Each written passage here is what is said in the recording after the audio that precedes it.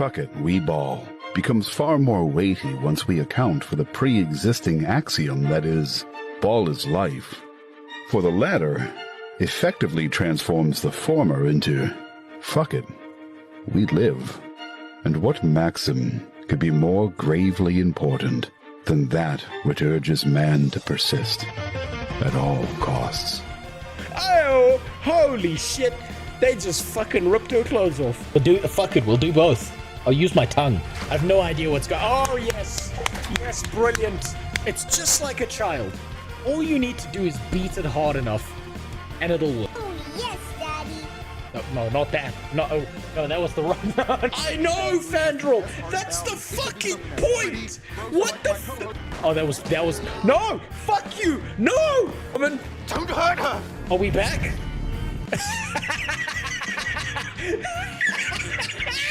Wait, shit. Did I, son? I don't care about artificial insemination. I impregnate all my employees naturally. This is a place to be racist towards Asura, goddammit. That's better. Anyway, I'd pick suicide. Only they spent more time thinking about diversity, then the game wouldn't have bugs like this. Should've mentioned your name when the Jeff Bezos is deep up inside my asshole collecting his $2.50 from me. What the fuck's this red stuff? Why didn't he explode into light and wave goodbye? I can't do shit, I'm stuck. He can't. I'm pressing everything. I can't do it. He's fucked. Take this out of context. What you're telling me is that these fucking riggers are a problem in our society. Community has had over the course of these last several years Of being and insane. be polite.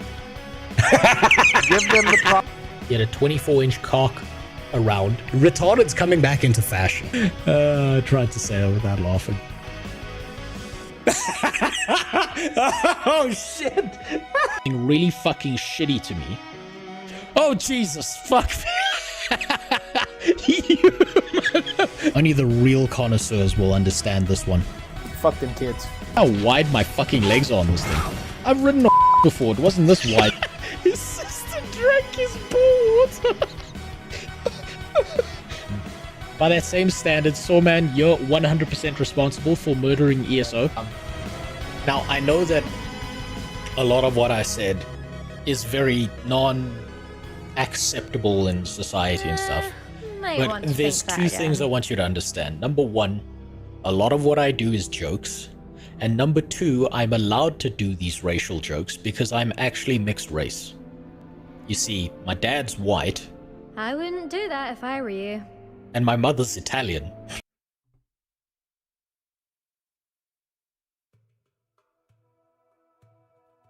Well. How much do I need to pay Sawman to save ESO? Ooh, you need to give him at least $25 billion. I'll take a 5% cut of that. Yeah, you know, for reasons. Oh man, there's no saving ESO. There's no saving ESO, but that's what we're gonna look at today. I'm back! I'm fucking back, and I'm like a shaved fucking testicle today. I had to shave my beard. I had to shave my head. Oh my god!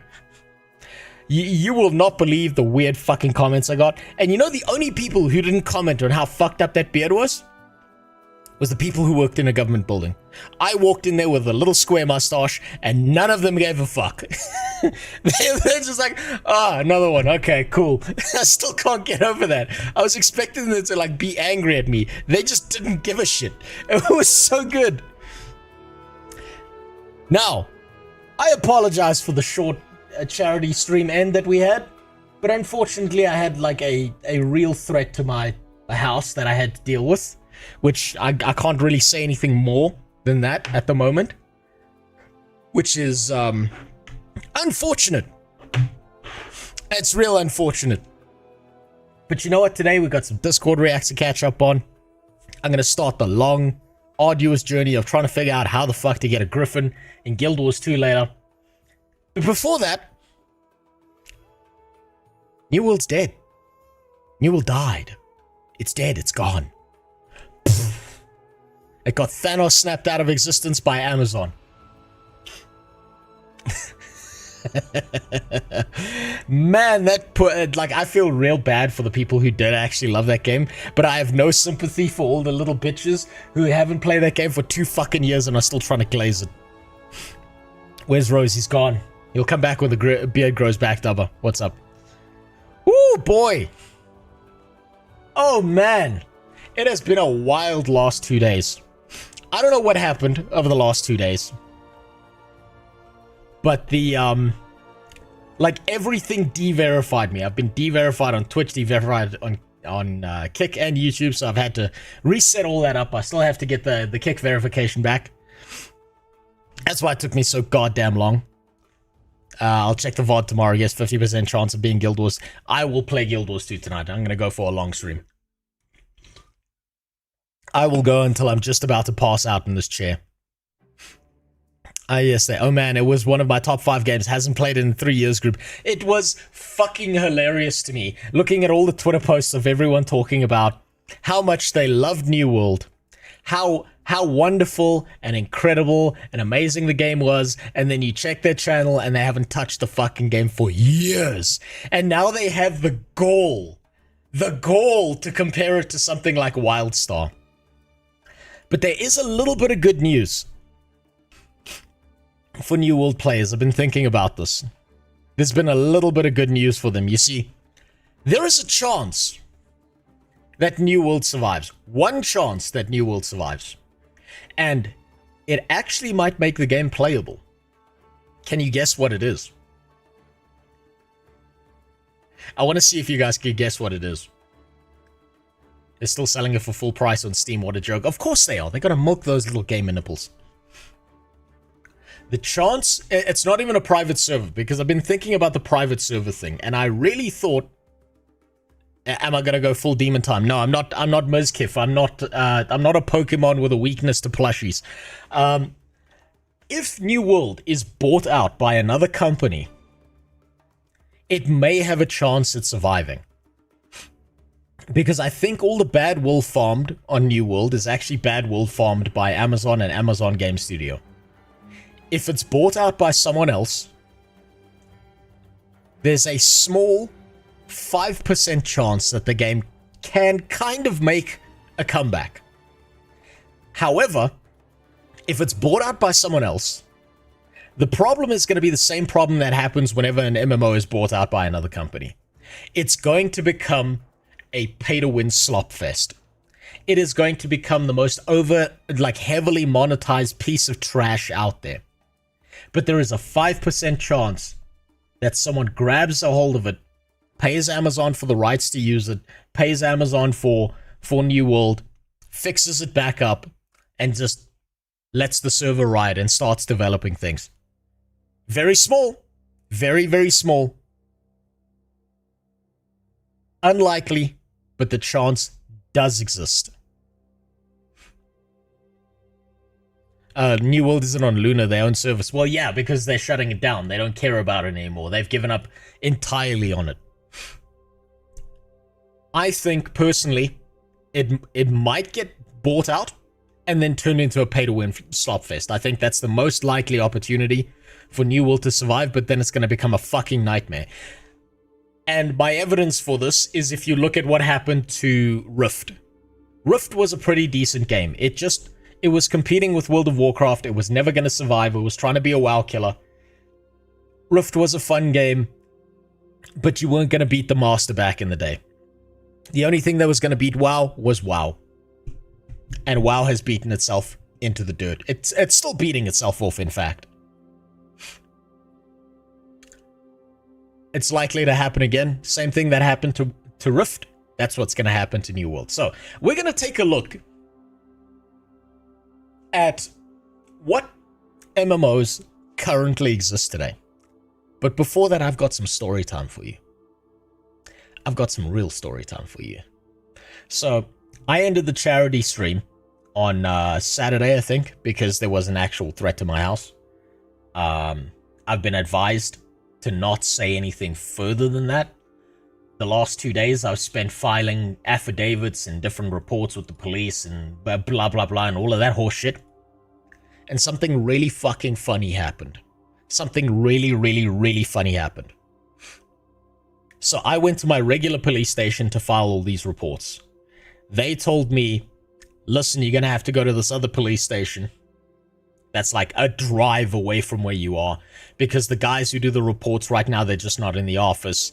They're going to be back in like a week. This is an issue that needs to be like filed now. So you're going to have to drive to this other place. I drove to another police station. Do you know what happened? As I arrived at the police station, I shit you not, I walk in through like the front gate entrance. I watch a guy rev his car and ram it through a fucking building. He rammed it through a police officer's building. I took a picture. This guy fucking rammed his car into the police building. Welcome to my country. He fucking slammed on the accelerator and went through a fucking building. Now, thankfully, I wish I could tell you, oh, that's the building I was supposed to be in to sign a form. My life was in danger, but I can't say that. That's not where I had to go. That's a different department there. They rammed themselves right through that fucking police station. Don't dox your location. I'm not doxing my location. This police station is a drive away from where I am. I had to drive a while to get to this fucking place. And as I get there, this guy just slams his fucking vehicle straight through this building right here. Police station looks like a motel. Oh yeah, it fucking was. This police station was like a ramshackle built with fucking cardboard and paper. And as I get there, this dude's car just goes fucking through a building. Now, I don't know what they did to this poor guy. I don't know if he was mad at the police officer. I don't know if this was a mistake. I don't know what the hell happened, but this dude went straight through that fucking building. And I love how, as I get there, I'm like saying like, oh shit, I'm gonna go file some papers. And I like left and then came back and took a picture because I knew if I told the story, no one would fucking believe me that this actually happened. Ticketed him for driving a Ford, fucking maybe. But shit, this dude went straight through that building. Now, I believe there was someone inside that building because as this car went in there, I heard some screaming. But it might have been someone like outside just like yelling for their life. I cannot believe that happened. I cannot believe I got to witness this happen. And holy fucking shit, dude. I realized if I had told the story without taking that picture, no one would believe me. And that would be 100% like perfectly acceptable. For no one to believe me. What's with this penis stamp? Have you never heard of the ATF before? I've heard that they're a very beloved agency in the US. Man, it was fucking wild. And you know what? I was thinking, like, I was having a really bad day when I was going to sign, like, a bunch of forms and fill out an affidavit. And I'm like, man, my fucking life sucks. I can't believe I have to do this bullshit. I'm gonna lose another day of streaming because I have to reset everything. And then I saw that happen. I'm like, damn, you know what? You know what? Maybe I'm not doing too bad, huh? Maybe life's not so fucking bad. So that was fascinating to see. I was like, you know what? Okay, paperwork, not so bad. Life's not so bad. It's just a day. I just lose a day. It's okay. Holy shit, I cannot believe that happened. And I can't believe I got to witness that happen. I believe they pulled the guy out of the car. I believe they arrested him. I don't know the full story. I wasn't going to wait around to find out. I don't want to get arrested too. I don't want to, like, you know, egg on a police officer and then they're like, oh, so you're involved, and then, like, arrest me or some shit. I dodged. I was out of there. I was like, okay, signed the forms. I'm leaving. What an insane fucking thing to see. I can't believe I got to witness that. And I thought, you know what? I'm good. My family's good. As crazy as the shit that happened after that charity stream to me happened, I'm safe. I'm not having a car rammed through my goddamn house. I hope they didn't beat that guy up. That would make Hassan angry. I don't know if that would make Hassan angry, Filter, because like most police officers in my country are black, right? So if he tried that, his entire audience would just turn around and start calling him a racist for that. So he's in a catch-22. He would never be able to comment on something like that. He would like see this image and he'd go, ooh, wrong color police officers, bye, and say nothing about it, and then dodge and make up some other weird story about, I don't know, socialism or something else to kind of like get away from the topic. He's very good at that, by the way. I've realized that Hassan is a fucking master at dodging talking about the thing people are accusing him of. It's actually really impressive from like a streaming standpoint to see how good he is at just never like acknowledging the shit that he's done wrong and then just dodging onto another topic. He's so good at that. That's such a fucking skill set. The only other people I've seen with that exact same skill set that he has is fat 30-year-old men who've been unable to date a woman for 5 years and 45-year-old woman after 2 divorces. Those are the only 2 groups of people I've seen with the same skill set he has. It's so impressive. God damn, that's such a skill set to build up. Holy shit. Now, I threw out a video. I threw out a talking head video. This was kind of an experiment for me, right? I wanted to see what a talking head video would do on this channel, on the second channel that I did. And I'm actually, I'm pretty happy with it. It was pretty comfortable making that. I think maybe in the future, whenever I have the time to do so, I think maybe once a week to once every 2 weeks or so, I might just do like a talking head video just because it was nice. It was nice to do that. It was comfortable to talk about something that wasn't like bullshit like politics and shit like that. It's nice to talk about things that matter. Like what the fuck happened to our video games. It's real nice, actually. I like doing that, so I'm probably going to do that more whenever I can. But damn. Damn, did some people get fucking mad at that video. Let me see if I can find it. Let me see if I can find it. Let's see. All I gotta say about this video right here, I have to say about that video right there, is this right here is the most emotionally stable New World player right now. This guy right here. This guy is the representation for me of the New World community right now. Man, they get fucking cranky. Their game is dead. And they're still defending it. Their game is gone. And they're still defending it. I can't get over that. It's so impressive to me. It's gone. It's over. And they're still doing their best to tell you how it's an amazing game that deserves to still be alive. It's over. It's like, holy fuck, how do I put this? I'm trying to think of the best analogy I can give for this, but it's like that guy that loses a fight.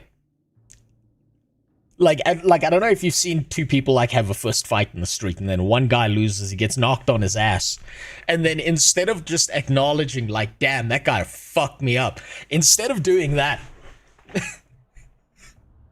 they're just like, the sun was in my eyes. He got lucky.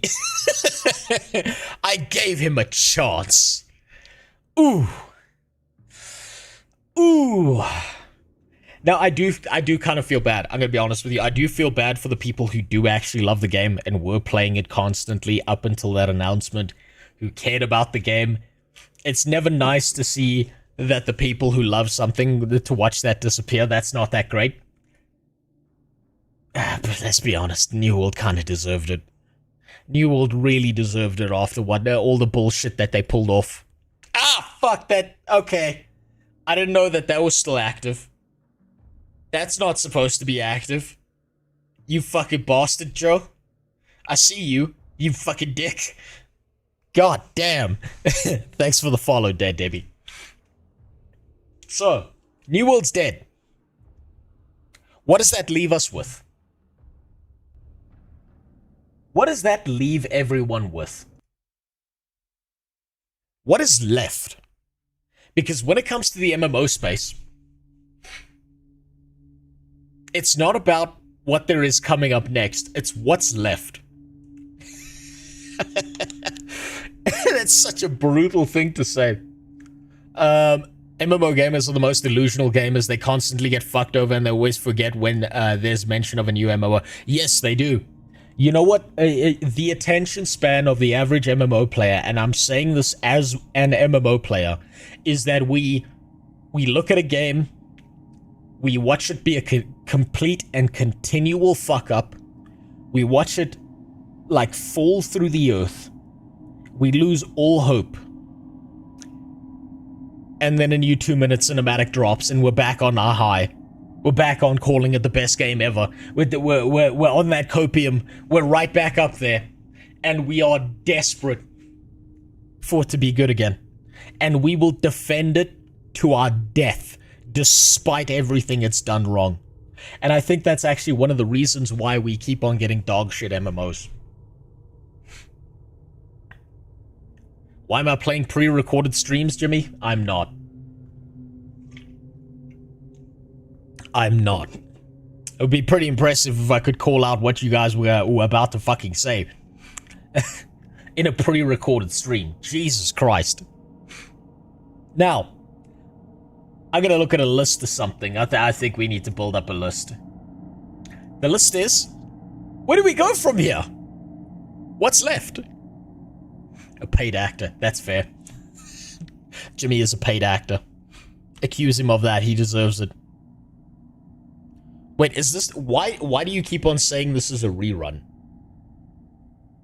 What the fuck is that? Right, anyway. So, we've got Svator. That still survives. ESO is somehow still alive. WoW is somehow still alive. What else is there? There's Guild Wars 2.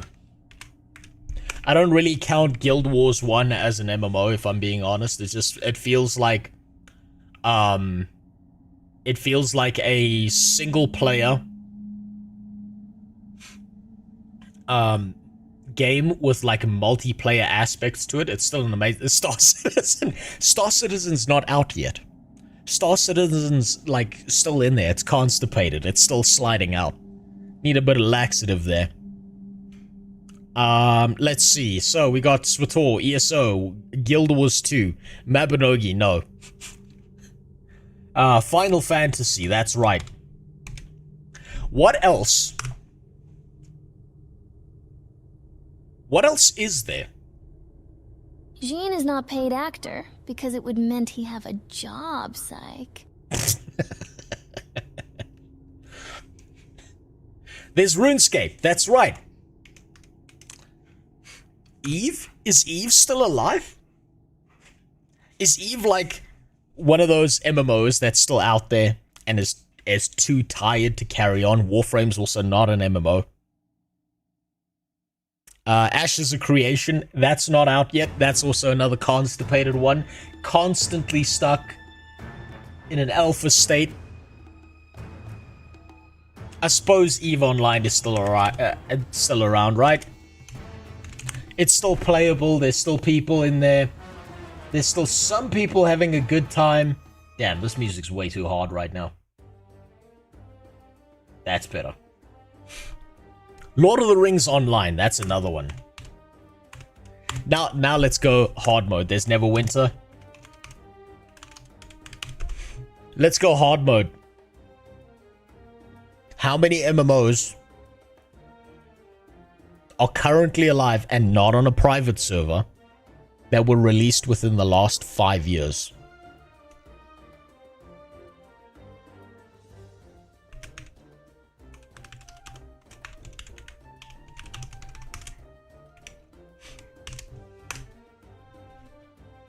Ashes of Creation, that's not out yet. Lost Ark?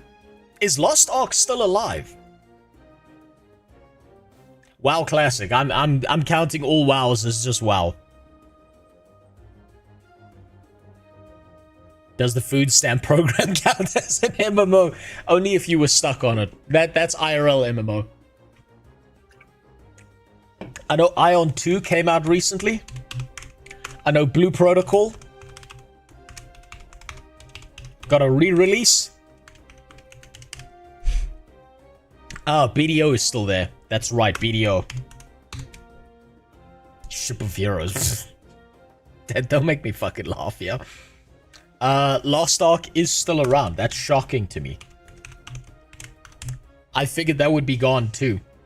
Ion 2 is pay to win as fuck. Are you surprised? Are you shocked by that? I'm not. Like, wow. Oh my god. I bet the next thing you're gonna say is that water's wet and the sun rises in the morning. God damn. Core Punk count early access. Is Core Punk in early access or is it fully released? I thought it had. Throne and Liberty.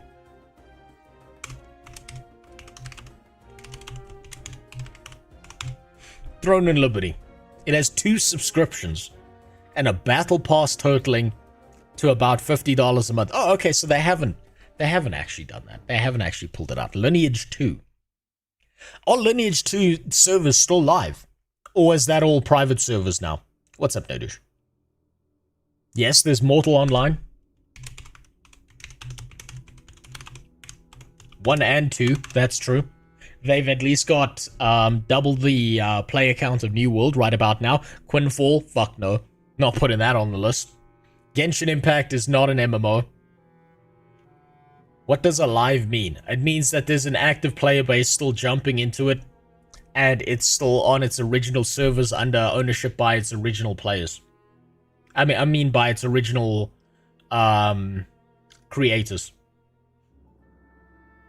Lineage 1 and 2 earns more money for NCSoft than Guild Wars. Okay, so Lineage 1 and 2 is still alive. Okay, that's fair. I've never actually looked into Lineage, if I'm being honest with you. Destiny 2. Would you consider Destiny 2 an MMO? Would Destiny 2 be considered an MMO? Roblox is closer to an MMO than Genshin Impact, Cyrus, so I'll give you that one.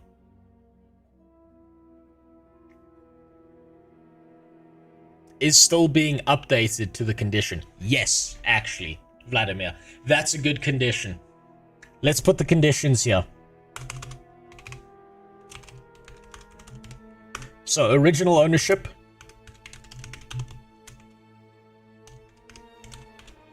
Original ownership, not in maintenance mode.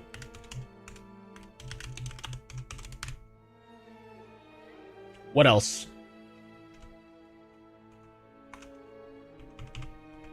Jesus, I can't fucking spell to save my life tonight.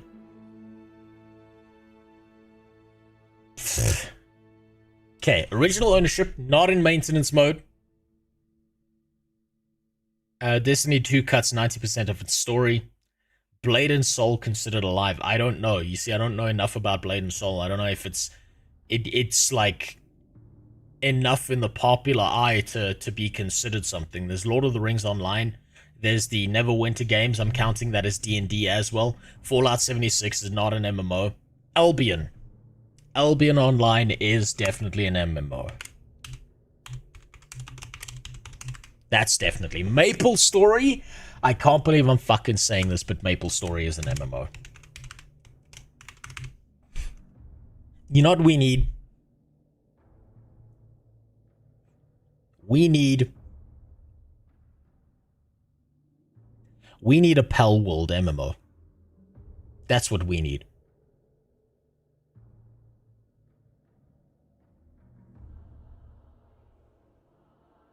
It's not popular at all anymore, but Adventure Quest Worlds is alive. God damn, no. Not putting that on the list. And Dofus, that's way too small. That one's shorter than my deck in player population count. Ooh. Let's see. Okay. Let's ask the most reliable AI that only hallucinates 90% of the time. If it's got anything for us. Whoops. Not that. Where's the grok? Excuse me.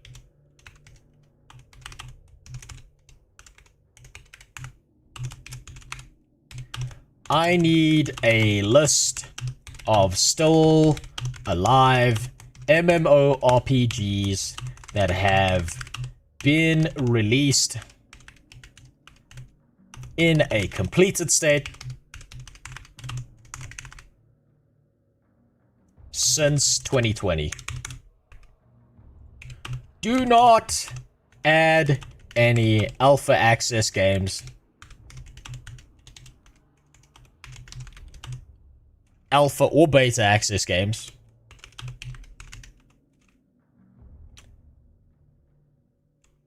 to the list. What else? Here are the most popular MMOs right now. By the way, did you know about the white genocide in Africa? Yeah, I think they fixed that problem. I think they dialed that one back a little bit, you know. Just like my government dialed it back when they get attention. And they'll wait like a year or two and then they'll do it again. They're like Goofy. I'll fucking do it again. I'll keep going.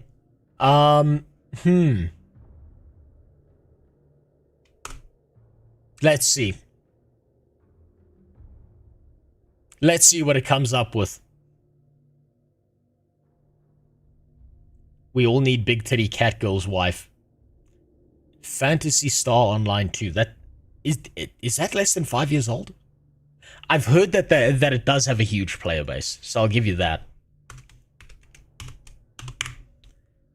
I've heard that it's got a huge player base. Let's see, what do we got?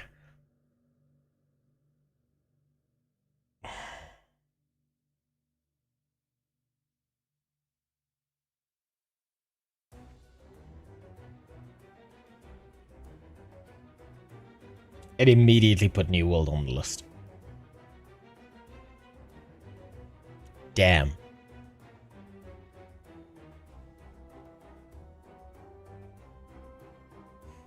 You suddenly respect you. Oh, you claim to start the stream on time now. I lost half an hour. What are we doing? Listen, Bestia. I was gonna actually start streaming today at 10, so like 2 hours earlier than this, and I just couldn't get shit up and running.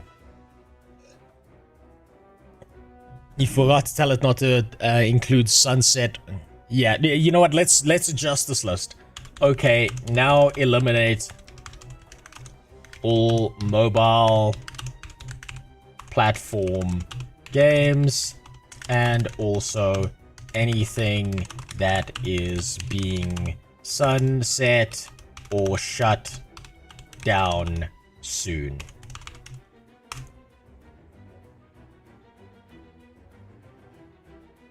I guess Rider of Icarus is still alive. I don't even know what that is. Tower Fantasy is not an MMO. Well, it's a mobile device game, so I don't consider that either. I thought, wait, isn't this like a single player game with MMO elements to it? Oh, that's why. This is why. Do you see why? Look at the links it's pulling shit from. It's pulling it from AI Slopfest articles MMO.com. And it's pulling it from MMO Populations, the site famously that keeps on listing games that don't have MMOs on its fucking list in here. That makes a lot of sense. Ooh. Ooh, that list got a lot skinnier. We got Throne and Liberty, which I didn't realize that. Holy shit, it's actually younger than I thought.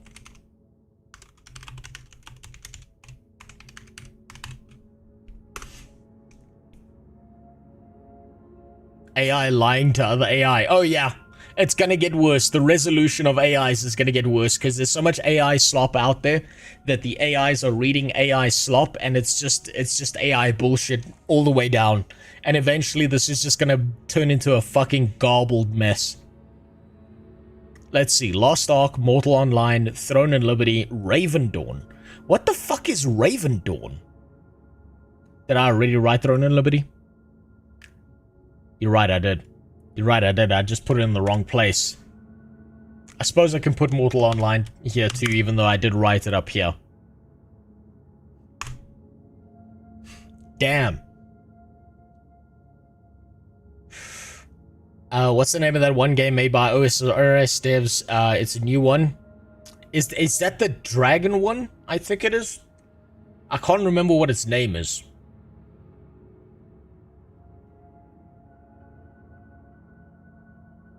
Man, this list is getting skinny though. Let's see. So we've got a bunch of old games, right? We've got a bunch of games that have been there for a while. Brighter Shores, that's still in early development. Yeah, that's not fully. I know that New World is now being shut down. Ghost is now being shut down as well. The one that Ghost Crawler guy was working on, where he was working with the Riot MMO, and then he moved away, and they pretended that everything was fine, but they probably had a fist fight with each other, and then at the end of the day, he was like, I'm gonna make my own MMO with blackjack and hookers. And then no blackjack and no hookers appeared, so he gave up. You need to add EverQuest and Final Fantasy XI to your list. Absolutely fucking not. Those are way too old. Look, we're not looking at games that are so fucking old that they belong all the way in the goddamn dirt. In the Jurassic period. Audio's weird. Audio's fine, what do you mean? Not sure why the audio would be weird, man. That might be a few issues with my software. Look, I've got a lot of updating to do, okay? I've got a lot of shit that I've got to update. I've got to clean up this room behind me. I haven't had the chance to do that since the last charity stream. MapleStory is older than them. Seriously? Damn. And I hesitate to say this, but MMOs might be dead.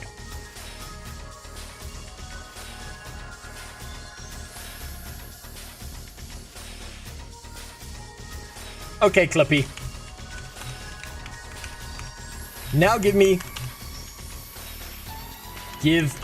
a list of MMOs that are yet to release in the future. Ignore mobile games.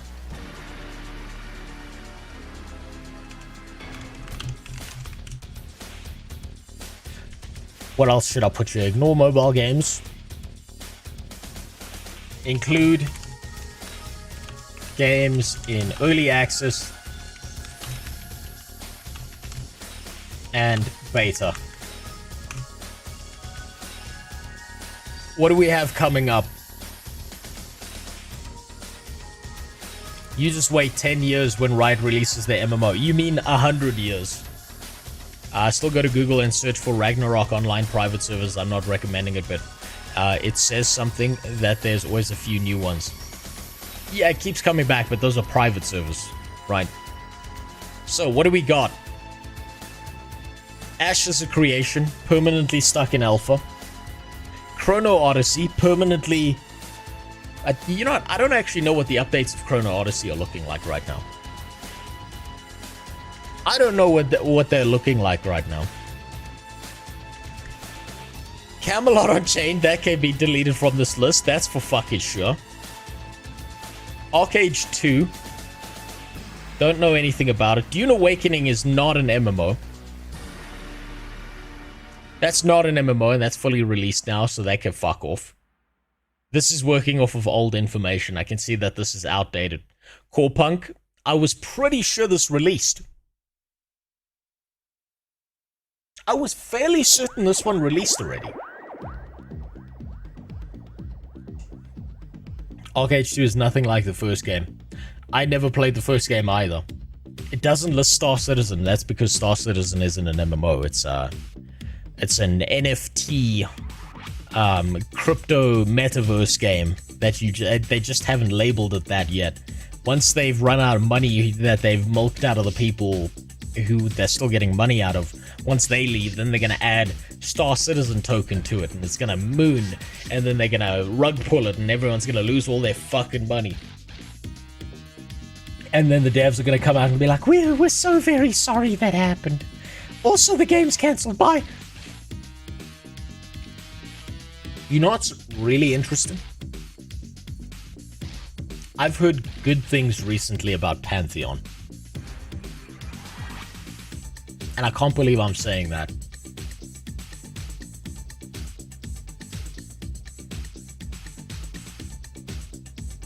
Never heard of Camelot or Profane. Neither have I. Camelot Unchained, I've heard about before. The fact that it started in 2013 and it's still not out yet, don't trust it. That baby's dead in the water. Stars Reach, never heard about it. Monsters in Memory, never heard about it.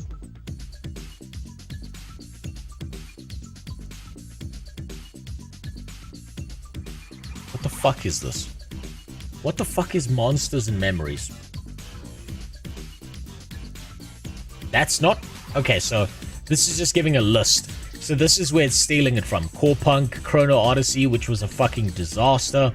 Lord of the Rings, MMO. It's listing dead shit. It's listing things that have been aborted. Oh god, this is beautiful. This is why you can't trust any of these fucking websites. And it's fucking up the AI as well. Soulframe, not an MMO. Ashes of Creation. Okay, stuck in Perma Alpha. That's fine.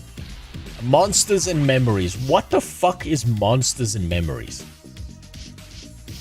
Zen Cloud, thanks for the follow. What? Has anyone ever heard of Monsters and Memories? Rugs, are they lesbians? Pretty much. They're just about as abusive as them.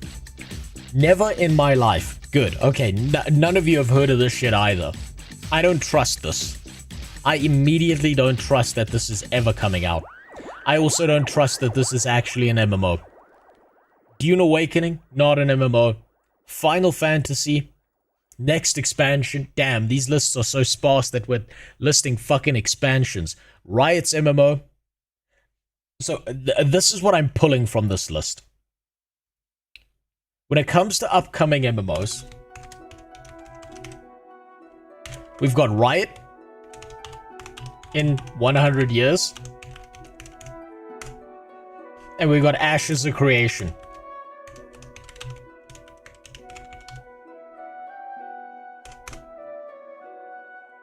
That's what I'm getting out of this list. What happened to Tarisland? It got shut down.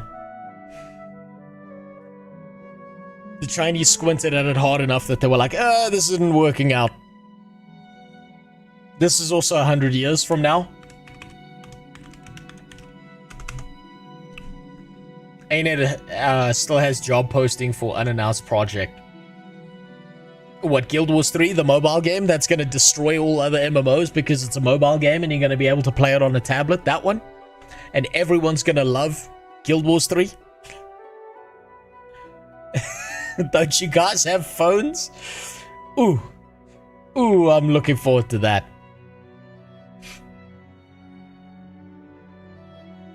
Damn. That's what we got. That's what's coming, is Ashes of Creation and the Riot MMO. That's it. I suppose if we're being generous, we can put the scam game here. Apparently they're reworking it. They're saying they're changing everything, you know, just like they did with Blue Protocol when they took Blue Protocol and then they decided, no guys, we're releasing it as Star Resonance. It's going to be a completely different game. And then it was the exact same game. How does it make you feel the Oz sequel trailer played for me on your channel. I get blasted with woke Hollywood upon clicking on your channel. Jasper, that makes me feel real bad. I've put the ads as low as possible on Twitch. This is also why I stream unmonetized on YouTube as well. So in case you don't care about the functionality or the little extra bits that I can give you on Twitch, if you want to go over to YouTube or Kick or something else, you can get a better experience that isn't going to fall apart on you and shit ads in your face. I hate the idea that there's not a button on Twitch where I can just click a button and remove all ads.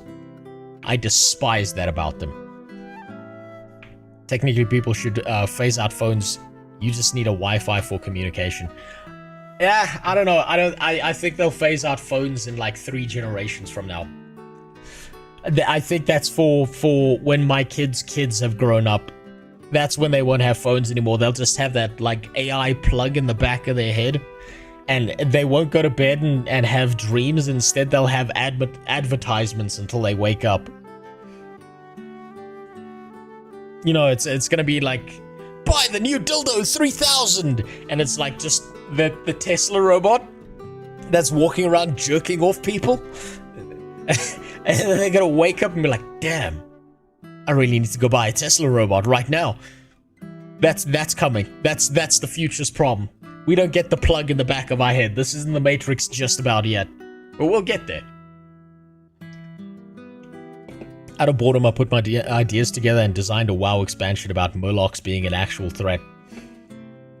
I'm sorry, that's too creative, Bestia. That's way too creative. That's how you get fired from Blizzard. Did you make the Murlocs gay? Did you make sure that the Murlocs are gay? Did you make sure that you get to see gay sex live? Murloc on Murloc action? Did you make sure that all your characters are uninteresting female characters whose entire identity is their vagina instead of saying something fun or interesting or cool? You didn't do that? You're fired.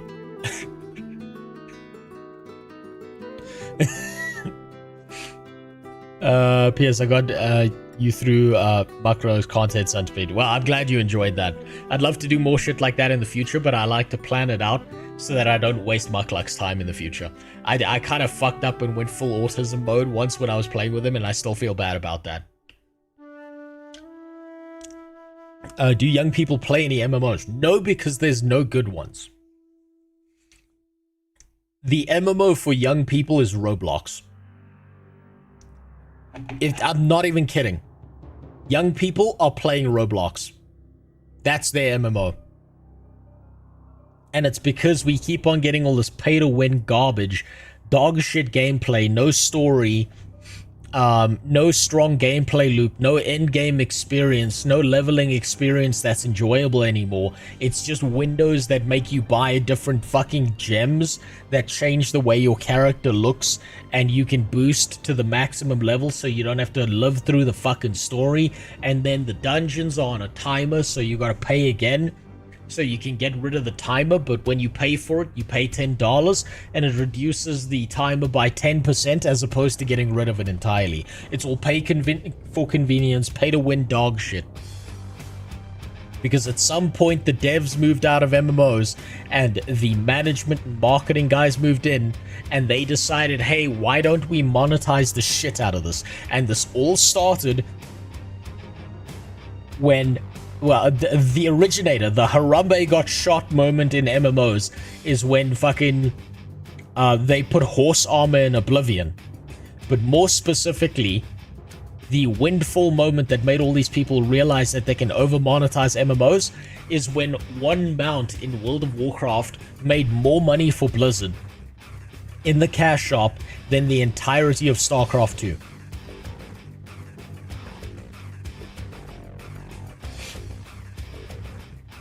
So yeah, the second people learned about that, the second these animals learned about that, they were like, damn, we can make a fuck ton of money off of MMOs by just over-monetizing the shit out of it. And the little pay piggies will do whatever they can to back us the fuck up. You ever see that thing where someone makes a video talking about just how bad pay to win is in MMOs? And then there's always like everyone, 99% of people agree.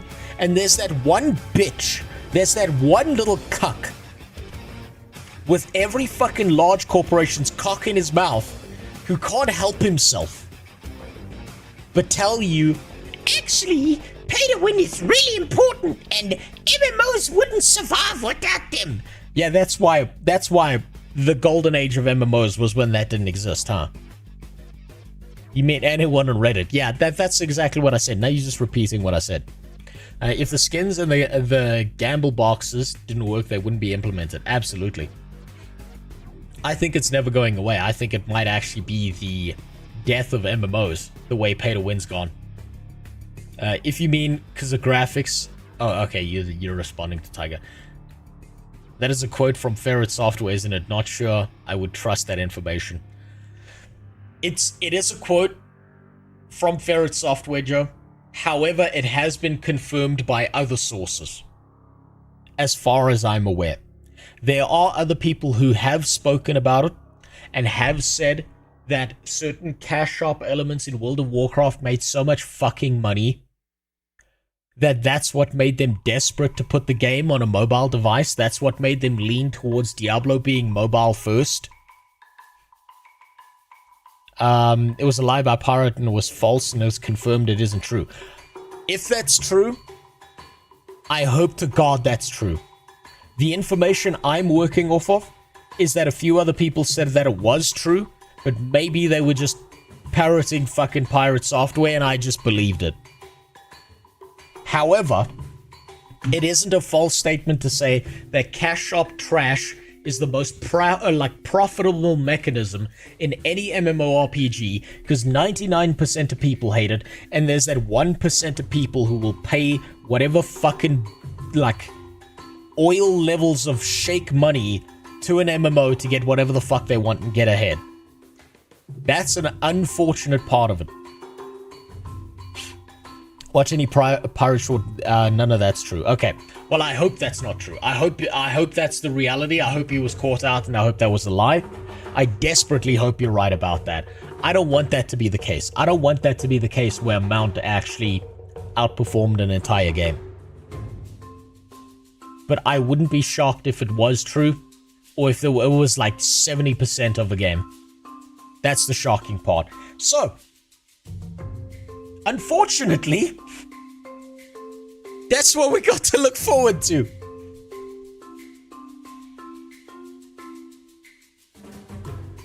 That's it. The Riot MMO in 100 years, and the Ashes of Creation MMO in 100 years. And then, you know, that other one, Chrono Odyssey, which is Timu fucking New World. And look how that worked out for New World. Extra Rock, thanks for the follow. What about Core Punk? I thought Core Punk was fully released. Let me just. Has Core Punk? I thought Core Punk was fully released. Has not been fully released. Oh my god. I think Core Punk needs to get its ass on Steam.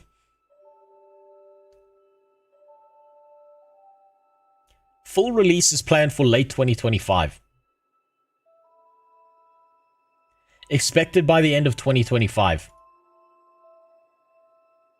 Okay. Okay, that goes on the list then, I suppose. I thought it had fully released, and they'd only released it on their client. And that would be so fucking devastating, because I think Core Punk's best opportunity at survival is to get onto Steam. If they don't have a Steam release, I think they're fucked. I do think that, unfortunately, Core Punk's gameplay is very molasses-like. It's a top-down MMO. Not as many people are interested in it as a third-person kind of MMO as we've seen. I think it's going to have a niche and limited player base. But I think its best opportunity for survival is to get on Steam, so they better get on that shit. They better have a release coming out on Steam. Missing Ragnarok Online. I've heard Ragnarok Online, but I don't think that's how do I put this? I don't think that's an MMO. That's my own personal suffering there. I know it's probably an MMO. But isn't that like a 2D side scroller? Add it. Fine. I will add Ragnarok Online. Is it fully released or not? Pantheon, Rise of the Fallen. Should I try this? I don't know if has Pantheon fully released.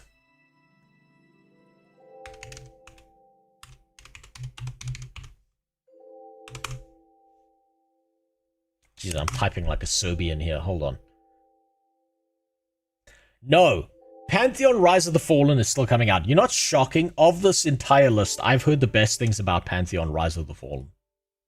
I might actually need to try that one out. It's an MMO, a dead MMO list. This is a list of all the surviving MMOs. This is the Epstein fuckable list of everything that's under 5 years old. And these are the upcoming ones. Ragnarok Online is an active MMO. Who said a good thing? I've seen a few videos of people being like, it's not so bad. But maybe that's cope. Maybe that's people coping because they're just looking for something to be good. 2.5D sprites. Hold on. Am I thinking of the same game as you? Hold on. I might be thinking of the... No, I'm thinking of a completely different game. Holy shit. Yeah, okay. I was off base there. Holy shit. Okay. Ragnarok Online. A free-to-play MMO. Has it been released? Yet. Not interested. Fuck out of here. October 28th, 2025. This is released? This just came out?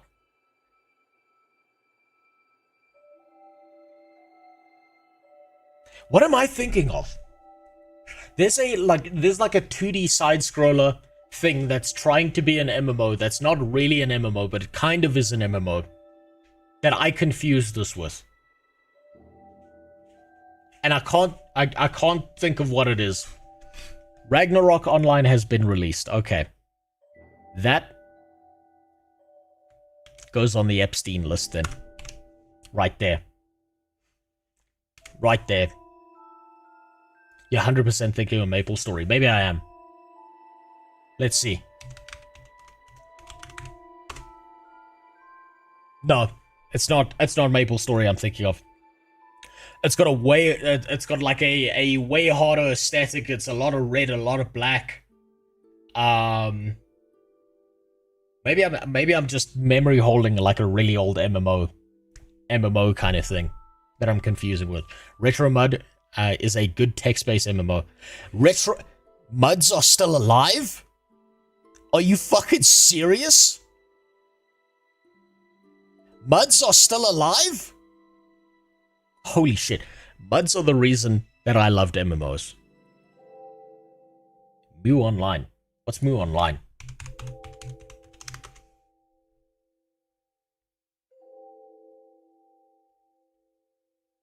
This seems more ARPG, Diablo-esque. Isometric medieval MMORPG, but I suppose I could say the same about Core Punk, right? Moo Online. Supported and updated in 2024. Introduced in 2001. Oh, this is an old boy that's come back. This is, you dug up your old dog and you hit it with the lightning bolt and you Frankenstein that shit alive. What the fuck is Core Punk? Core Punk is a top-down... It's kind of like... Imagine League of Legends, but it's a lot slower and a lot more molasses-like. Here, let me show you. This is Core Punk. It's this one right here. This game right here. Force has spoken about it a lot. I played it during the beta with Ilgi. It was okay. Move Ragnarok... yeah, it's not. Hold on. Ragnarok Online is under 5 years old. I'm leaving it there. Epstein would plow it if it got released this year. It's a baby. It's exactly what he'd love.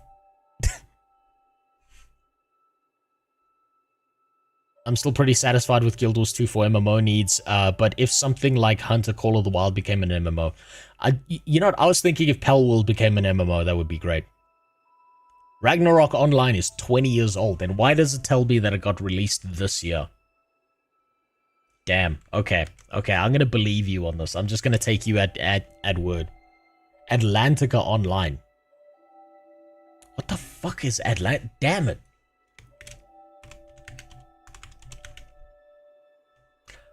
I have never heard of Atlantica Online.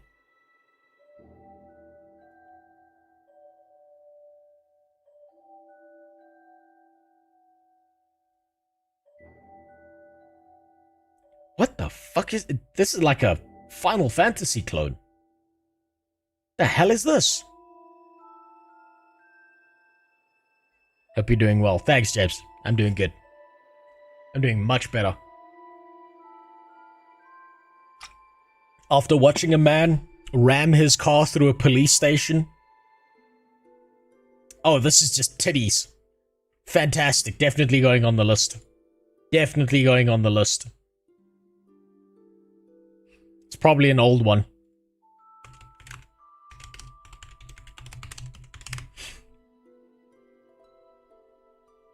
Full Story was good, but it's dead now.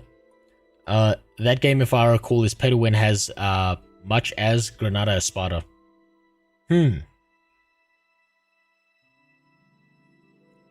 Drakensang. You see, I'm trying to look at upcoming ones right now. I'm gonna stop adding to this list because these are all the, like, ancient boys that have somehow survived and are somehow still alive. I want to see what upcoming ones still exist.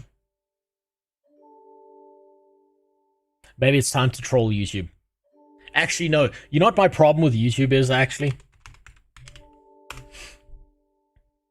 Guild Wars 3. Look, I hear people say it's bullshit, it's not been confirmed. I've heard people say that it is confirmed, that it's coming out, that it's not coming out, that it's a lie. I'm gonna leave Guild Wars 3 off the list until I see an announcement saying directly that it's alive. I'm gonna leave it off the list. Here's my problem with these lists, right? Every single time you look at one of these fucking lists, or you see one of these YouTubers make this list, half of the games or more are not really MMOs, and they still feel the need to mention them. Call yourself RozeMMO and you don't know about MMOs. Well, that's the point. I'm learning about MMOs. We're looking at them. There's an infinite amount of them. Most of them are in maintenance mode, or they're forgotten, or they got like 100 people playing it and loving their time in it, or they're on a private server. Damn. Why is it that every single time a YouTuber makes a list about MMORPGs, half of the games aren't MMORPGs? How about Dofus or Wakfu? You know what? Fine. You fuckers have spammed it enough that I'll put it on the list. Dofus, by the way, is that one French animation that my wife made me watch to try and teach me a little bit about French, and I couldn't pronounce shit when she showed me that. There's that one thing, Gogolurakan or something like that, and I was like, what the fuck is that? My wife tried to make me pronounce that for a whole day and I couldn't get it. Star Wars The Old Republic's on here. I've already got Ashes of Creation on this list that's releasing in 100 years. Dungeons and Dragons Online, I kind of class that the same as Neverwinter. It's kind of in the same bucket for me, because they're basically both D&D. Not really a fan, but what about Terrasland? Terrasland's gone. Deleted. It's gone. Damn. After tax, for Pantheon, Rise of the Fallen. Rift. Rift has changed hands so many times. Rift is in maintenance mode as far as I'm aware. Rift has had like 10 different owners. Same thing with Ion. 10 different owners. And you know what? I'm going to say this now. Rift is one of the most underappreciated games because it just released at the wrong time. Rift had some really fucking cool mechanics, but the problem was it kind of acted like a, how do I say this? It acted like a WoW clone, and it didn't do enough different. Rose Online is alive somehow. That's right, the best MMO. I lost way too much time playing Rose Online when I was a kid with my friends. For such a shitty little chibi game, I now know what the word chibi means. It's not children, it's like weird people with big fucking heads. I didn't know what that meant until recently, until I started watching some anime and shit. Defiance is alive again. Defiance is alive? God damn. Arcade as well, yeah, I suppose. We'll just put that there. Bitcraft. Is Bitcraft out yet?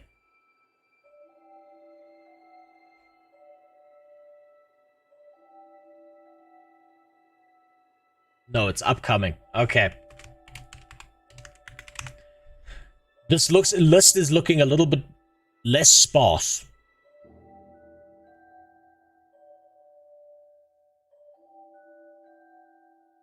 Guild Wars is on the list already. I'm now ashamed to admit that I have 2,316 hours on Tree of Savior. I don't even know what the fuck Tree of Savior is. Soulframe is not an MMO. They've already confirmed that they're not making that into an MMO. Bitcraft is still early access, and it's been said that it's abandoned. I hope not. You know what's interesting to me about the MMO sphere? There's some shitty porn game that's outlived corpo-backed MMOs. Yeah, because people always need to goon. People always need to goon. I would not count Roblox as an MMO if you're over the age of 16. If you're over the age of 16, Roblox is not an MMO. It's a place to find children that you're trying to have sex with. So that's what we've got. Riot, Ashes of Creation, Chrono Odyssey, Core Punk, Pantheon, Rise of the Fallen, and Bitcraft.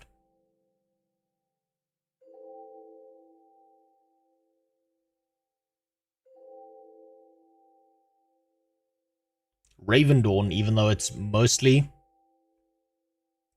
Raven Dawn. If that was on the list, what the fuck is Raven Dawn?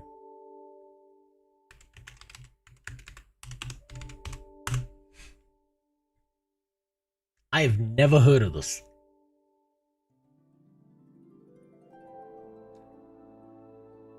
What the hell is Raven Dawn?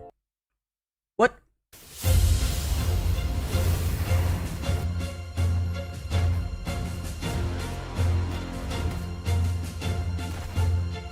Raven Dawn died. Is it dead?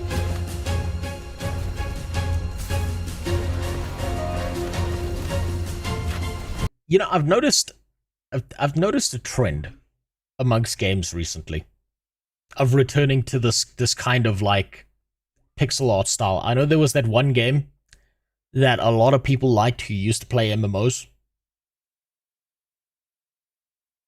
Brighter Shores, that's another one. That's another one.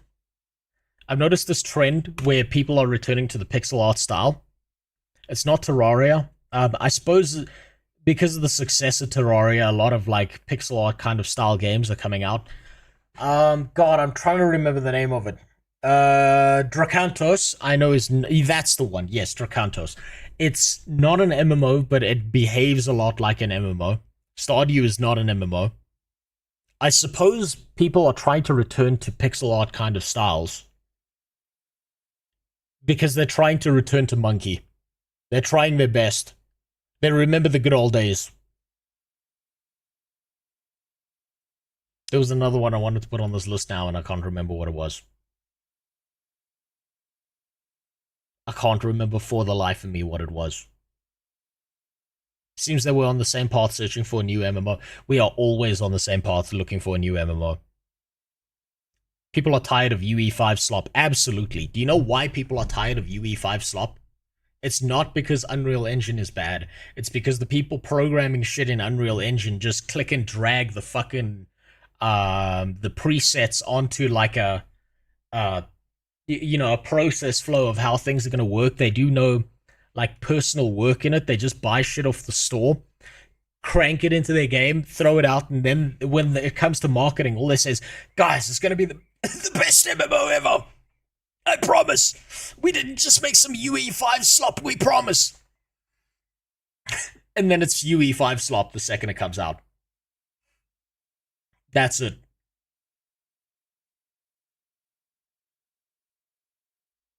You will start a stream series for your first legendary weapon in Guild Wars 2. I kind of already got Salad Bowl. At some point, I will go for other legendary weapons. I will go for other things. When I get into Guild Wars 2 today, I'm going to be looking for the Griffin. I know nothing about how to get the Griffin, and I wonder how difficult that's going to make getting the Griffin. I have been warned that I do need to get to, I think it's Mastery level 3 when it comes to the Sand Dog, so that it's an actual useful mount. But that's about it. Before big studios started doing it, UE5 slop already had a name, asset flips. Yes, so asset flipping is the most dog shit thing to do for any MMO because there's no personality built into the game. There's no art style that makes you like remember what the game is. It's such a mess. Holy shit, 8ax, you don't have to do that. Please don't fuck me. God damn it, now I gotta do more taxes. Fuck. Do you understand the levels of anxiety you give me when you sub? You motherfucker. Especially when you gift subs. You bastard. You fucking dick. You know how much that stresses me out? Now I feel like I gotta get in a thong and shake my ass on camera for you. Do you understand that? God damn it.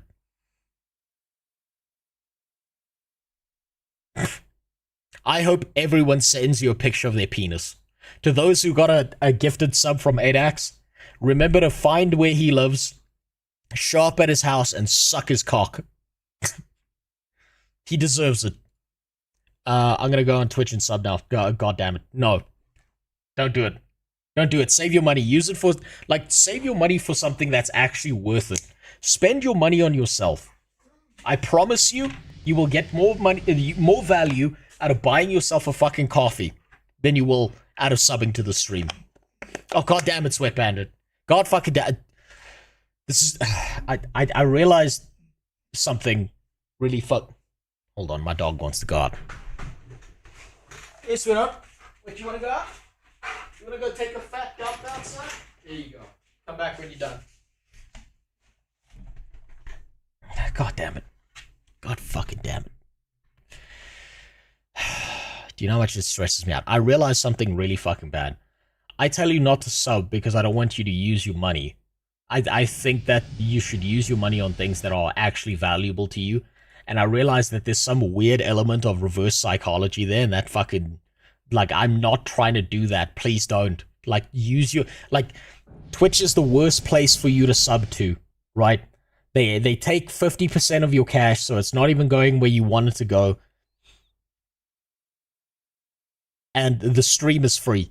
I promise you, the stream will always be free. You don't have to sub. And now Dope First has gone and done the same. God damn it, you fuckers. You fuckers, stop! Which Guild Wars 2 server do you play? I'm not sure, but I am on the EU servers. I'll have to go check. I don't know what this Raven Dawn thing is. Like, it actually stresses me out when people do that. Like, I feel like I'm not like, I don't, like, give enough value for people to fucking sub. I feel like there's more value you would get out of going and getting yourself a cup of coffee. Right. We're gonna look. Fuck, now you stress me out. Now I think I've missed someone. Derp First and the last owners, thank you for the sub. I appreciate it. You don't have to do that. I promise you the stream is free forever. You don't have to fucking sub.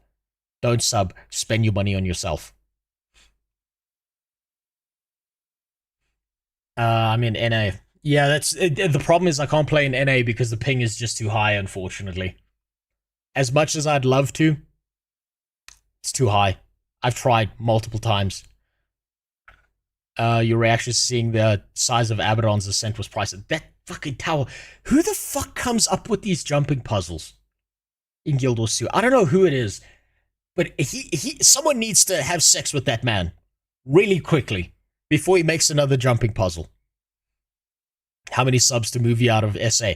I'm going to give you a ridiculous number so that you don't sub. 300,000. There you go. Now save your money.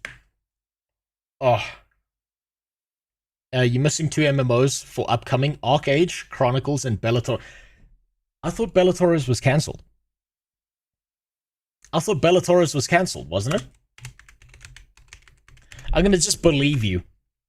You're going to tell me shit and I'm just going to believe you.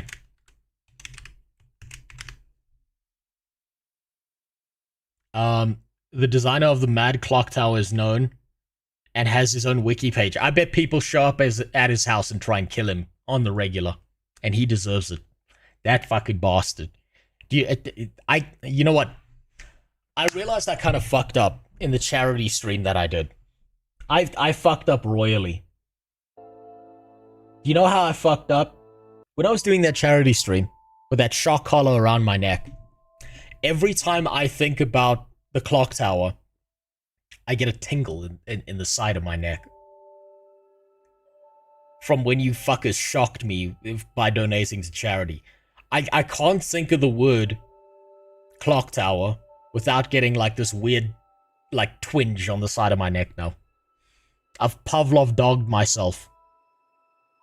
Wasn't that one in the ass? No, that was Mega Bonk. My ass still hurts, by the way. I had to I shouldn't reveal this. I shouldn't say this. I had to have my wife stare at my ass after the Mega Bonk stream because I was like, did it break the skin? I got shocked so many times I had to ask her like did it break the skin? She was like, no, it's just a red mark. Don't worry. Don't stop being such a pussy. But that thing hurts so fucking much. I'm never doing that again. Thank you for using my sound alert. Hey, it was a good sound alert. Of course I was going to use it. Right. So, that's the list so far. That's what we got. That's what's potentially coming out or getting cancelled very soon in the future. How's the moneymaker looking? Horrible. My ass hurts so much. Don't take that out of context. Thoughts on Legends of Heroes series? I don't know enough about it. I would give you an opinion if I knew enough about it, Black Cat, but I don't know enough about it, so I'll reserve judgment on that until I do. Right, I don't like... I'll give you my opinion on things that I've played or had, like, enough experience with. Like, I can't... Like, I've played Final Fantasy, for example. I've played Final Fantasy 14. I have not played enough of it to have a formed opinion on it. And any opinion that I give on Final Fantasy 14 would be completely invalid. Except to say that it's really, really funny watching Final Fantasy 14 players mildly criticize the game and then get death threats. That's the funniest thing in the world to me. You can't say bad things about Final Fantasy 14 without having at least like 25 people contact you and say, I'm coming to rape you at your house. Which is really fucking funny. For all the toxic positivity there is in Final Fantasy 14, the second it goes out of Final Fantasy 14, these people want to fucking murder you. Oh, you dick, Jimmy. I know exactly what that is. Most of those MMOs are probably going to be a disappointment or cancelled like 95% of other MMOs. I know, Lars Onus, that's the worst part! Most of these MMOs that are on this list are probably going to be pay-to-win slop, last a month, and then people are going to get bored and move on. What's going to happen? So, I've said this before. These games over here, these old lads over here, everyone's kind of picked out their favorite, right? Everyone's picked out whether they like SWTOR or ESO, don't know who the fuck that is, World of Warcraft, Final Fantasy 14, Old School RuneScape, Lord of the Rings Online, Black Desert Online. All of these people are playing those MMOs, waiting for a new good MMO. And every single time an MMO releases, they hop onto one of the new ones, They play it for a month, don't get what they want out of the experience, and then go exactly back to these MMOs. Because these MMOs do what they want. And it isn't it kind of funny that these old ass MMOs have got the formula. They've got the winning formula. They know how to do an MMO. In one way or another, they get people to enjoy them.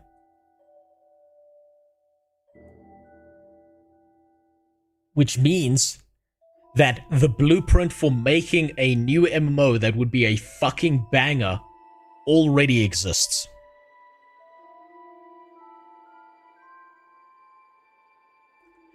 And these new devs just refuse to follow that blueprint.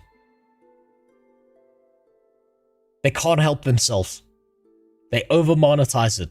They underdevelop it. They throw it into early access. They throw a bunch of garbage into the fucking game. And then everyone's like, yo, fuck this. I'm going back to what I loved. Every single time. It's kind of like looking at like the gaming version of Hollywood. Hold on, there's a Christmas beetle here. Hey, bud. What are you doing here? Fuck out of here. Okay. MMOs are games that you get married to make the decision to change to another one. It must do something incredibly good or different enough. And since most are still trying to copy WoW, well, yes, exactly. Bestia, the worst thing that happened to MMORPGs, the more I think about it, is the success of World of Warcraft. Because it was so fucking successful that everyone tried to copy it. It was an amazing time during its golden age. It was beautiful. It was perfect. It was wonderful. And then, unfortunately, everyone in the MMO space was like, the only way to succeed is to make a WoW killer or to pretend to be the new World of Warcraft and just copy exactly what they did. Without anything new, without anything updated, without anything fancy. And then they can't outdo the question of why the fuck wouldn't I just play World of Warcraft then? I used to be mad at the fact that people are still playing WoW retail. Look at Mr. B-Tongue's WoW video. He coined WoW the Michael Jordan effect, and it's always been copying it. You're right. You're right. It is. It's so fucking bad that everyone just tries to be the new World of Warcraft. It's the worst thing that happened to the MMO space. And I used to be really, really fucking mad that people still play WoW retail. But the more I look at new MMORPGs, I can't actually be mad at people who are still playing all these old games, that have found something they love and stick to it. Because the new hotness doesn't know how to fry an egg in a pan. The new hotness wants you to take her out on dinner dates 4 times a week at fancy restaurants. The new hotness doesn't know how to read. But these old ladies right here, they know how to do the double twist gluck gluck supreme. They know how to keep you coming back for more. Even if she's old and wrinkly, even if she's all busted up, even though it feels like throwing a hot dog down an alleyway, you still get something out of it. And I can't be mad at anyone who plays the old games anymore. I can't be mad at it. I've evolved. I can't believe I'm saying that. Because I'm really fucking mad at what happened to World of Warcraft. But I look at World of Warcraft retail and it's still a better game than the stuff that's releasing here. And that's a sad thing to say. That's just a sad reality. The older ones can take the dentures out. Exactly. Did you crash? No. I don't think so. I fucking hope not. So it's all kind of gone down the gutter. No new content in years, but plenty of new cash shop items. I think they've kind of slipped into maintenance mode with SWTOR. I think they've kind of run out of places to go with it. I think if someone developed a new Star Wars MMO from a completely different perspective, I think it could be a banger. Or, you know, new MMO development is just going to be fucking trash. unfortunately. Or it's going to be on the mobile devices. Your thoughts on Guild Wars 2 Legendary system? I couldn't care less at the moment. I couldn't care less about the Legendary system of Guild Wars 2 right now because I'm having so much fun in Palia. Palia's one I forgot. I couldn't care less just because I'm enjoying the experience of Guild Wars 2 so much right now. Like, I'll worry about the minutia of it later. I actually, this is fucked up to say, but I really enjoy being fucking terrible at playing Guild Wars 2. I really enjoy having gone into that MMO with little to no information. It's so much fun being dog shit in an MMO and figuring something new out. The dopamine hit I got from switching over to Rifle Mechanist was amazing. The dopamine hit I got when I was playing a Mesmer and switching over to a sword and seeing that it was a two-handed sword and seeing that it was a ranged weapon was fucking amazing. I'm so glad I never looked up a single piece of information when I started playing that game.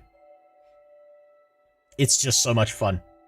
And what's really scary to me is I think that Guild Wars 2 would have a way higher player base if they just fucking fix the core gameplay experience. I think most new players play Guild Wars 2, they play the core gameplay experience, they think the game is dog shit or mediocre, and then they leave. Or they find it boring. And they never get to the joy and the fucking excitement of Heart of Thorns and Path of Fire. And from what I've heard of some of the later expansions, I can understand why Guild Wars 2 players are mad. Because if the expansions that come after Path of Fire, like Irritable Bowel Syndrome, are just not as good, then I can understand why they're fucking really mad about it. When you say core experience, do you mean story? No, I mean the base game of Guild Wars 2 going from level 1 to level 80. Getting to the Zaitan fight. Everything between the Zaitan fight and the beginning of the game. Not looking at any of the stuff. So yeah, vanilla content, basically. I will worry about legendaries, all the other minutia. I will optimize the fun out of Guild Wars 2 later. I'm having too much of a good time. It's so much fun being dog shit at that game. And Guild Wars 2 getting a Cataclysm would be perfection. I don't think it would be, actually. I think they need to fix up the core gameplay experience. I think they need to not change the old maps. I just think they need to refine down on the story. I think they need to improve the dynamic world events. I think they need to chop out like 99% of all the characters you meet and then immediately die in the store, like playing through the quests. And I think that people would have a way better time in the core gameplay experience. And maybe they should give like people access to some of the mastery classes while leveling up. That would make the gameplay loop a lot more like interesting. But it might be too much for a new player. I don't know, it's a hard balance. I can criticize the shit out of it, but I don't have the perfect answers for it. That's why I'm not an MMO dev, because that shit's difficult. Finding something that gives you the same experience as like Heart of Thorns is hard, even if you look beyond Guild Wars 2. Yes. Yes, I agree with you. I actually agree with you. What's the song playing right now? This is from Dark Souls 2. It's the best music ever. It's the Medulla theme. And for this song and the area with the hot little redhead that runs you around in Dark Souls 2, that made the game fantastic. The only bullshit part about that game that ruined it was the hitbox on the Pursuer. Man, that shit was bullshit. You dodge and you still get impaled on that sword. Should I do Living Worlds before Heart of Thorns or jump to it after I beat the core story? I think, Knock, this is going to be a hot take when it comes to the Guild Wars 2 game. This is going to be a real fucking hot take. I think you should play the game in order. I think if you played the core story and then jumped into the Living Worlds and then jumped into the expansions, the expansions feel so much fucking better because of how terrible the core gameplay experience is.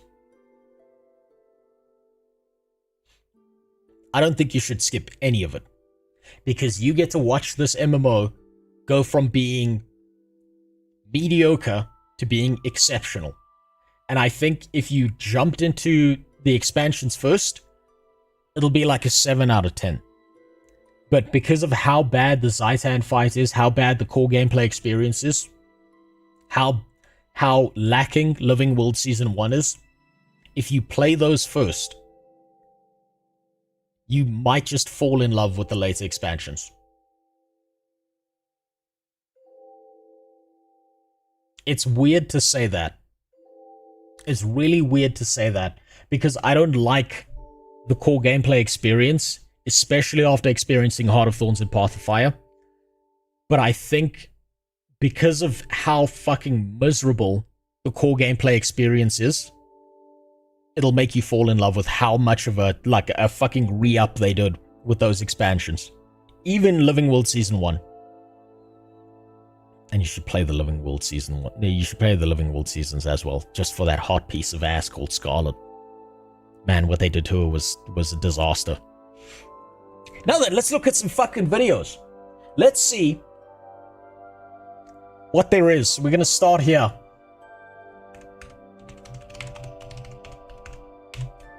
I want to see what kind of disasters we've got to look forward to in the future. Now, I'm going to preface this. If I see a game that's not actually an MMO, I'm just going to skip straight past it in any of these fucking videos. I'm just going to blast right past it. If it's a mobile game, if it's some pay-to-win slop, if it's, oh, this was going to be an MMO, they marketed it as an MMO, but then they took the MMO label away, then we're going to just blast right past it. Good night, Gresh. And then, okay, there you go. You have your Tangier dungeon first. There you go. You can have that one. I'll just fucking talk in the meantime while you do that, you fuckers. Forced AGI for dodge. Other than that, I loved it. Well, wait, what? Okay, that's Dark Souls 2. Okay, that's what that's referring to. Core was good for its time. People need to recontextualize that it was the game back in 2012, 2013. Fang, if I played the core gameplay experience back in 2012 or 2013, I wouldn't have thought Guild Wars 2 was that good of a game. I'm gonna be honest with you. The fact that it got better is amazing.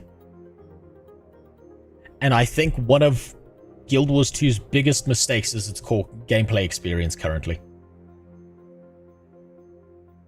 I genuinely think that. I think they would have way more players playing Guild Wars 2 today if the core gameplay experience was at the level of Heart of Thorns bare minimum.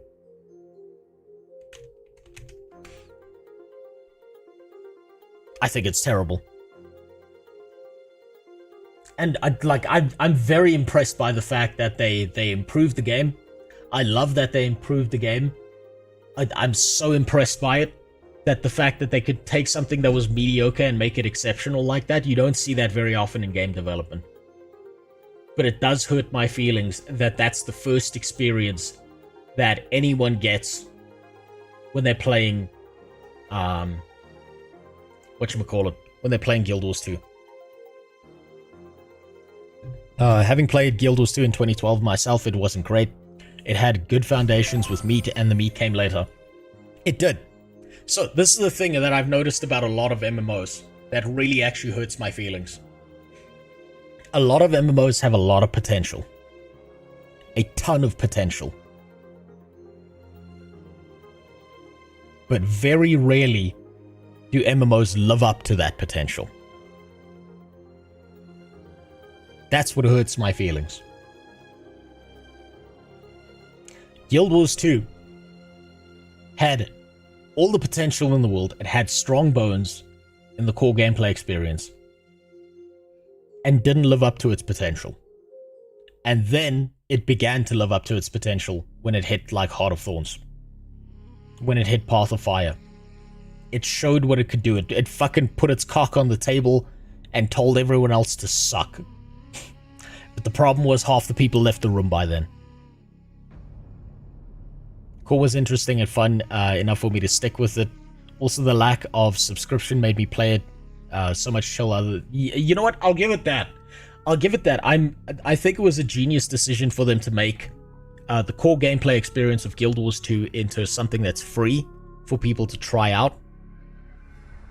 But I also think if it was better, people would stick around for the later expansions and give them a lot more money.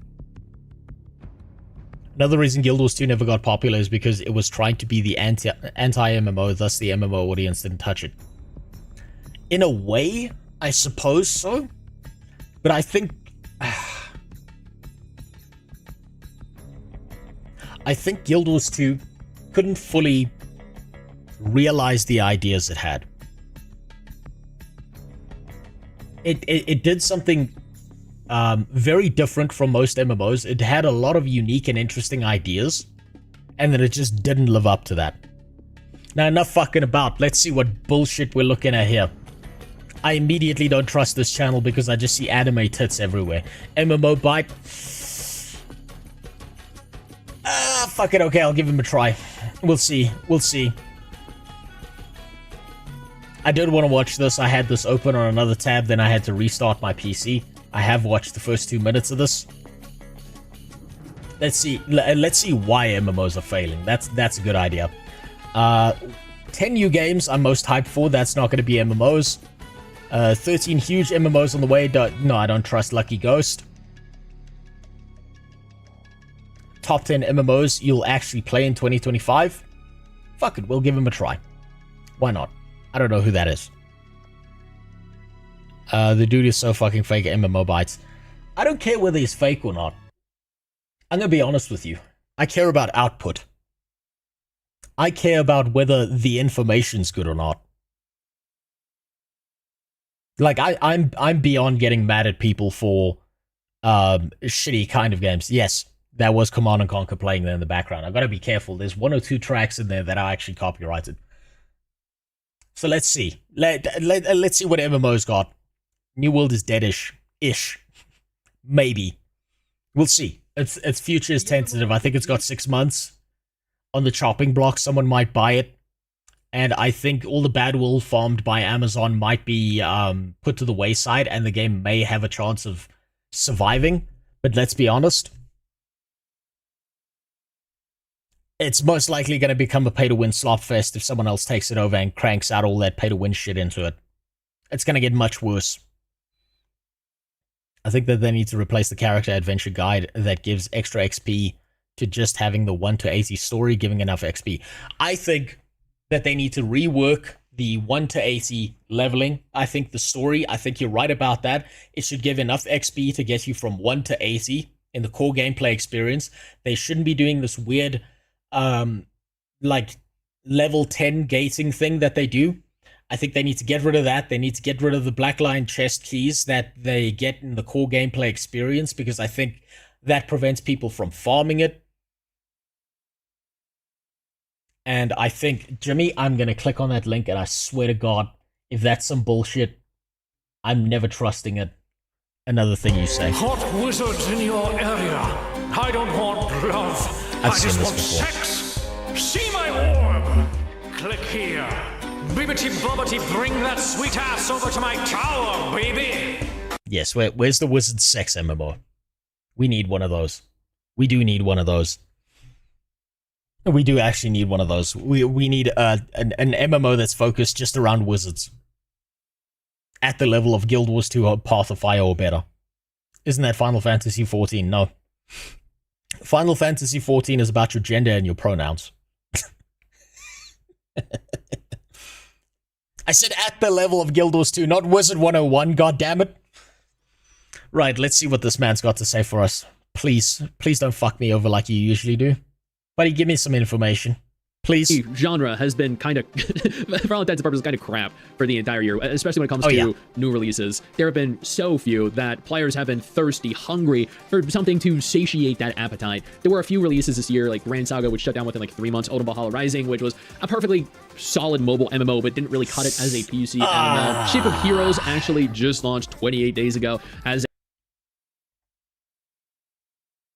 one of you fuckers keeps on telling me about Ship of Heroes and it's making me really angry. a concurrency of 11 players, which is deserved if you saw the video I did on it, or if you were keeping up to date with how the developers or developer was treating the respective MMO community. Blade and Soul Heroes released 26 days ago to a peak of 3,000 people. Oh, for a second, I thought that was the new world chart. Jesus. And is now sitting at 188. This is really not looking good. The game is dead in... If I'm looking at the stats here, it dropped from 30,000. It plummeted down literally in days. And you know what? I kind of said that was going to happen. Blue Protocol Star Residence released and Dawn... And it was a fucking failure. Do you know why Blue Protocol released and it was a failure? Because they changed nothing. This is a glorified ARPG with other people around you in the world. Oh man, I've got so many fucking bad things to say about Blue Protocol, and I knew it was gonna fail. And I still think about that one guy who was like, yo, fuck this guy. He doesn't know what he's talking about. I can't wait to see when this game comes out, and everyone has to issue apologies. And then he quit. He quit because Blue Protocol was that bad. Honestly, it is actually maintaining. It is doing surprisingly well. 100,000 player peak on Steam, or almost 95,000, and over a million players on mobile. So once you played a Genshin clone, you played them all. I can't believe I'm saying this, Kurumi. You're right.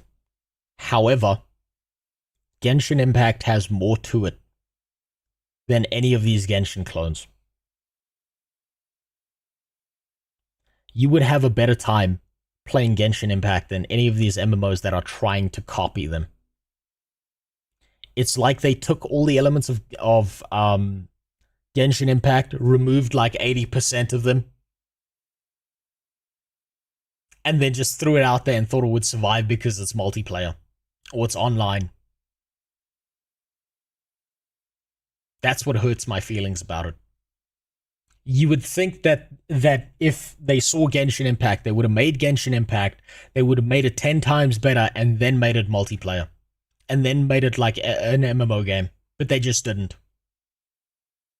Honestly, love or hate the game, it's still doing pretty good. We'll see exactly how it does, you know, a couple weeks from today. But what MMOs do we have left to look forward to, if any? Well, you know what? You probably read the title, which is why you clicked the video. We have 5 MMOs still to release this year before 2026 begins. And wait, do you think Sega should remaster or remake Phantasy Star Online 1? No.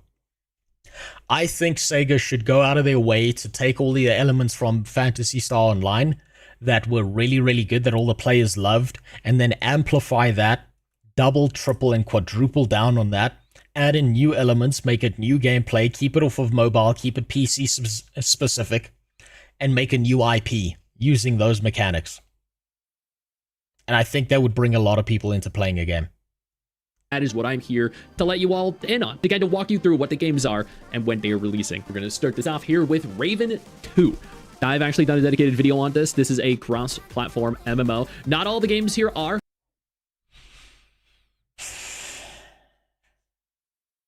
He said cross-platform MMO. That's the nicest way to say this is mobile shit. Relax. This is releasing on October 22nd. This is a tab target MMO. It's actually, like, aesthetically, it is very... The character models look really good. The cutscenes... Hey, she got some ass on her. And cinematics, like the intro, has a person that's, like, full frontal exposure running around. I don't know if y'all saw Far Cry 3, but, like, at the end, the bad ending where she mounts you and then stabs you, like... You know what my problem with these kind of games is?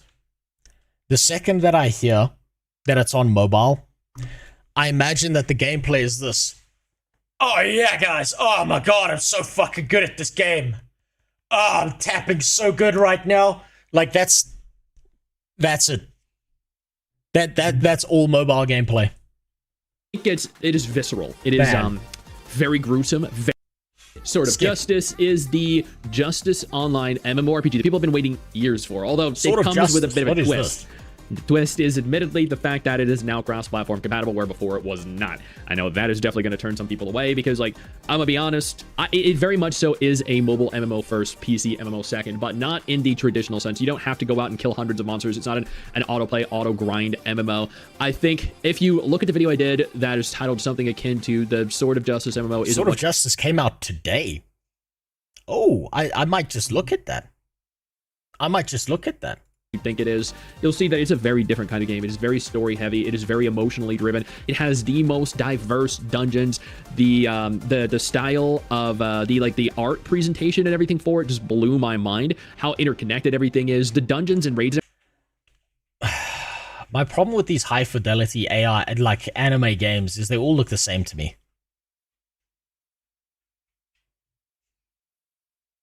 They all look the same to me. I couldn't, like, if you put 5 screens of 5 anime MMOs right next to each other, I couldn't tell the difference. I couldn't even label which game is which. Everything themselves are very complicated and challenging. While yes, Sword of Justice is free to play on Steam. Is it multi-platform, or is it PC specific? That's the real question I have. Reminds me of Nine Dragons. I miss Nine Dragons. I haven't even played that. I know this is a mobile MMO first and foremost with PC crossplay functionality. It really doesn't feel like it. Its UI does. Admittedly, its UI does. Crossplay functionality. There it is. Okay, that's all I needed to hear. Thank you. Moving on. Ion 2 is officially launching on November 19th. Admittedly, there has been some back and forth over whether or not the game is going to be heavily pay to win. If anyone out there was dumb enough to believe that Ion 2 was not going to be monetized to the fucking tits, man, I've got some crypto coins, I've got some fucking Bored Apes to sell you, I've got to make some NFTs of some bridges and sell that to you as well. God damn.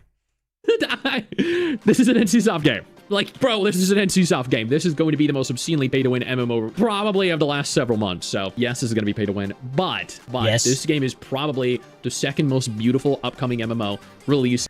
I love how he's saying this is the second most beautiful MMO, but they all look the same. Again, it all looks the same to me. I agree with Bestia. The problem is that some people will cry about the game being dated or graphics being crap. I would also be more likely to try a game if it wasn't so hungry on the graphics. Here's the thing, Goddess. You've pointed out a very big issue with MMOs. MMOs need to lean very heavily on art style instead of graphics, right? Because graphics date a game. If you don't have a unique and special art style, your game's gone. It doesn't matter anymore. It's gonna get lost in the slop of everything else. You've got to have like a unique aesthetic to your game, and it doesn't have to be high fidelity graphics, because not only do high fidelity graphics tax your system or your PC or whatever the fuck you're playing on, it limits the amount of people you can sell the game to. GPUs and PC parts are fucking expensive, so no one wants to go buy new ones, right? Or update their shit. They just want to play something that's not going to be a laggy piece of shit. That's just going to work. They want to click a button and the game fucking works. It's like killing out 90% of your player base, or the people who would potentially play your game, if you just crank out graphics and say fuck it to everything else. The second problem is, the more you focus on graphics, the less time you spend developing the gameplay. You're wasting so much money on graphics that you forget that you've got to play a game. There's a reason why people still go play shit like Dragon Age Origins. There's a reason why people go and play pixel art games. There's a reason why Vampire Survivors was such a fucking banger. It doesn't need good graphics. Video games need to get over this like obsession with being ultra realistic. They really do. They need to get away from that. Because we're not trying to go back to the real world when we're playing a game. We're trying to escape the fucking real world. Borderlands series has really good style, but the newest game runs like shit when it could be fine with Borderlands 3 graphics. Exactly. Did it really need the graphical update? Probably not. still this year. The character models look absolutely phenomenal. I don't know if you saw the trailers for it. The combat actually looks pretty damn good. The world looks insane. The UI doesn't look horrible and mobile. I believe this is cross-platform compatible, but it definitely doesn't feel like it. This, as you can tell if you watch the footage with all the lag going on, the FPS issues that the game had, this is very much so a PC MMO that is also releasing onto mobile. Not a mobile MMO releasing onto PC. Not at all. This right here is probably the second highest quality game release. Did he just say mobile? I mean, what am I saying? It's Ion 2. It's NCSoft. What am I fucking saying? Of the year in terms of MMOs. And admittedly, it is only launching in Korea and Taiwan on November 19th, which means that you can technically play it. You can play it in Asia, much like we did Blade and Soul back in the day, much like we did the old Ion, much like we did Terra. I mean, we've been in the genre for many, many years. We've all done it. I honestly really look forward to playing it. It definitely doesn't feel like OG Ion, but I think I don't think it's going to do incredibly, but I think it's definitely going to be a lot of fun to play in the short term for like short periods of time. Architect, Land of Exiles is an MMO releasing on October 22nd. This is a Korean MMO. It's developed by AquaTree. I've never heard of them before. It's being published by Dreamage. I've never heard of them either, which is great to hear because, I mean, it's better than hearing Nexon. Hey, there we go. That's what you need. That right there. That's how you sell a game. If you absolutely have to and you can't help yourself and you need ultra high graphics, this is exactly how you sell an MMORPG. This right here. I promise you people will log in at least once a week to play for 5 minutes. Their character won't move. Their character will not change position, but they will log in. Just a little bit. Works for video, exactly. And all you do when you're trying to play that game is press T and R all the fucking time. Developing it or publishing it, Gameforge is developing or publishing it, or really any other trashy developer or publisher is pushing the game out. This is an MMO that actually just kind of popped up on my radar very, very recently. Again, this is also cross-platform compatible, but it's definitely higher quality. What? Hold on, go back. Or publishing it, or really any other trashy developer or publisher is pushing the game out. This is an MMO that actually just kind of popped up on my radar very, very recently. Again,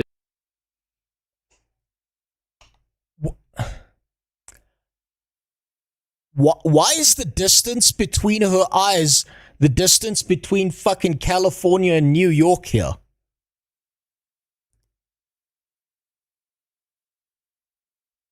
What the fuck happened? Oh, that ruins it. It's over. It's Jova. This is also cross-platform compatible, but it's definitely higher quality from what I've seen. Now, fucking herbivore eyes here. She can see in a fucking wide range vision of 270 degrees. Jesus. From the descriptions I've read online, there are going to be numerous different classes. There are going to be both PvP and PvPvE. Asian eyes and a speaker. I don't know. I know a lot of Asians, Fang. And I've never seen Asian people with like eyes out here like they're a fucking hammerhead shark. Right? I live not too far away from like an area that's basically owned by China in my country. And I go there all the time to do my shopping because those people know how to cook some fucking real good food. I've never seen Asians with eyes that far apart. The anime eyes, though, that I do understand. Once in the game, there's going to be realm versus realm. It's going to be a fully open world. There are going to be mounts. There are going to be flight devices that allow for you to explore the world in the air. There's going to be diverse areas with lots of different things to discover. There are going to be instance trials. There are going to be dungeons. There are going to be raids, large-scale events that spawn bosses for lots of players on the server to participate in. It is, again, like fully cross-platform compatible. It's launching to PC, Android, and iOS. This is also a South. Okay, thank you. I think this is going to be the biggest MMO release of the year, and this isn't even necessarily like a full MMO, because some people classify it as one, some people don't classify it as one. There are like MMO server variants that you can log into, that you can like open up to, that has tons of different players all actively playing and engaging in content together. You can have people come into your like instance world area and... Oh, okay, so it's not an MMO. Cool. Awesome. You failed me. I don't know what I expected. Mobile, not an MMO. That's what I got out of that. God damn it, what the fuck happened to the MMO space? Believe it or not, once upon a time, MMOs were like the biggest games in the world. What happened? This is why I don't watch Sticks. Yep. Yeah, I know, I get it. I get it. It means that you will get one. Let's give this guy a try. I have no idea who this is. I don't know about his channel. Nice and small. Maybe there's still some light in this man's eyes. Maybe there's still some joy in the world here. Maybe he hasn't yet grown calloused to the world, and he's about to give us something better than what we just saw. Let's see what he's got to say. I have a huge problem. I actually wanted to make a video about games that I'm looking forward to because I always wanted to make top list videos, just to realize that I'm looking forward to way too many games. So that ultimately means that you will get one video per genre. And the first one is going to be my top 10 upcoming MMORPGs that you will probably be able to play pretty soonish. In order to make my content a little different from what is already out there, I'm going to do two different things. The first one is I'm going to focus on games that we are potentially going to be able to... Told you the last guy was sucking off mobile dick hard. You know what? You're right. And I do wonder how much he gets paid for that. I do wonder if he builds his list based on what people pay him. Look at these fuckers. They're all over the place. So in my country, when it's about November, December time, we get these little bastards all over the place. These little Christmas beetles. They show up and they're like really shiny and they look like Christmas baubles, so that's why we call them that. But God, they're such fucking pests, those things. They're kind of similar to those Japanese beetles that you get in the US that just like eat all the crops and everything. It's not a roach. I promise, it's not a roach. It's a beetle. To play in 2025, or at least somewhere in 2026, and not games that are just existing on paper and maybe are just a concept. So I'm putting these... Oh, he's giving me hope. He's giving me hope. He's giving me hope. He wants to talk about real MMOs, not MMOs that are pretend. Aside. And the second thing is, as you know me, I don't want to overhype games without questioning them, so you will also receive my concerns that I have about these games just to spice things up a little. However, please note that in my videos, I mostly refer to my personal opinion, so I'm focusing on games that I am personally looking at. This is him trying to avoid the hate comments. Yeah, I've got some suggestions for him. You're never gonna avoid the hate comments. It's never happening. Just make the fucking video. Never apologize. Just make the goddamn video. If Styx can get away with a bunch of mobile games, so can you. Forward to, you might have a different opinion, which of course you could always share in the comment section. And if you like this video and the format in general, I would be happy if you would leave a like and also maybe sub to the channel. Yeah. Also join my Discord server. Yeah. The reason I put this game so low on the MMOs. list is because I'm not really sure if you could really consider this game an MMO, but from the description of it, I would...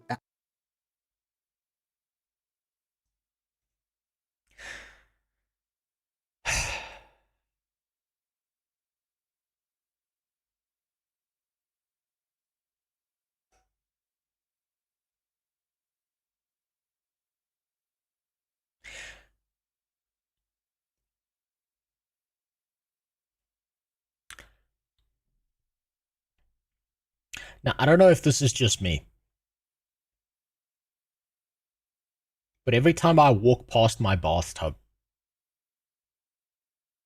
I can imagine myself in it slitting my wrists.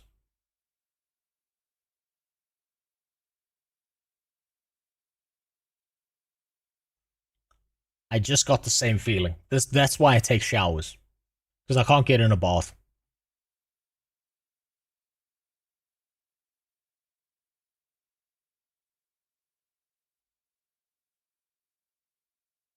New World Refugee, new Guild Wars 2 player, teach me your ways. Good. Random title in the Guild Wars 2 section. Good. He's about to have a great experience. And yell at Amazon. actually call it an MMO. Light No Fire is the next game from the creators of No Man's Sky. And if you don't know the story behind No Man's Sky, it was a game that promised insane features on release, but failed to deliver and was rated very, very low at the start. However, over the past years, the developers didn't really give up. Instead, they offered not just the features that they promised, but also way, way more beyond that, and truly have proven themselves. And whenever I speak about like a phoenix from the ashes type of story in the gaming industry, No Man's Sky is my prime.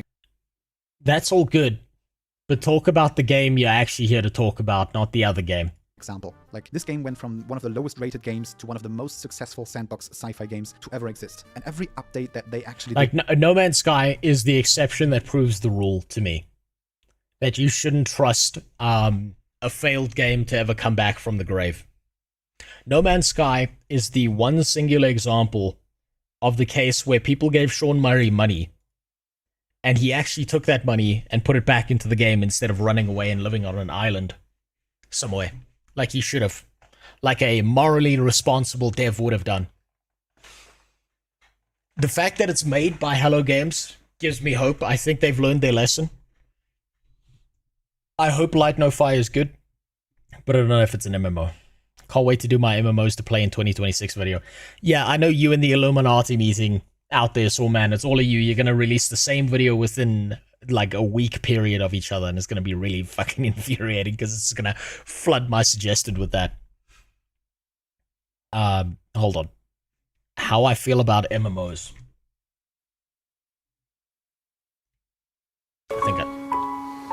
I have a question for God.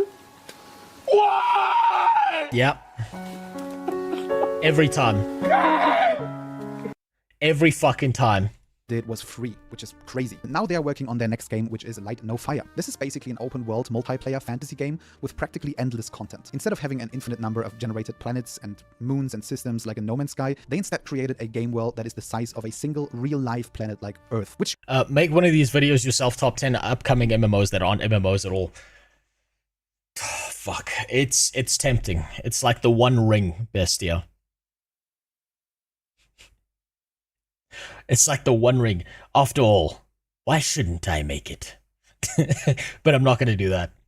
I'm not going to do that. I'd like to focus on games that are actually MMOs, if I could. To actually share with other players. That means you get to explore and share the same planet with all the other players. And you will even be able to see them and interact with them and also see all the buildings and towns that they have created. And Light No Fire aims to deliver the full sandbox experience, like exploring, building, fighting, socializing, all in a fantasy setting with different races, different fantasy creatures like dragons, which you can even fly and ride on to explore the world, and much, much more to discover. It's impossible to put this into a single video because I think they are aiming for generated content and potentially infinite content. Light No Fire is going to be trash heard it here first. I hope it's not. But the fact that I think it's being couched as an MMO when it's not really an MMO and it's just kind of a shared world hurts my feelings. The cool thing is that every time they developed something cool for Light No Fire, they tested it in No Man's Sky. And of course, creating a whole planet sounds kind of unrealistic, but they will definitely use generation tools that they use to create the endless planets of No Man's Sky. And to be fair, the planet generation in No Man's Sky is on an insanely high level already. So I'm pretty sure that this planet that we are going to explore will look fantastic. However, my concerns about the game are based on the state in which No Man's Sky was on release. Basically, that the developer is trying to take on too much in terms of new, unique systems, which might make it hard to deliver a stable game at the beginning. However, after the past years with No Man's Sky... Wait, Catgirl update for No Man's Sky when? When Elon Musk buys it, that's when. I think they made their experiences and improved their engine far enough that my concerns are pretty unrealistic, so chances are high that we are going to see a banger of a game. Which brings us to number 9, Sword of Justice. Well, yes, it's time to go back to the Wuxia. Oh boy, we've heard about that mobile trash fest. We're gonna skip that one. Check that out. My number 8 is Soulframe. Soulframe is the... Again, not an MMO. God damn it. Which brings us to number 7, which is Honor of Kings World. Oh, this game never is heard of an this. themed open world action game in the world of Honor of Kings, which is also the reason why it's called Honor of Kings World. And Honor of Kings might be a name that you might have already heard in the past, because the original Honor of Kings is developed by Tencent and is the most successful mobile MOBA available.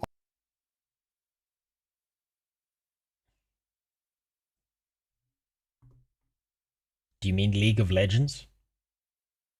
Do you mean League of Legends? Do you mean Chinese version League of Legends?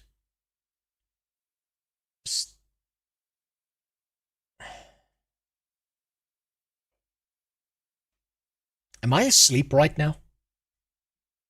Am I actually in bed having a nightmare right now? Is this all not real? If I throw myself out the window right now and hit the ground face first, snapping my neck, am I going to wake up? Or is it just going to be over?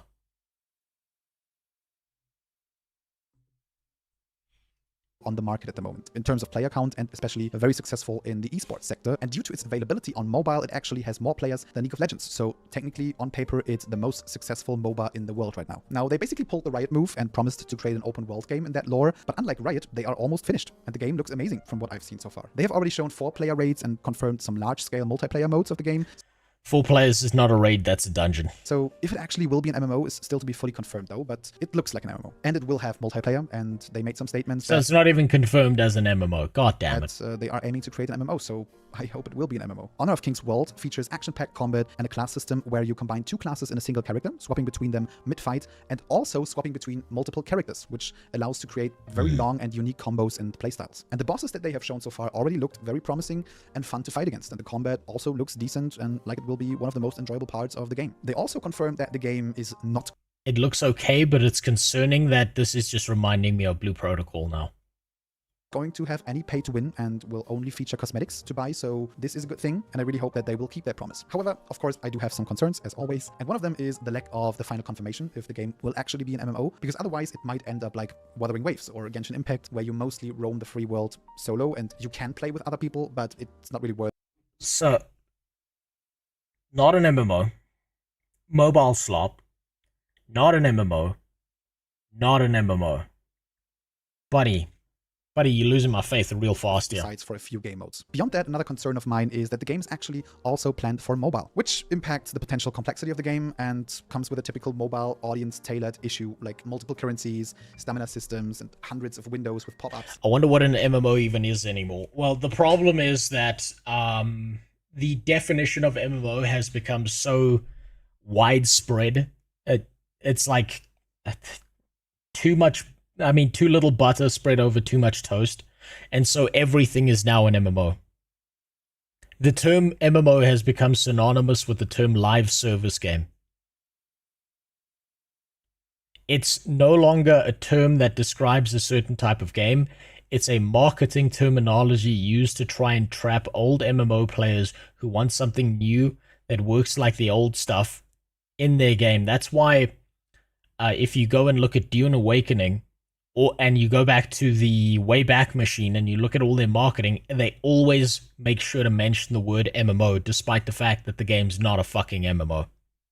Some claimable stuff, so I guess we will have to wait and see. But Is wiping my butthole an MMO? Yes, especially if you get someone else in there to wipe it for you. pretty sure we are going to get something like that. But now we are jumping over to number 6, which is Bella Torres. This game just recently released a dev interview and lots of content, and while I've never heard of the game before, I have to admit that I'm pretty hyped about what I have seen in this dev interview so far. Bella Torres is a medieval open-world adventure MMORPG with action combat. Some may actually say I'm pretty much into action combat. And that is actually true. In Bella Torres, players will have to gather resources and focus on one craftsmanship to participate in the economy of the game. And I like the fact that you actually have to focus on one job and trade in the game, which makes the whole economy... You mean the thing that World of Warcraft was doing way back in vanilla? Why are we couching this like it's a new feature? Feel more alive. It's also cool to note that the items that you craft in the game are actually looking better depending on your crafting mastery. So if you find a very cool looking armor, it's probably been made by someone with a very high craftsmanship in armor smithing. Players also have to choose like one of Quinfall, 3 kind houses of, to join and work for it to increase their standing within this house and influence political decisions and stuff like that. And we will have both PvE with these house members and PvP against other house members, which is pretty cool. I absolutely love faction-based PvP. It's the best type of PvP. Combat also looks and sounds pretty good and has mechanics to completely change and adjust your skills depending... I do like that. I do like those talent trees. That looks good. On your playstyle, so it's pretty similar to Lost Ark skill adjustment. However, the combat is also my first concern about the game, because while sound and the animations themselves look pretty high quality, it also looks kind of static, and the character movement looks very slow, like even slower than in New World. And this could... Which might be concerning, because this tells me, like, whenever I see this, right? Whenever I see a UI that's like spread out to the sides and the bottom of the screen, it immediately makes me think it's going to be a mobile port. Actually drastically lower the overall experience, and I really hope that they speed up the combat and go away from the idea of these static moves, because having static moves is one of the worst things that you can have in an action MMORPG, so you should not have this. I don't really know if that's true, but it seems that they have switched to action combat mid-development, and they had targeting from the beginning, so this might be the reason why some of the skills still look very static. It's the same problem that Throne of Liberty had, so I think depending on the release date, this could still be felt on release. The game's running a beta very soon, and you can sign up on Steam, which is kind of weird because initially they planned to run the beta only in Korea. So I guess let's just sign up and see if we are able to access the beta or not. I hope they will run a global beta because feedback from different regions is very important, but I'm not sure. We will see. Which brings us to number 5, and that is Ion 2. This is the successor of one of the most popular MMORPGs. You mean another mobile slop fest that's over monetized? Okay, cool. See about that. Jumping over to number 4, which is Blue Protocol Star. us to the next number, which is number 3, Arc Age Chronicles. I was a huge fan of the original Arc Age, which was an MMORPG with... This is the one that some of you mentioned. Please, God, don't tell me this is on a fucking... Please don't be on a mobile device. Please, please, please, please. I'm begging you. I'm begging you. Just be an MMO. Just be a fucking game that's on a PC, please. Targeting combat and both PvE and PvP, as well as lots of sandbox and social Oh, hello. features. And one of its Hello, we've actually got some fucking skills here. was the option to combine 3 different classes of your choice to create a very unique class with a total of over 220 different classes. And even though I'm not really a tab targeting enjoyer, I think that the combat in the original game was pretty fun. Besides the housing and social features, I remember so many cool player interactions. One of them was that I had to go to a different island, but I didn't have a ship, so a player was kind enough to take me there with his huge sail ship, but we got attacked by pirate players and we had to fight them off. And okay, you better have sucked him off for that. You know how it is. Yeah, you hit your ride, it's cash, gas, or ass. No one rides for free. this was just such a cool experience. Like, it's still staying in my mind and it will stay there rent-free forever. Arc Age Chronicles is going to be their new game, a MMORPG with an action combat system, crafting, sailing, and much more, and I have to admit that it looks absolutely amazing. And while Chrono Odyssey taught us that trailers shouldn't be trusted, I think that they have proven themselves with a pretty solid first game, so I know that they have the resources to actually deliver what they have shown in the trailer. Arc Age Chronicles is set to release in the first half of 2026, and This looks exactly like the Throne and Liberty trailer, which is very concerning. Somewhere out there, there's some retard consultant running from studio to studio, telling every publisher to turn their MMOs into mobile games. You're right, Dogrock, and I bet he's making fucking bank. I bet he's making fucking bank off of that. That motherfucker is ruining everything for everyone else, and by the time he's like 40 years old, he's going to be on a golden yacht, and it's not going to matter. He's robbing the entire industry. So what's up, Mr. Fist? sure hope it does. The first Arc Age ultimately died due to its very bad monetization system, and as always, it relaunched and failed again because they made the same bad decisions again. And to be fair, I have the same concerns about Arc Age Chronicles. I hope this time the publisher Kakao Games won't make the same mistakes a third time, fingers crossed. But besides that, they didn't really show too much of the whole sandbox system that the first game had to offer, and I sure hope they don't go down the Vindictus Defying Fate path and put all their work in the combat system, forgetting about what truly set the first...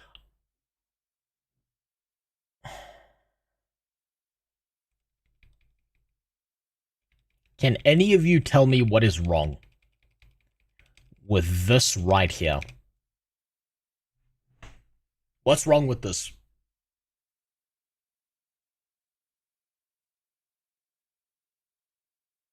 What's wrong with this right here? It's not gameplay. There you go, Lucid's got it.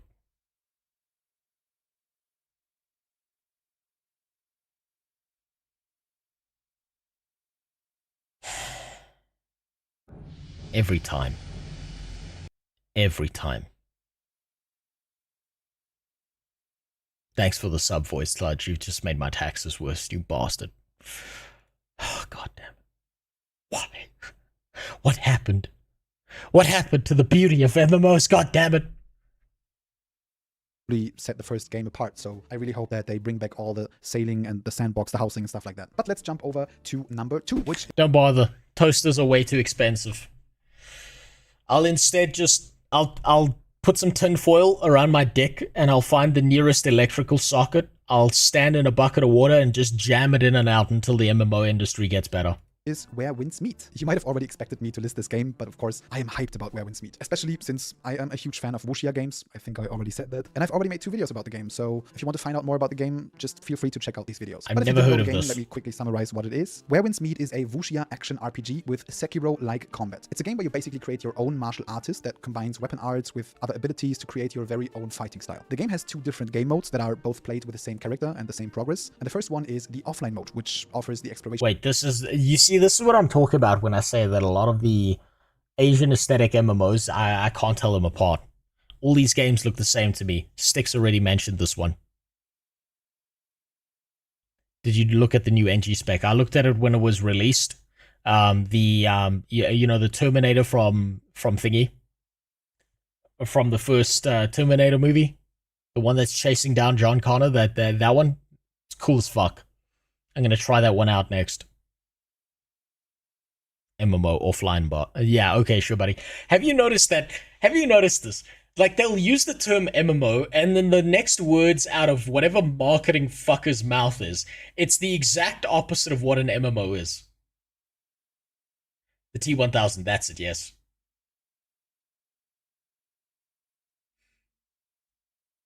It's always like, this is an MMO, but there's not multiplayer. This is an MMO, but it's offline mode.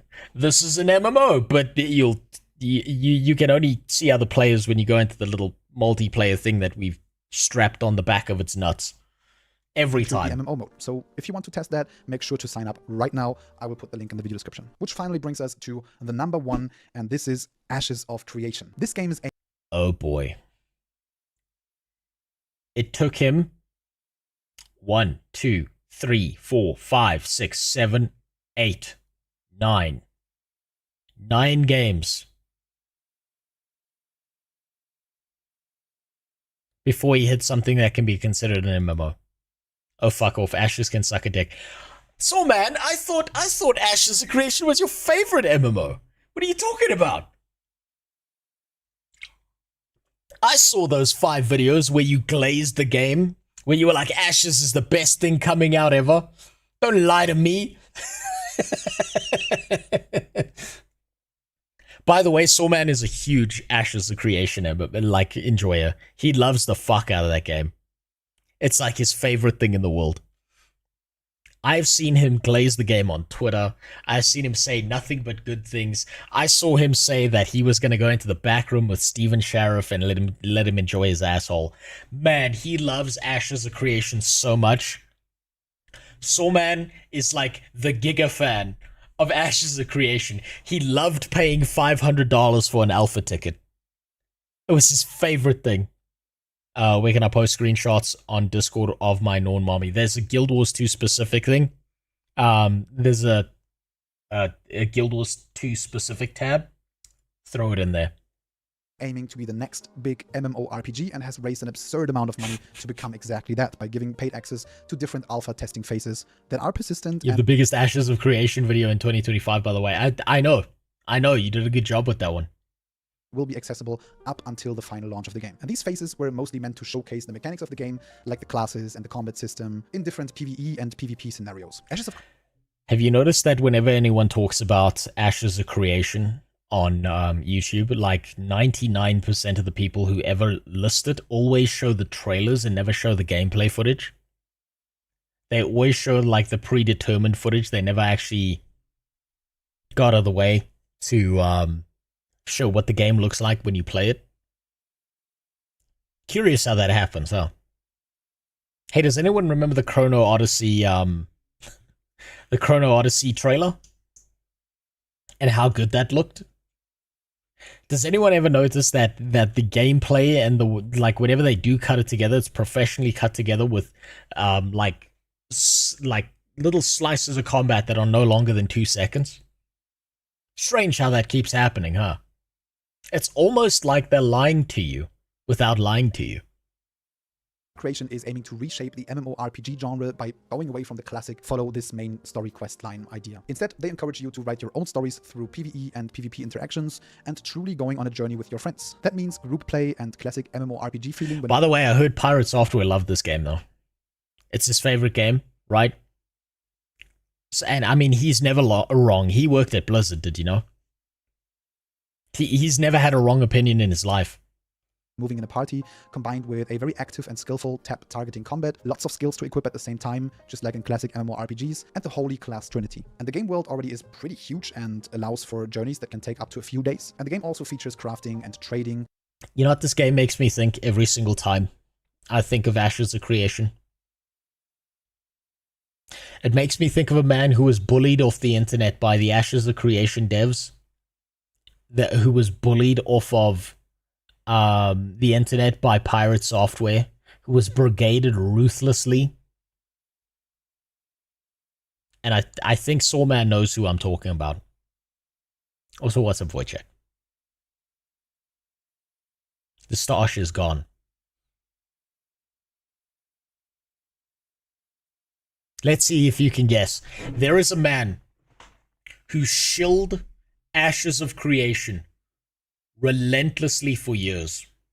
And then when the game came out, he felt so fucking bad about it. And how many people he had gotten out of his way to try the game out, to spend like $500 on the alpha key or $200 or whatever the fuck, a massive amount of money to alpha test their game.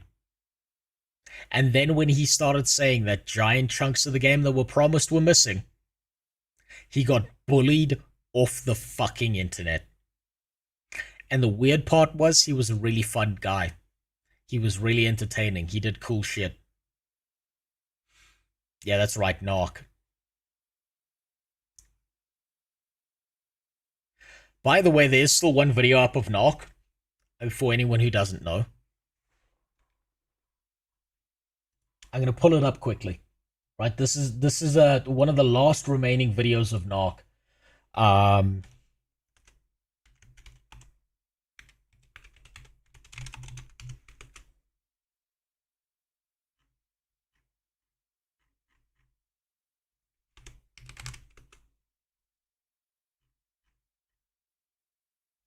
Let me find it. Here it is. So, this is a video, right? This is a video of Narc immediately after Pirate Software got bullied and fucking shit all over for being such a gigantic sack of shit. Right?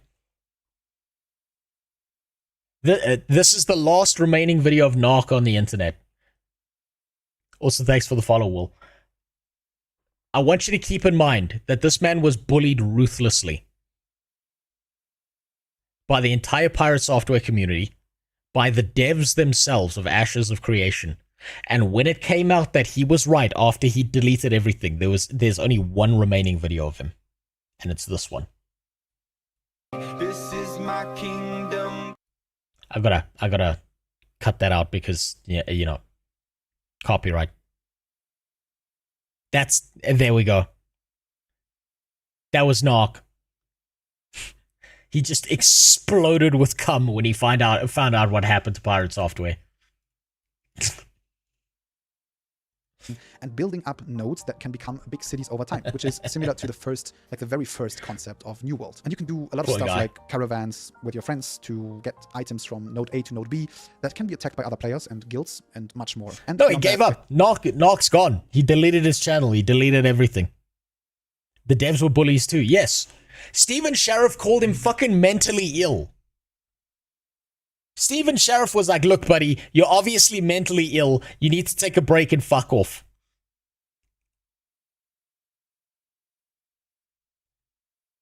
They went out of their way to fuck Narc over as hard as possible, and I'll never forgive them for that. Because Narc was actually a very creative guy, a very fun guy. He did entertaining content, and he was a person with a soul. Because he felt so bad for shilling this game for years that he deleted everything. Hold on, read up. His new channel is way better. He's got a new channel up? Holy shit, please link that in my Discord or DM it to me. So, man, that man was so fun, so creative. He did such a good job. I loved his stuff. Even if I disagreed with all of the shilling that he did with Ashes of Creation. Man, that guy really deserves some love because he was a super creative guy. He was lost in the source, and I don't blame him for that because I used to be lost in the source when it came to New World before it released. I get it. And he was bullied ruthlessly. There are like 10 messages about the new channel. Good. Good. Let's find it quick. I don't see it. I don't see the link to his new channel. If it's out there, you should go give that man a sub. He's a really creative guy and he just got lost in the source. His last video is around 200k views. Good. What's the Discord? Hold on. I'll give you a link now. Moggies. Give this man a sub. He deserves it. This man is very creative. He deserves his success, and he got bullied to death by Ashes of Creation. He deserves your sub. He deserves it. And I bet he's gonna make fucking fantastic content now that he's out of the Ashes of Creation game. And here, let me hit you with a link. I don't know if my exclamation mark Discord's working anymore, so I'll just copy this across. I think the mounts in this game also look pretty cool. The game is meant to have zero pay to win or time gating of any kind, and only will offer paid cosmetics. And while the game is already in a pretty good shape, the previous test phases had some issues, like lack of content, for example, which mainly comes from the fact that the game's concept needs like a big player base to truly make sense. And paid access You should try out Kenshi. I already lost a huge chunk of my life playing Kenshi. was kind of expensive, so the player base was pretty low. However, they are starting their next alpha phase on August 4th, which is in 2 weeks, and this is where I'm also going to check out the game for the first time, and I'm going to share my experience here on this channel. And this phase is going to reset all the progress, add a lot of new content to the game, give access to way more players by access becoming far cheaper. Wait, what game did you win? Didn't I already send you the link to that game? I'm fairly certain I did. If I didn't, I'll send it again. During the game giveaway, the game you won was Deliver Us to the Moon.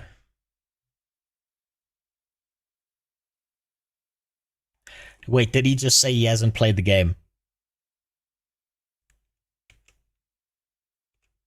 I'm also going to check out the game for the first time, and I'm going to share my experience here on this channel. Wait, hold on.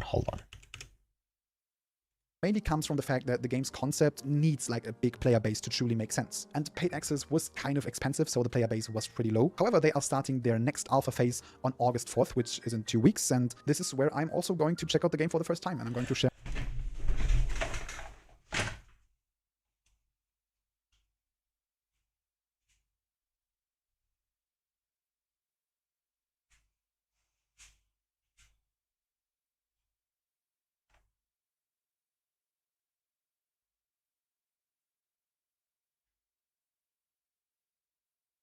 What the fuck do you mean you haven't tried it? Ah!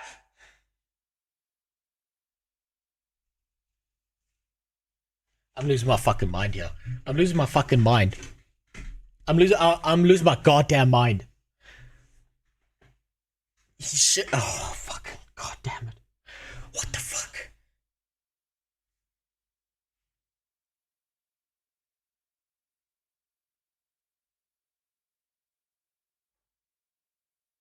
Okay, you know what? I can forgive him.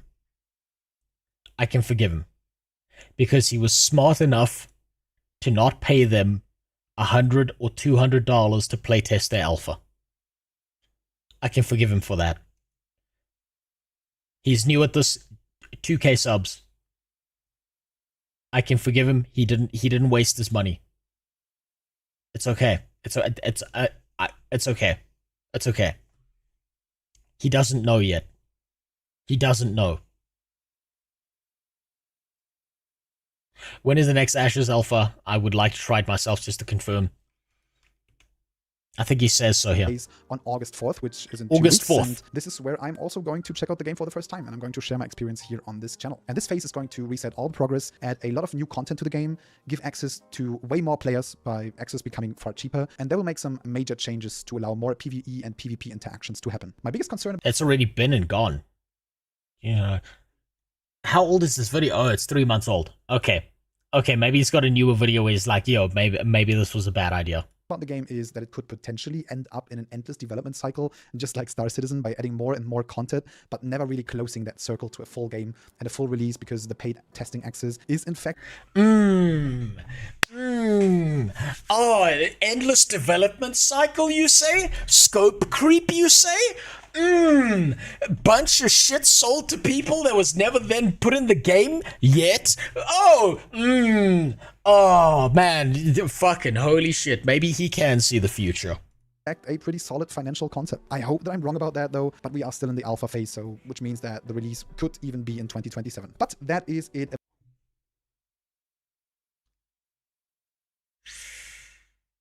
I'm not gonna blame him. I'm not gonna blame him. He's still got the light in his eyes. He hasn't yet been bent over the table by Ashes. It hasn't happened yet.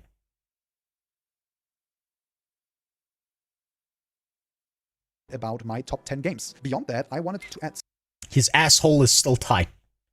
His asshole is still tight. He's not shitting pancakes yet. I can forgive him. some extra games to the list with a few notes that didn't make it into the top 10. And the first one is World of Jade Dynasty. And yes, I said it multiple times, I am a huge fan of wuxia games, which is why I'll make a separate video on this topic. But this game also looks extremely polished and extremely well made, and is in fact already out in China, and one of the most successful We've seen that one already. The next game I wanted to talk about is Sea of Remnants. Is another game that recently caught my attention, and it's a pirate game with a very unique art style and turn-based combat. However, what I didn't expect is that the game actually turn-based combat has the MMO tech and seems to be an MMO after all, which is interesting because it combines active ship combat and also turn-based.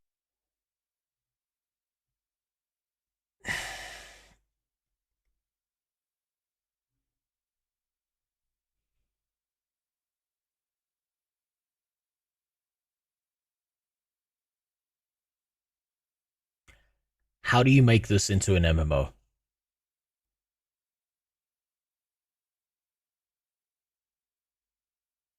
No, I can see it. I can see there's a way to make this into an MMO. I haven't played Expedition 33, so this makes me think of that one League of Legends game where you play in Bilgewater. I can't remember the name. I could see how the turn-based could still be an MMO. Round combat, and I'm really wondering how this will turn out to function as an MMO. I didn't get to test the game. Dofus and Wakfu are turn-based. That's fair. That's fair. Yet, whenever I do know more about the game and how the MMO aspect of it functions, I will cover this game on this channel. Next up, we have Apogea. Apogea. I've heard of this one. Which is another MMORPG in a classic pixelated style that seems to embrace the non-pay-to-win. This is the one that Soulman was playing that I was watching him play. I was lurking while he was playing this, I think. Challenging MMORPG ideology from older games like RuneScape or Tibia. They already had a test on Steam, and unfortunately I missed it, so I wasn't able to test the game, so I can't really tell myself if this is my type of game, especially since I'm a little overstimulated by all the action combat games out there and never really enjoyed classic combat systems from older games. However, somehow the game catched my attention. Do you want to get hit by the Ashes of Creation hype bat? No. No, I've already been hit by it and moved on. There is someone who literally donated an alpha key to me, and I played that game offline because it was so dull to watch online, just so I could give this guy as much feedback on the game as possible, because I felt so bad taking that fucking alpha key from him. I still wanted to give him at least something worth his time. You know what he said to me? You know what one of his last messages he said to me was? I'm not going to reveal his name because he hasn't said it whether I can or not. He said to me, one of his last messages... Let me see if I still got it here. Let me just not show this on stream.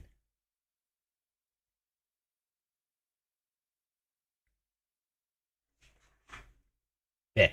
Bro, just stop. It's okay. I can't believe that Ashes of Creation was such a fucking failure. It hurt my soul to give you that alpha key and then to watch you suffer through it. Thank you for all the reviewing you did just for me. I really appreciate it, but you don't need to do it anymore. And then it's just him saying nice things about my content.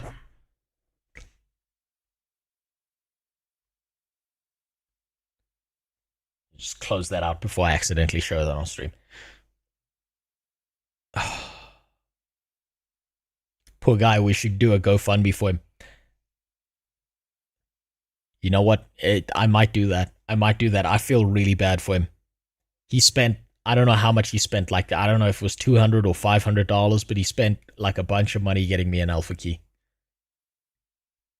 I think it looks interesting, and I can't wait to test it out myself. And if I get to do so, I'm going to share my experience in another video. I feel real bad about that. Star Citizen. Oh boy. Oh, most of you will know this game already. Oh, he put Star He put Star Citizen on the list. Oh Because no! Star Citizen is trying to be the next generation sci-fi simulation MMO gaming experience. And to be fair, its engine already has so many insane features that I have never seen in a game before. The game wants to give you the opportunity to be whoever you want to be in a sci-fi setting. A trader, a miner, even a pirate, but most importantly, they are trying to deliver a game that has never been made before, in a graphical environment that no other sci-fi game comes even close to. And in this game, you can actually get up from bed, walk out of the building, go to the subway station, drive to the hangar, enter your ship by actually climbing inside and getting into the driver's seat, and start the engine, fly around the whole planet. Okay, I'm trying to not be a dickhead here. I'm trying my best to not be a bucket of dicks to this guy. This is Baby's first MMO list. I'm not going to judge him harshly. We all made mistakes. We all do things we regret in the heat of passion. Or leave the atmosphere and fly to another planet, enter the atmosphere and land in another town, and all of that without any loading screens. Hot take, I don't hate Star Citizen. They do free weekends. I'm in two minds about Star Citizen, right? The over monetization and exceptional amount of money that they keep milking out of people who they keep on telling, no, it's coming in the future. It's not out yet. It's not out yet. But my personal conspiracy theory about it is that it's going to be eternally in alpha until people stop giving them money. And when they stop giving them money, then it's either going to be cancelled or fully released. And then everyone's going to be like, yo, where the fuck are all the features we were promised? Nearly $1 billion. These guys have been given nearly $1 billion to dev out this game, and it's still in alpha. The nicest thing I can say about Star Citizen is it's not a scam. It's not a scam because it exists. I really enjoy Star Citizen. I just don't think you can really recommend it to anyone that's not really into the genre. It's not really... So this is the thing, is I can understand people who like it. I can understand people who do enjoy it. But I would not class this as an MMO. It doesn't function in the mechanism that an MMO does. It is fantasy tech that's trying to be for the modern age. And I think the scope creep is so insane in it that they'll never finish the game. Combined with an insane sound design and insane graphics. However, of course, that comes with a downside, which is the optimization. The game runs pretty poorly, even on high-end systems, and also an insane amount of bugs. The game has been announced 13 years ago, and they've made an absurd amount of money with their Kickstarter campaign, and the game is still not finished. You can buy the game, and you can play it for years already, but it doesn't really help you understand what you actually have to do in the game, and it's also just so packed with bugs and issues. Like, I tried to play the game, like... That it fucking is. I chose the exact wrong space station to start in with this game. And I had so many issues, and I fell through the map so many times, and I got hit by that stupid fucking train that's supposed to, like, transport you to different areas, that I lost my shit when I reviewed it. Thoughts on RozeMMO? Good game. 2 years ago, and I just got stuck in an elevator, like, 10 times, and I didn't even get... I capped my frame rate to 30. I ran it on an SSD. The pop-in was miserable for me. And everyone in the comments of that video kept on telling me I need to alter things about my system that I had already altered to play the game. Now, granted, that was a few years ago. So maybe it's improved, and I hope it has, and at some point I'm going to do another Star Citizen video. To start my ship, and some people actually say that the paid access testing phase is so financially lucrative that the game is potentially never coming out, but we will see about that. I still have... I'm just saying this now. Every single time I've tried to, like, fly a starship or spaceship in Star Citizen, I have been Among Us ejected into fucking space.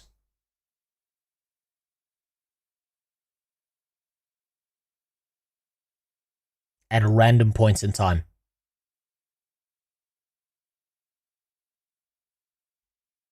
I have seen more empty space. Maybe it's your internet. No, it's not. I double-checked this. Because I tried this on a friend's system. Who's got way better internet than me. And the same thing happened. A friend in SA, yes. And then I had someone else in the US try the game out and stream it to me through a Discord call. And then the same thing happened. It was the basic ship, the $40 one, I think it was, that he tried. Now, granted, like I said, this was a few years back. So maybe it's different now. And I want to take a look at it again. But back then it was devastating and it left a real bad taste in my mouth. Hope somehow, and I plan to revisit Star Citizen soon, and I'm going to share my experience in another video. And to round things up, I wouldn't be me if I wouldn't make another weird mention, so here's my weird mention. I'm actually looking forward to 3 very specific games on Roblox. As some of you might know, I'm a huge anime fan, and there are like 3 specific Roblox MMOs that I can't wait to actually play. One of them is...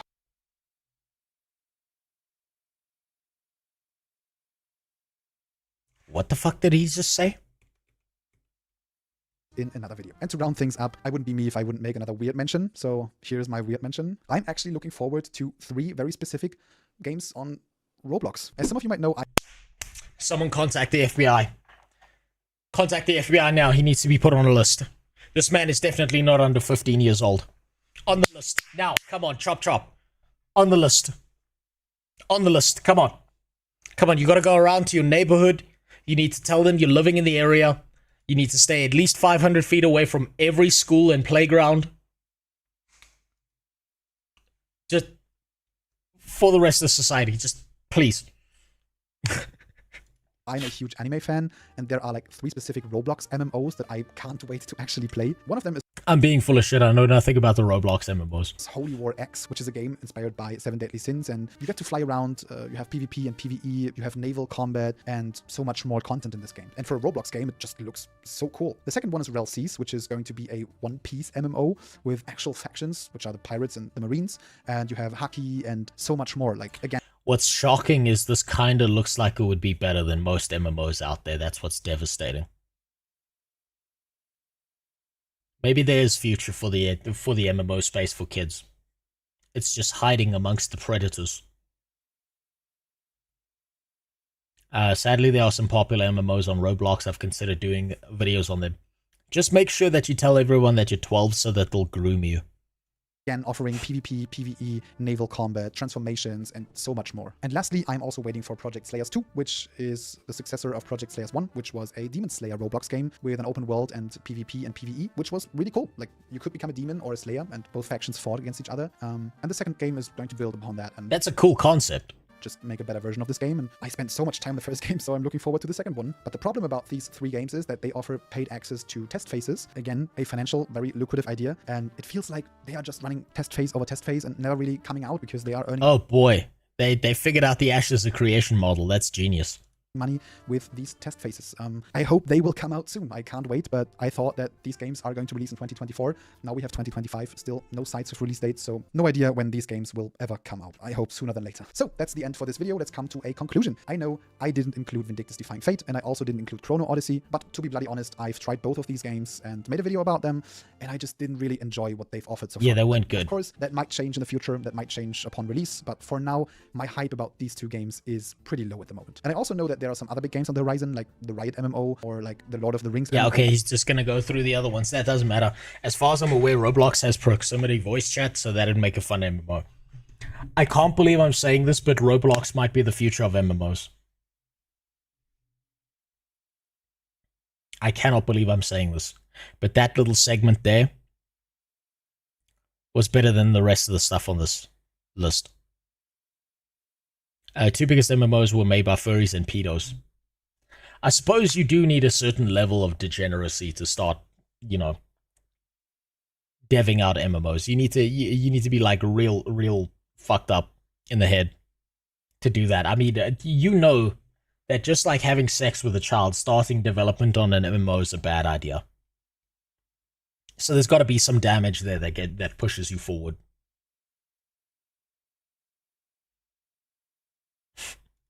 By Amazon Games. Damn. Okay. Well, I'm gonna give him a pass. I'm gonna give him a pass on that one.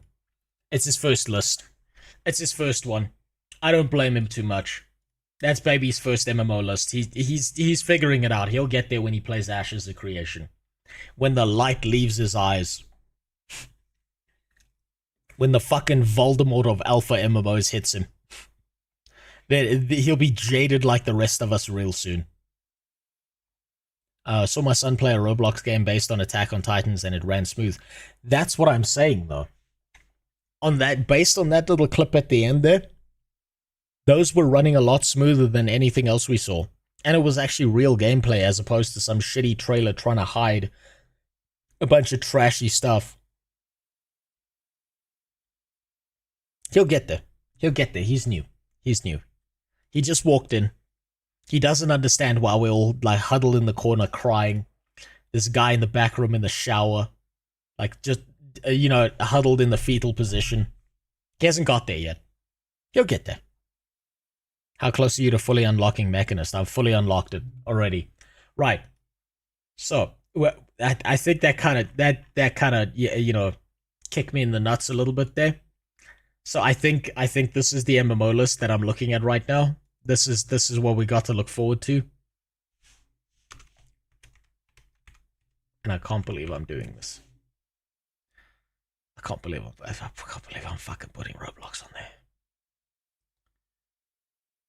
If I have to sync solo that I'm playing a Roblox MMO online. Where's Apogea? He talked about it already. Oh, that's right. Apogea. That's right. Thank you for reminding me. If I sync low enough that I'm playing a Roblox MMO online, I want you to know that I promise to shave in a little pencil mustache and say fucked up things to children, okay?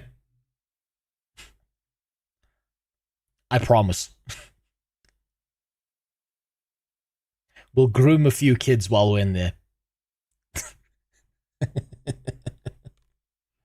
Add Dark Realm Odyssey is another Korean MMO. No.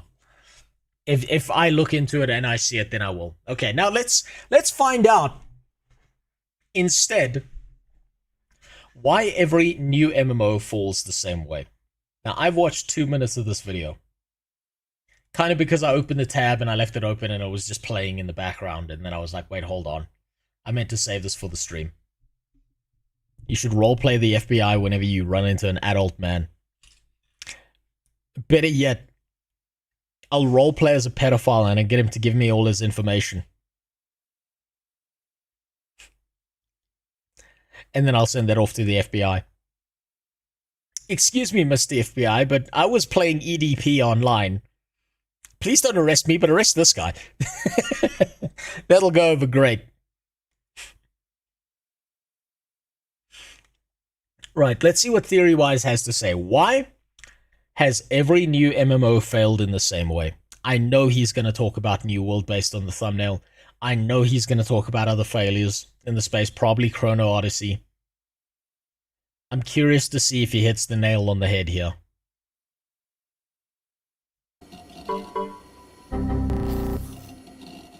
Lost Ark, New. Don't hit me with that nostalgia. Don't do that, don't do that. The fucking music. The shitty old monitor that weighed more than your entire body weight. Oh fuck, I even had one of those desks in my room when I was a kid. Where it's all the like weird shelves and shit. I'm still mad at a guy I used to know when I was a kid. Because what he used to do is he used to come to my house. This is kind of my fault because I did it. I kind of taught him this method, right? So back in the day, we had this thing called dial-up connection, right? And that means you had like a limited amount of internet. So what you used to do, and I taught him this technique, was you find the porn you want to look at, right? You find some big titty bitches online, but you know that the internet connection's limited. You get like a few megabytes every month. So you print out the image. You print out the image and you store it away for later usage. Now, when I taught my friend this mechanism by which he can have access to porn at all times, I thought he was going to go home and apply this on his internet. No, he came over to my house and did it at my house. The motherfucker. Do you know how I got caught? I got caught when my parents were like, why is the printer always running out of fucking ink? What the fuck? What the hell? So Richie had a printer. Listen, those black and white printers back in the day did some real cool shit, okay? He was No, he wasn't printing full color. I didn't have a full color printer. It was black and white, right? We were jerking it to black and white images back in the day. We were reading mangas in black and white before they were cool. It was just we were staring at the tits. Now, here's my biggest problem. I had my jack-off stash that I kept sealed, defended, hidden in a place that would never be found even if you turned my room upside down. This motherfucker came to my house, printed out porn, and then left the porn at my house. Because he couldn't take it home. Because my friend was a little bit of a degenerate, so his parents used to, like, dig through his school bag because they didn't trust him. They always thought he was on drugs. He kind of always looked like he was on drugs. So he printed out a stack of, like, 25 black and white full-page images of porn. And he just stuffed it in between a book on my shelf.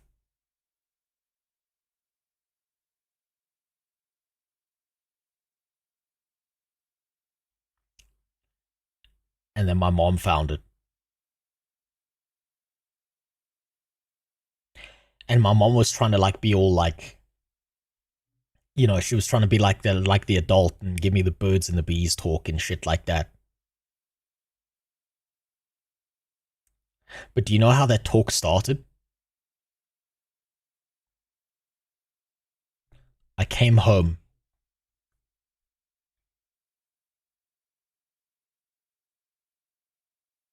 I walked into my room and there my mother stood. And on the bed was his stack of porn. Not mine. Mine was still safe. But I was doing it too, but mine was safe. I had stored mine correctly.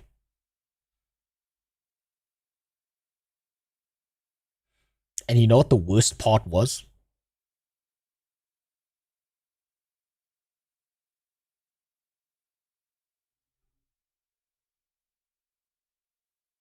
There were stains on the pages.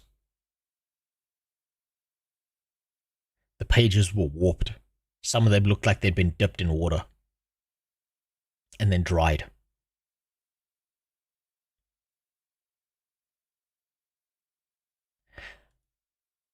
I was methodical. I was neat. I was like fucking Dexter murdering a person when it came to jacking off. This motherfucker was printing out images in my house, jacking off in my house, snapping the pages back together and shoving them inside a book.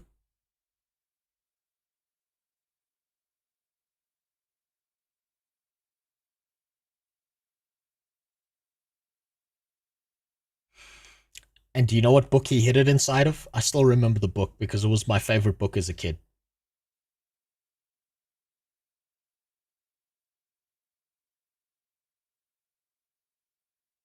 He hid it inside the Jungle Book.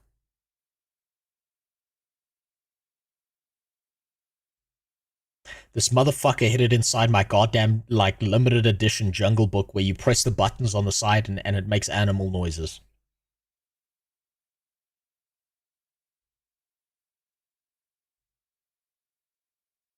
Your room must have smelled musky. Why do you think my mom went in there to clean it out? She said my room smelled like chlorine and salt.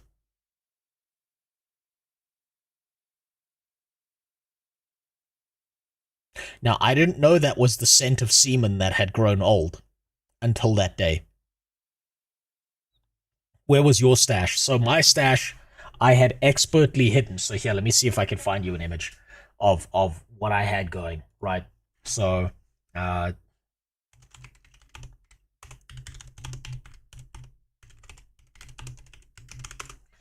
here's how I had hidden mine. See if I can find Okay, so I had one of these like shittily constructed things as like a bed thing, right? Imagine this, but without the without the headboards, right? So I had this as like a bed frame, right? Now imagine this, but it was just two wooden pillars on the side. There was no headboard. What I had done was I had stolen some tools from the garage while my parents were out, right? This was my first woodworking experiment and it worked out great. And what I had done was I'd hollowed out the pillars in each of the 4 bedposts.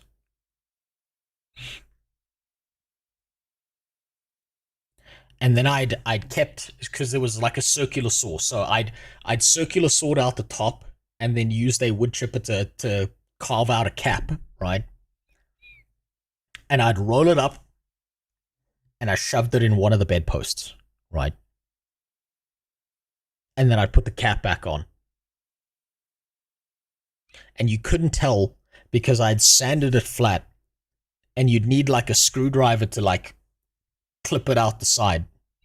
And now in 3 of the bedposts, I'd hidden normal shit. And then in the 1 bedpost, I'd hidden the porn I'd printed out. So you still have the bed. No, that thing was like, it got infested by termites at some point. I got thrown out. And what I would do after each jack-off session, after making sure I made no mess and didn't stain the pages, was I would rotate which bedpost I'd hide it in, just in case. Termites. No, it was actually termites, unfortunately. We got an infestation when I was a kid. I was like fucking Dexter. I was like committing a fucking murder when it came to this. And this dude came into my house, came on a bunch of pages in the fucking bathroom, slapped them in my Jungle Book, and left.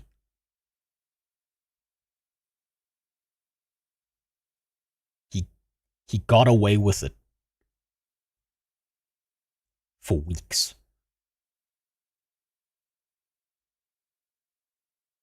For weeks he got away with this. Now, I've talked about the same guy before. I've said this before.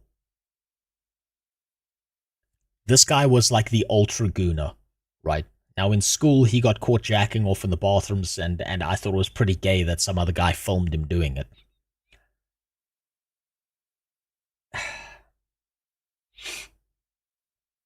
This is the same guy who I used to love playing San Andreas on my PlayStation. He started a new game in San Andreas, and all he did was run around killing hookers and then taking upskirt shots of dead hookers on the ground with the camera in San Andreas. Do you think if you walked into a room he cummed in, you would recognize the smell? I mean, you lived and breathed it for months, right?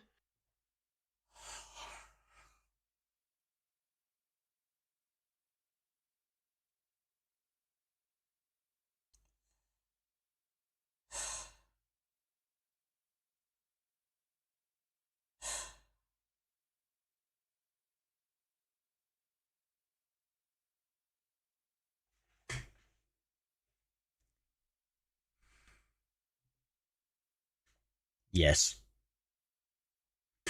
Unfortunately. I had to have such a fucked up conversation with my mom because of him. And do you know how fucking stupid it sounds when you're telling your mom, no, that's not mine. That's not my stash, I swear. And your mom's looking at it like, yeah, uh-huh. All right, buddy. Yeah, uh-huh. This guy fucked me over twice. Because my other childhood friend, who I hadn't seen for a really long time, one day came over and played San Andreas. And then went through the photo roll. And he's just looking at all the fucking images of upskirt shots of dead hookers on the ground, and he's like, bro, what the fuck is this? And for the second time, I'm like, oh my god, shit, I nearly said his name. Oh my god, this motherfucker.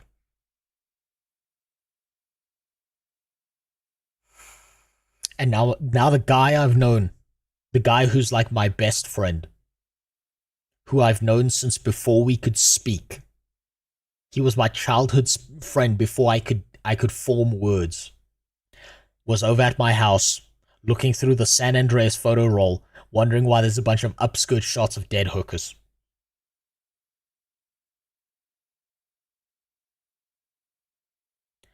And now I need to sit there and say, this wasn't me. Again.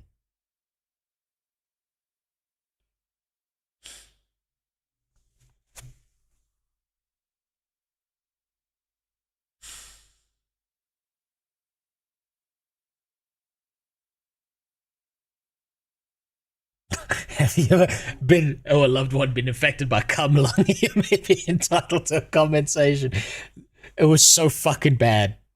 It was so bad. It was terrible. It was miserable. This guy sounds made up and just your alter ego. He wasn't. This dude got caught jerking off in the school bathroom. He got caught jerking off at one of the school camps. He tried to have sex with one of the teachers in class, and that didn't work out so great for him because he thought it was just like in the pornos. I stopped being friends with him. Because I was like, this is just untenable. Like, I god damn it, just accuse me of being gay. It would be better than this. God, it was bad. Did you keep tabs on the Gooner friend? The hooker thing gives me serial killer vibes. I did keep tabs on him. I did hear about him through the grapevine of a few friends that I knew during university who went to the same school as me and knew the same guy. He turned out to be a pretty normal dude. As far as I'm aware. The last I heard of him is he got his girlfriend pregnant. Didn't marry her. Stayed with her. And then tried to start a career in breakdancing that failed miserably. That's the last I heard of him.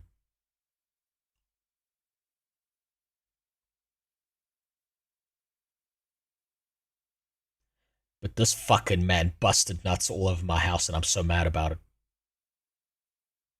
There's one other time that he fucked me over.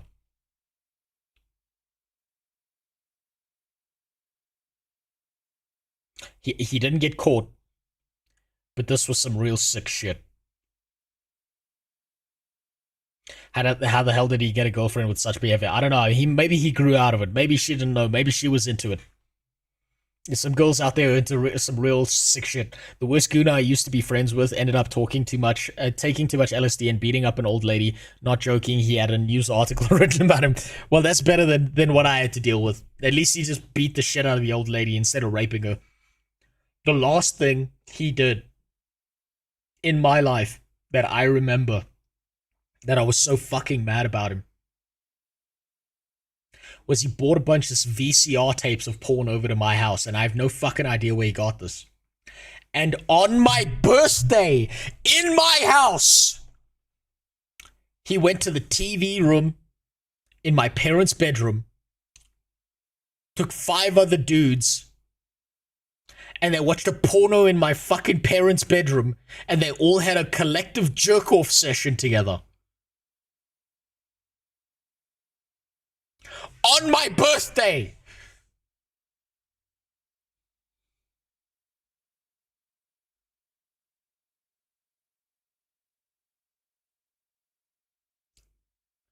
And that was the last fucking straw. I couldn't be friends with that guy anymore.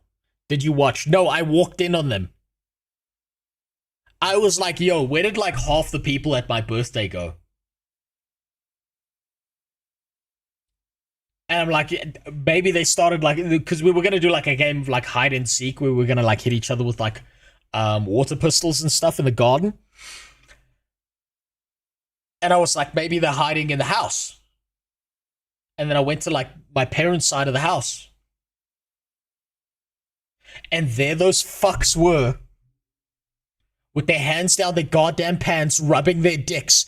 And I'm like, yo, what the fuck's going on here? What the fuck is this shit? And I lost my fucking mind.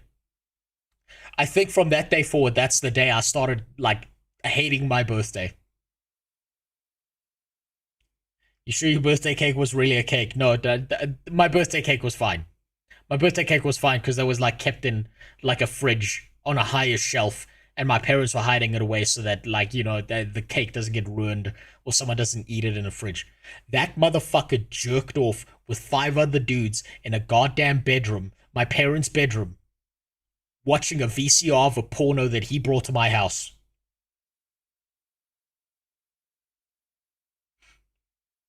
And to this day, I still think about it. And the mental damage that caused.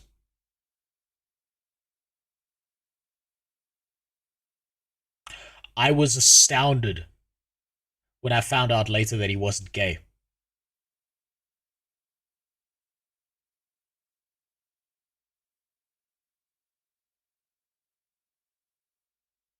Lost all the social aspects of porn due to technology. Damn those damn kids. You fucking did. You listen.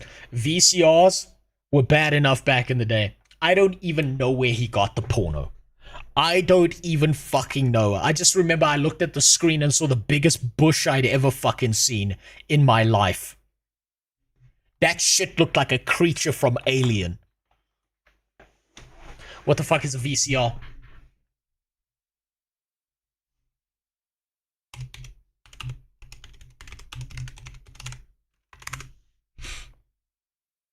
It's one of these.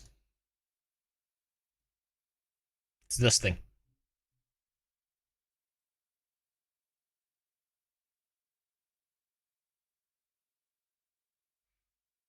I fucking hate my birthday.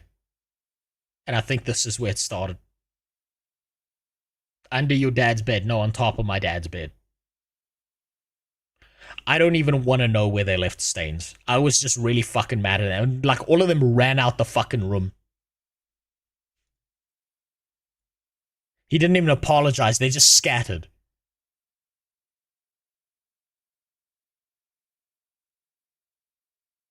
Don't need to stab me like that. I already know I'm also... Yep. Yep. Did they at least come? I fucking hope not. I hope not, son. I hope I got there before something was there. And I think I know that one German made. I don't fucking know. I don't know. I just heard fucking weird porn music and moaning. Jesus Christ, man, that guy traumatized me. Ran with their dicks out. No, they were doing the thing. They were doing like the sneak joke. They all had their pants on, but their hands were down their pants. It was fairly fucking obvious what they were doing.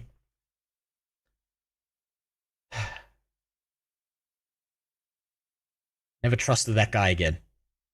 Anyway, let's continue. I don't even know how we fucking got onto this topic. Why would 5 dudes jerk in the same room? Ask them! I don't know where you get the confidence to fucking grab your dick in front of like 4 other guys. But they all did it. All of them. All of them. God, I hope they all got hit by fucking cars. World, Throne, and Liberty. Each one of these titles should evoke something in the mind of the modern MMO enjoyer. Each one is a game that generated so much excitement, so much hype, and yet fizzled out almost overnight. From 1 million concurrent players on launch to this. Oh look, it's top-down New World. Obscurity. Players have by and large moved on, and even expansive new updates fail to foster any kind of consistent return or growth. Today, I want to figure out why that is. I don't want to analyze specific pitfalls in individual games, but rather talk about the genre's missteps, how it has failed to adapt to the new form of engagement, and more aptly, how each new title seems to repeat the same mistake. I can tell you what the answer is to this 30-minute video. It's gonna be money. It's money. It's over monetization. Mistakes of the prior one. The cyclical life of an MMO is a topic in and of itself, with every new game being heralded as a second coming only to burn out on launch, whether it be due to a lack of content or confounding design decisions that disenfranchise even the most excited players. At one point, it was Lost Ark, at another, New World, and now, Ashes of Creation. Whether a new MMO can match the hype is beside— Hold on, to be fair, I was in the Marine Corps and interesting things happen when a bunch of young fit men are together for extended periods of time. Shame goes out the window after that. These were not kids. These were not kids in the fucking desert fighting some guy with a turban and an RPG and one working eyeball who was stuck out there for 5 months. These were a bunch of fucking teenagers with access to porn. They could have done that at their house. They could have found somewhere else, but no. No, for some reason, they had to have a group jerk session on my birthday in my fucking house. I lived there. My dad, my mom slept in the bed that they were fucking sitting on, jerking it together. And I couldn't tell my parents. Excuse me, mom, but you're gonna have to throw out your fucking mattress, because 5 teenage boys were sitting there jerking off right next to each other on it, by the way. My parents went to sleep in that bed that night. And I couldn't say shit. Besides the point, the hype itself is what interests me. MMO players, for as tribalistic as they are, as invested as they are in whatever title they value, are still hungry for something new, One thought, were your parents hot? No comment. Something fresh. It's strange, right? For as much as I am comfortable in old school RuneScape and at one point World of Warcraft, I still eagerly anticipate and try just about every new MMO, and I'm clearly— Same, I also do. Not the only one. And I'm heavily disappointed by all of them. A reason why these upcoming titles receive so much buzz is because of the malaise that has overcome this genre's most fervent player base. People are both sick of the state of affairs and complacent with them, comfortable with their home title, while still peeping over the fence at what appears to be greener grass. Yeah, every home title that they're comfortable with is just a waiting room for the new MMO. Only when we step on that grass do we realize that it's not greener, it's been painted, and it's not grass, it's quicksand. It doesn't take a game theorist to determine the failings of the genre, how it no longer facilitates communal interactions because we have so many other applications that do so more readily. Why should I hop onto WoW to talk to someone when I can Discord? Communication itself has pivoted to social media, and as a result, the most defining feature of the MMO has been dulled down. I elaborate on this in my Why Good MMOs Are Old video. The driving force of an MMO connecting players in a communal environment has since shifted to more broadly encompass just a communal environment. Connection isn't expected or designed around. As a response to this, MMOs have pivoted too. I think one of the reasons that this kind of fell apart was social media. Nobody cares about the MMO video. Well, I'm gonna focus on the MMO video so that I can try and get the traumatic memory of his fucking shit-eating grin off his face when I walked in on him jerking off in my parents' bedroom. To the TV they had in that room. I'm gonna focus on the MMO now, because I don't need to think about that anymore. I hate my birthday enough. I don't need to relive the trauma one more time. they have become more single-player focused, with group activities being a small minority of available content or readily soloable by the most intrepid of adventurer. Many have noticed MMOs taking on a more short-form, seasonal approach to better mimic the functions of successful live service games populating the medium. A genre, this Rose, did you see what type of porn it was? No. But it was the first time in my life that I registered that that some blonde women have gray pubes. Genre that birthed the live service model has now been consumed by its most modern iteration. Instead of continuing to pioneer novel interactions, it has relegated itself to sustaining the most expected ones. At this point, you may get more social interaction in a Call of Duty lobby than you would in some contemporary MMOs. Yes. That's very difficult to design around. People always, which is fucking depressing to say, but he's right, gravitate to the most convenient option, and it's simply not convenient to do most of your socializing in a game, even if it creates a tangible and connective game world. But I want to take a step back from diagnosing certain issues with the genre and try to deduce a patient zero, where it began in my opinion. He's gonna say World of Warcraft, he's gonna say World of Warcraft, please say World of Warcraft, that's where it started to die. I just want to hop in and say thank you to all of my channel members for supporting this project. If you want to support this channel, consider subscribing, and if you really enjoy my content, you can become a channel member like all those people on screen. You'll get access to perks and benefits such as the Fireside podcast. Did your parents' bedroom smell like your bedroom? No. Even worse, it smelled like my mom's perfume. Motherfuckers. Where I bring in other content creators to chat. Why don't you thank your Patreon, Subu? I will when I make a fucking long-form video again. If I ever get fucking round to it. Games, art, and more. Fuck you, Thanks for watching, and back to the video. There are two core issues in my eyes. While the ramifying nature of social media can be to blame, this issue pervades genre decisions too. And one of the most prominent ones is something I like to call new player-itis, or more analytically, rapid outmoding. A disease that infects studios, making them effectively embarrassed of old or outmoded content, and as a result, pushing players to skip it. This synergizes with the seasonality of modern MMOs too. I talked about basically they make a game that no one plays and then everyone just skips through it. This in brief during my Blizzard Forgot game design video, and to summarize, the issue stems.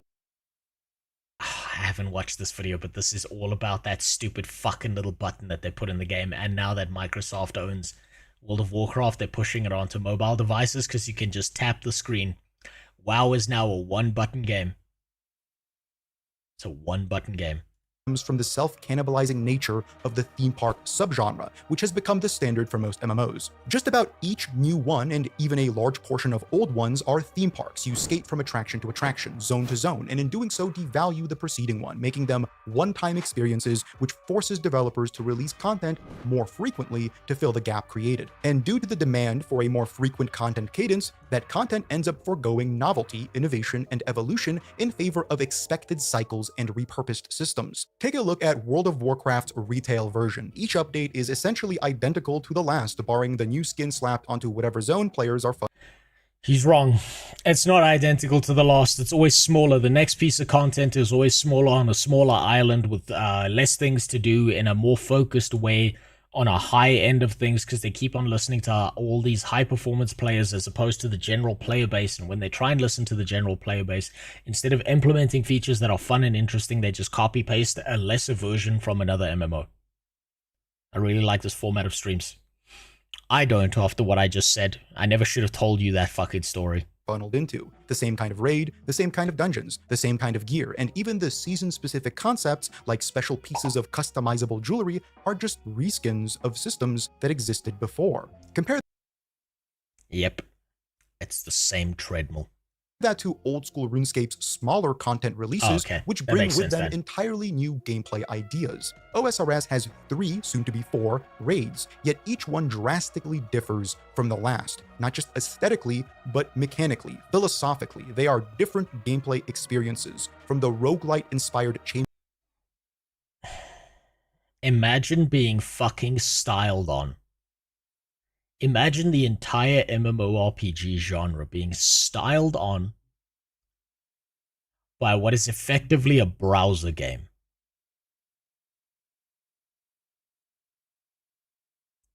What a disaster.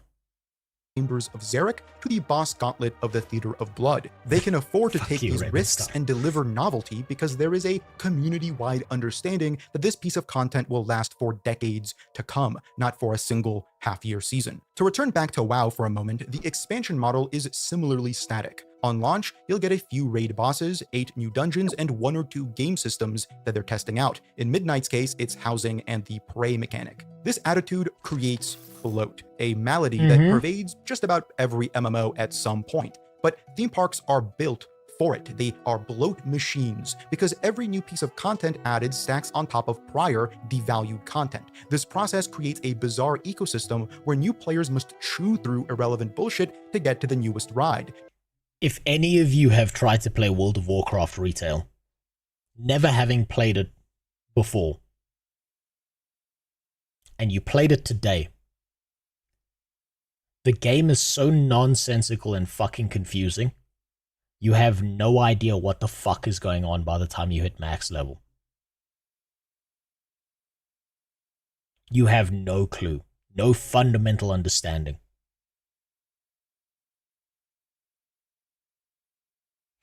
Soulman's going through it. That reminds me, Soulman, I've got to still record that voice thing for you. Thank you for reminding me. It is so confusing. It is such a myriad of different things. It's like, who was that one woman who took like 1,500 dicks in a day?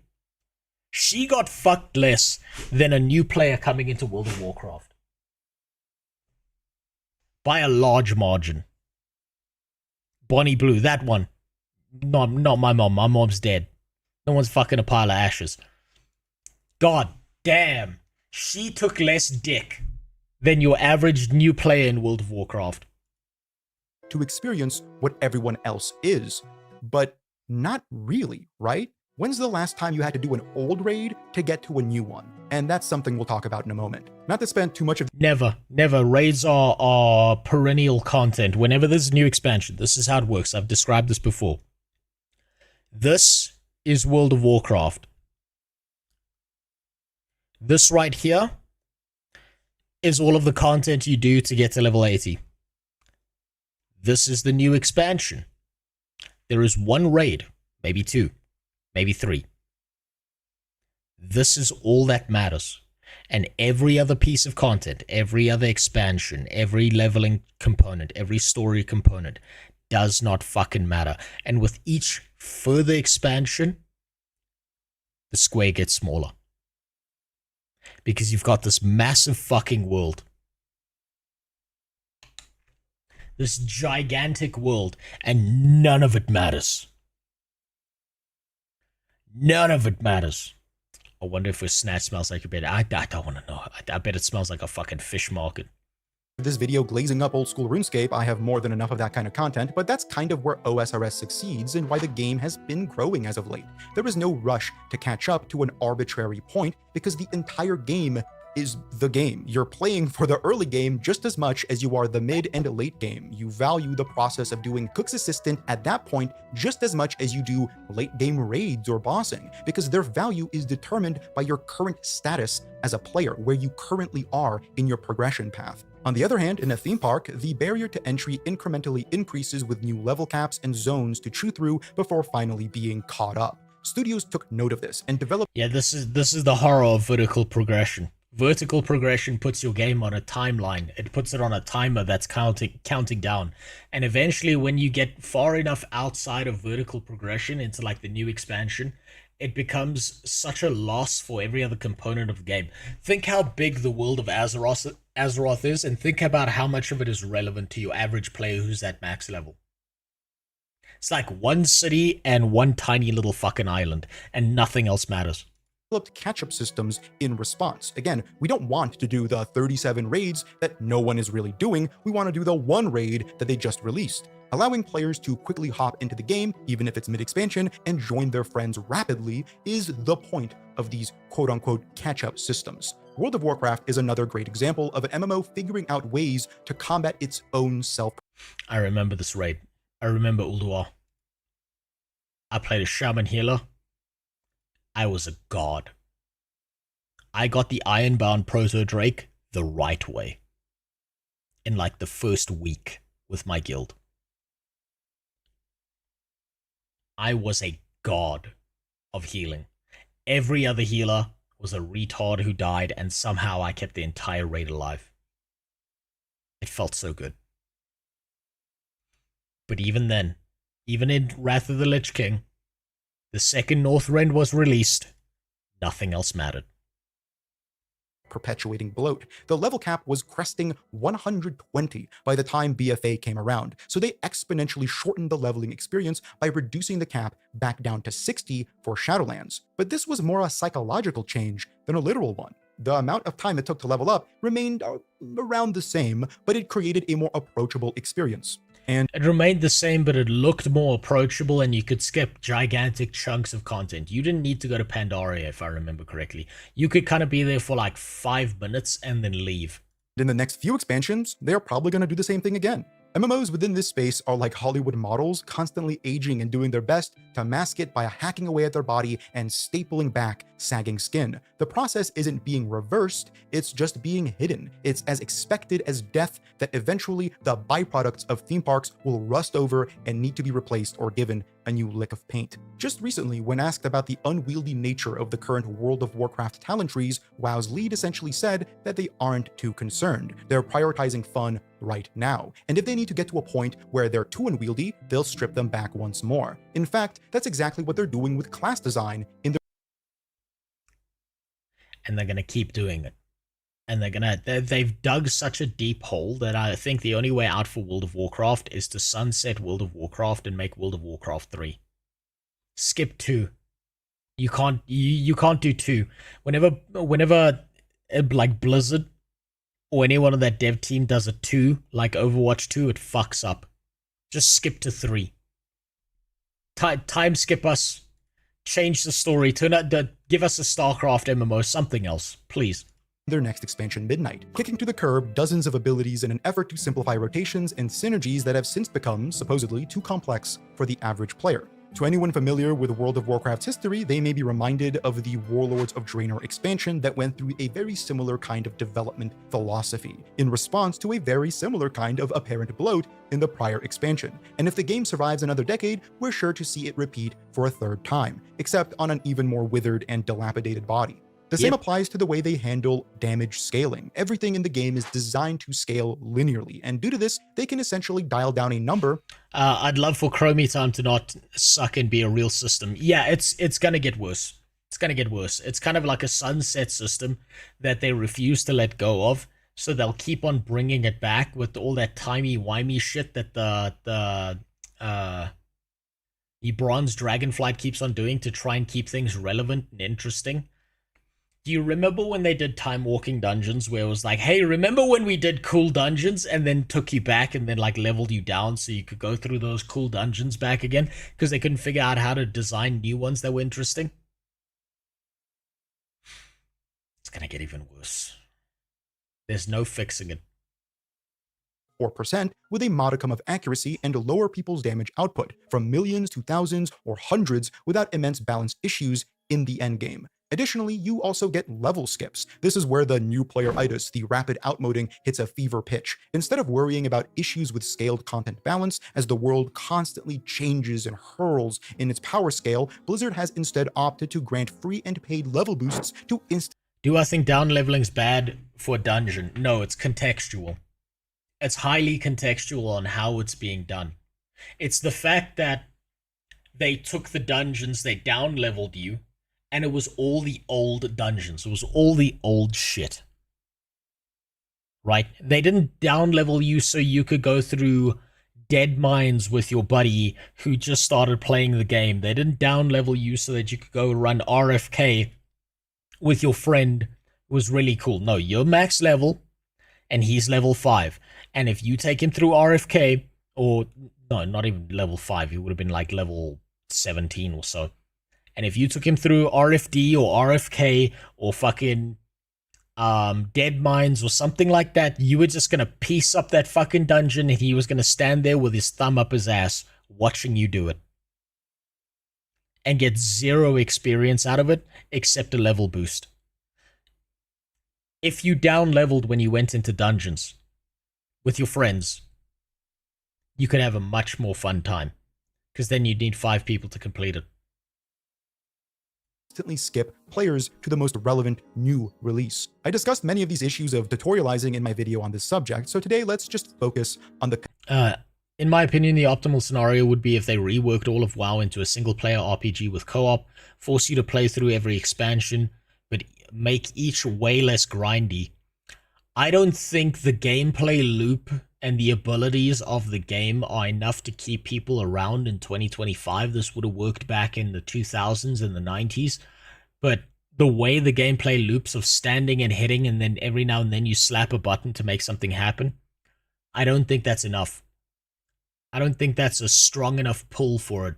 And every kind of adaptation they would have made to it by making the mobs easier or making different challenges would have just felt worse for players. They designed the game in a specific way when they made vanilla, and one of the ways they designed it was that leveling mattered. One of the biggest draws that World of Warcraft had back in the day was that when you were playing the game and you went from level 15 to level 20 and you got a whole new set of abilities and all of a sudden you could do a cool new thing and you got that fucking dopamine hit when you saw that golden aura around your character and all of a sudden you ran a dungeon and you were the one that rolled and got a blue, it felt like it mattered, right? It felt significant to the gameplay, especially if you were playing something like a warrior, where your gear changed how your character, like the level of damage your character did, where you're like, damn, I can't kill this one mob that's around my level, but it's a little bit more difficult. But if I run Dead Mines with my buddies, I can maybe get the cleave off of Sneed. And if I do that, or I got Cookie's fucking rolling pin, I can come back here and beat the fuck out of this mob, and I wouldn't have even needed to level up to do it. Conceptual failure. It takes a lot of time to smooth out the harsh edges of bloat, no matter how expected and self-fulfilling it is. This time is spent fixing issues that most players skip past thanks to the prior mentioned level boosts. But those that do engage with them do so only a couple times and only for a very short duration. The leveling experience had to be sped up so drastically that it ceased to be anything of a value. This allows it to be readily skipped and never adjusted to become anything meaningful. The changes that do happen are so minor and band-aidy that they end up being rendered useless just a couple expansions later. It's kind of how like some more malicious development practices see a company create a problem and then sell a solution. But in this case, it's like expecting a broken ankle and bringing a packet of band-aids in preparation. Rapid outmoding comes in as the incepting point for all of this. It is the heart of the... Yeah, he's right, but also I think they updated the wrong things in the game. They updated like all the classes, so the way he's playing this paladin is not how paladins used to play back in the day, right? The ye old wheelchair class back in the day did not have this much dynamic gameplay to it. So when you played a paladin, you played it because you had an extra chromosome, but also the mobs matched the fact that you had an extra chromosome. By updating all of the abilities in the game and then leaving the mobs exactly the same, it didn't make the game feel as good. Because all of a sudden you've got like a whole new set of abilities that you can use on mobs that just fall over dead because they've reworked the class. It hurt real bad. It actually took away some of the grit and the enjoyment of wondering whether this mob was about to beat your ass or whether you were about to win. That's why people went back and played classic WoW so much. By grindy, I'm not referring to leveling, I'm referring to well done, you did the 5 world quests to get some reputation in a box. Now get used to doing the same world quests or dailies 5,000 times so you can get slightly stronger. Yes, no, that was a huge problem. Dailies are such a bitch, and I think they should have reserved dailies for the events in pre-patch, like when you went into the Firelands, right? The dailies that you had to build up for the Firelands, those felt good. You wanted to do those. Right, you went out of your way to do those because you felt like you were working towards something. The Anchorage event that happened before the opening of the Anchorage raid, that felt good. That was a good build up towards something. But dailies that just sit there and you can just shit out like 5 million of them and you're doing the same loop, that's a chore. That's not an enjoyment, that's a chore, and it's not really building towards something. But yeah, so yeah, I think things like that, those grinds should have been reserved for very specific components of the game and then left out everywhere else. But instead they just put it in everywhere because they couldn't figure out how to be creative at that point. This is why I think an MMO needs to either be mostly about leveling, or leveling is just a short tutorial that is long enough to help you figure out the basics of your class and gameplay. I think that an MMO needs to continually be about leveling even when you hit max level. The mastery system in Guild Wars 2 taught me that. There should always be some progression element that you can move towards, but doesn't feel punishing if you haven't done it. It's rewarding that you have, but you haven't lost anything by not doing it. Leveling is one of the most dopamine-intensive, enjoyable elements of any MMORPG, and it's also now one of the most neglected elements of all MMORPGs, unfortunately. The self-cannibalization issue, and is responsible for theme park MMOs neglecting to evolve the genre and instead contorting it to mimic modern live service games, which it just can't. By trying to fit the MMO into the skin of a Call of Duty, you have to leave behind— You just described Artifact Power and Legion. No, I didn't, and I'll tell you why. Because you were punished for not doing your Artifact Power. It was actively punishing for you to not do Artifact Power. It was punishing in BFA for you to not level up that stupid fucking necklace. The elements that you get from progression in something like Guild Wars 2 always feel like an add-on to the game that you're playing, as opposed to something that's like, oh, I don't have this, now the game's going to beat the fuck out of me because I didn't spend the last 75 hours ranking up to the next thing so I can choose another thing in the skill tree that's necessary for me to do raids, and if I don't have it in raids, then I'm going to be kicked from the group and no one's going to want to be my friend or talk to me. Oh shit, I got kicked out of the guild because the fucking guild leader's wife decided to play. Oh, she's playing a level 10 paladin and I just didn't do the last 10 hours of grinding required for the next raid? Damn. Fuck this game. That's the kind of feeling you get. The MMO itself. In the process of resembling a short-form seasonal ARPG, MMOs lose their own identity. Yes, gear gating, and that's progression. That's part of leveling up. Cease to offer anything that other games don't already do better. They are developed to be eaten through in just a couple weeks at most, and everyone else who sticks around does so either for some top-end grind or endless time gating. By acknowledging— Hold on, technically there are some masteries that you need to do the last boss of a raid. I didn't have that and did get removed from the group. Well, I haven't gotten to that point yet, so maybe I'll change my opinion when I do get there. This cycle of devaluing old content and the additive bloat that forms from this, studios develop new player itis. New World doesn't have gear gating in PvE. Yes, it does. Yes, it does. If you didn't have a high enough gear score, I forgot what the name that they took for it, but there was a gear score requirement and some people would kick you from groups. I know because it happened to me. When I was a low-level wizard and I hadn't crafted my own personal little special fire stick, I got kicked out because they were like, nah, fuck you. It happened particularly around the one dungeon that was the Undead Sailor dungeon with the guy with the cannons on his back. I can't even remember his name.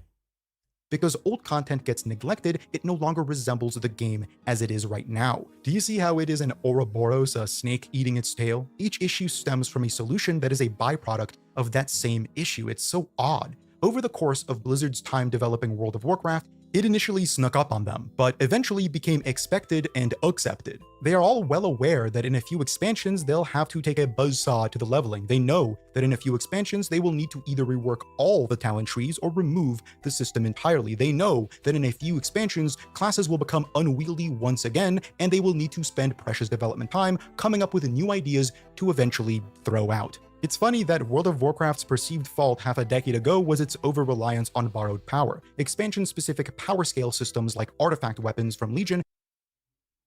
It felt so fucking bad letting go of the Doom Hammer. It felt real bad letting go of it.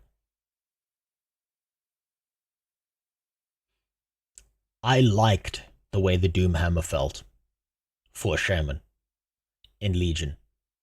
And then you had to let it go. And that upset me.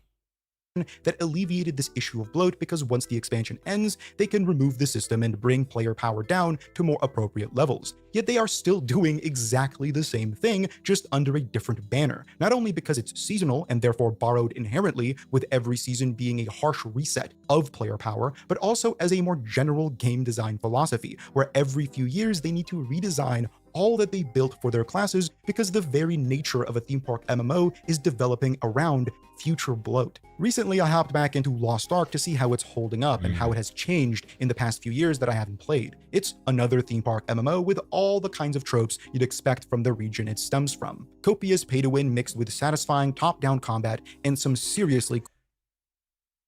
Is this Lost Ark or is this just Elon Musk paying some guy to play Diablo for him? I can't tell the difference. Cool class design. For all of its faults, I really enjoyed the 300-odd hours I spent with it on release prior to my burning out thanks to its predation. But jumping back into it was, well, it was impossible. Much like Blizzard, the dev team needed to find a way to get players into the game again on a very large new update. They do this through these kinds of story skip vouchers that start you at a later point in the game's long narrative. Not only do you start in medias res in the middle of an ongoing story, you're also given a ton of gear and stats and given all your character abilities with very little direction. It's a... Yeah, that's too much too fast. That's blindsiding the player. They have no fucking idea what they're doing if it comes to that. One of the most valuable things that World of Warcraft had during like vanilla, Burning Crusade, even Wrath, was the fact that it took you forever to level up, or it took you like quite a while. You had to explore different zones, you had to go to different areas, and by the time you got to max level, you understood what everything did, because you had the time to figure that out. Now it just blasts you through all that shit, and you have no clue what's going on. I still remember, in Battle for Azeroth, I had 3 new players join the game who had never played WoW before.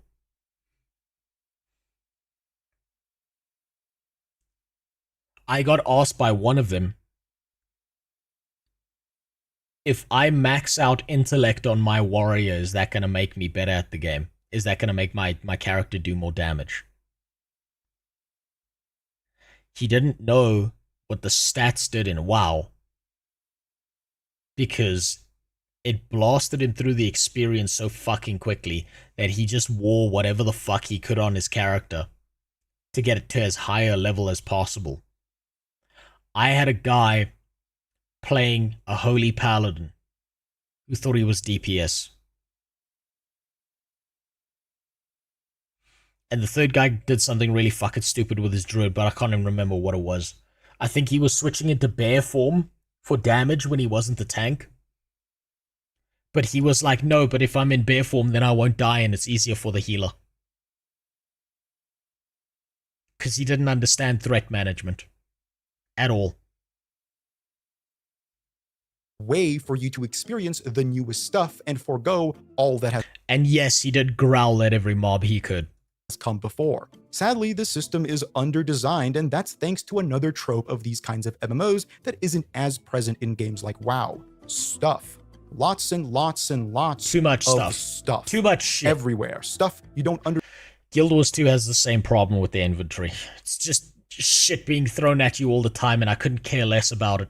Stuff you kind of understand and vaguely remember, and stuff that you do understand but can't use. Logging into a completely new story-skipped character and being faced with an inventory like this, the mobile game Bing Bong Wahoo, flashing menu options that all lead you down a path of claiming random free boosters and aids, was so immediately overwhelming and off-putting that I stared at it for like 5 minutes and decided, maybe I should go try New World again. These new onboarding systems clearly didn't account or care for making returning players get ingratiated into the endless currencies and tertiary systems of the game.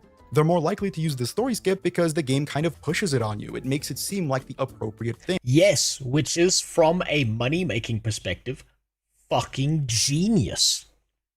Because you know they're going to hit that fucking button. You know they're going to give you the extra $2. They don't know what the fuck's going on. So just blindside them even heavier, and then you can get them to pay you money. It's a psychological trick. Yeah, here's the real world version of this, right? You can tell exactly when you're supposed to sit down and think about a decision for a week. When someone comes to you and tries to emotionally, get you all emotionally worked up, and then try and make a decision instantly and try and make you feel like you're on some kind of fucking timer. That's the moment when you got to say, I will get back to you. I've got to think about this. When someone is emotionally blindsiding you like that, and pushing you towards feeling rushed and panicky and like you have to make a decision instantly, that's the immediate time to stop and think about things. MMOs have figured out how to use that psychology against you.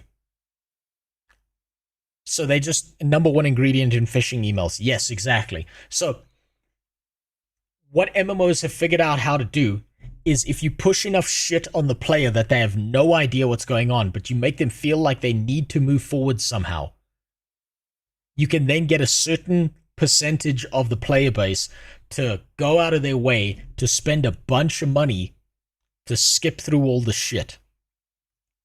It's like you can either go through 7 different tabs of inventory, 6 different currencies, and 12 different stat blocks you don't understand, or you can pay them $10 and they will give you the shiny orange weapon that's better than anything else you would otherwise get, and skip all of that learning. It's done on purpose. You're just thrown into it all with a 5-minute tutorial, a slap on the ass, and off you go. Have fun. Enjoy the questing. I much prefer what New World has done instead. Another game, like Lost Ark, that burnt out quick post. Shockingly, New World did that part right. It's just too bad they didn't have the content to keep it up. Launch after generating a whole bunch of hype. For those that aren't aware, New World faced a pretty tumultuous development, one that I am actually privy to thanks to being able to play it in its alpha and beta stages. Originally, it was planned to be a survival MMO-esque PvP-centric thing that resembles the like of Rust more so than anything else. They pivoted after realizing that most MMO players aren't too connected with full loot dangerous PvP or just PvP in general. Yeah, people's egos are too big. Do you know how upset people get over losing their gear in full loot PvP? There will never be an MMO with full loot PvP that is the most popular MMO. People's egos are fragile. Fucking fragile. That's why people love PvE, because they can feel really awesome without getting into danger or losing anything. Unfortunately, this pivot occurred far too late into the development, and their commitment to launching bit them in the ass. There were admirable traits in New World, but the utter dearth of complexity, clunky combat, and lack of long-term progression made it peter out quick. It was another game, not just MMO, in the long list of games that launched completely unfinished. Since then, they released what I would call a slightly underwhelming expansion thanks to its lack of hype, and then pivoted once more to a seasonal model that delivers smaller chunks of content more consistently. And then something strange happened. Unlike other failed hype machines, Lost Ark, Bless Unleashed, and so on, New World has seen some kind of growth since this most recent change. People have returned and stayed there for a Ooh. When was this made? 9 days ago. Which means that he was working on this video before New World collapsed. The problem is that peak is lower than the previous peak. And that's a stabilization metric. Those are returning players coming to experience the new piece of content before vanishing again. It didn't have the mass content appeal it needed to keep people around forever, or the endgame progression systems that would make things super fun. Longer period of time. Now, it's by no means the kind of success it was on launch, but seeing people return and stay is a positive sign, and when I heard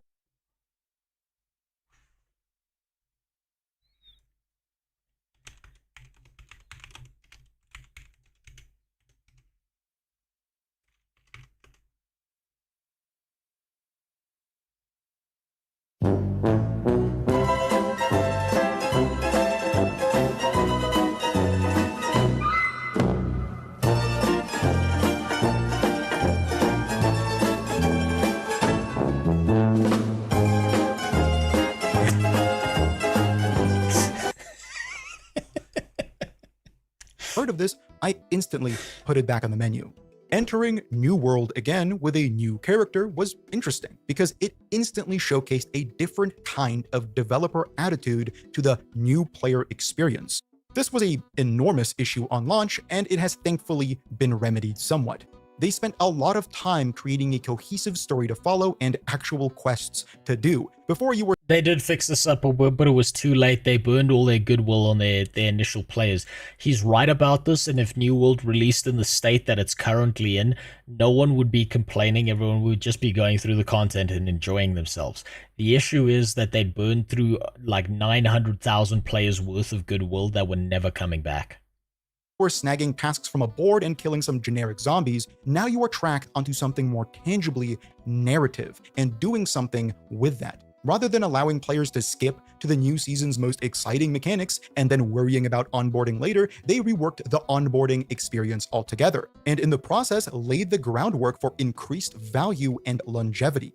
After all, for these kinds of MMOs, the leveling experience is a bit of a tutorial. You're taught systems and asked to interface with them constantly, from quests to the game's more involved professions. By creating additive value, you can also avoid needing to make every new piece of content require basic game tutorials. Like in World of Warcraft, where every new expansion's first zone feels like a starting area now, because a large portion of players are likely playing it as boosted characters for the first.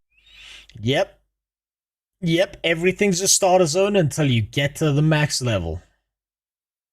And none of it matters.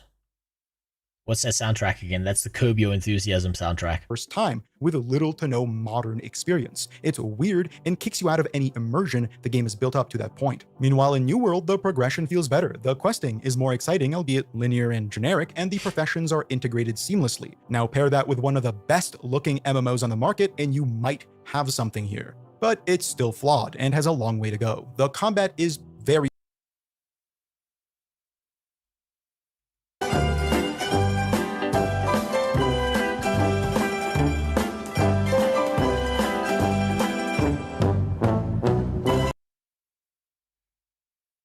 subpar at best. It's incredibly simple and mundane and can often feel clunky and strange and lacks the kind of complexity that connects me with MMOs for a long period of time. I would just outright prefer a more traditional ability-driven combat system if I had to choose, but I hope that future passes can create something a bit more engaging with what they've already built here. It's obviously inspired by Dark Souls and other slower Souls-likes, but it really doesn't.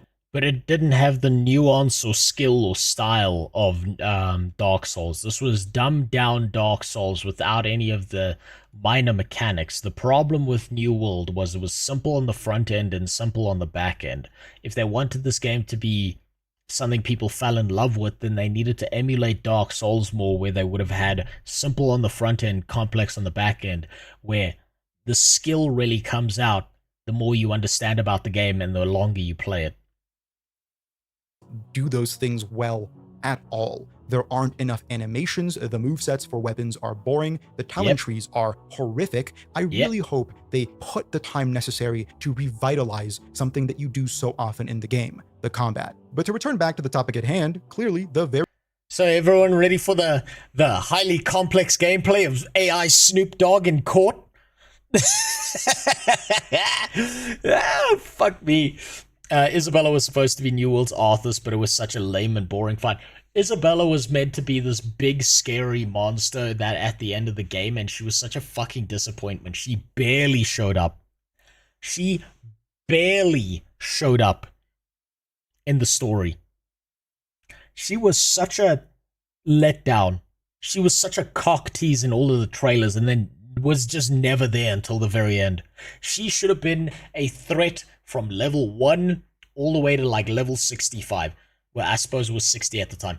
She should have been a problem for your character all the way there, so that by the time you got to dealing with her, it felt good beating the shit out of her. But she was barely there. And I can't believe I'm saying this, but it just wasn't that fun kicking the shit out of that woman. Usually beating up women's fun in games, but not in this one. It was just dull. And I think the boss fight was fine. The final fight with her was fine. The tactics that you needed to all put together. The fact that a bunch of retards who were scared of VoIP never figured out how to play the game.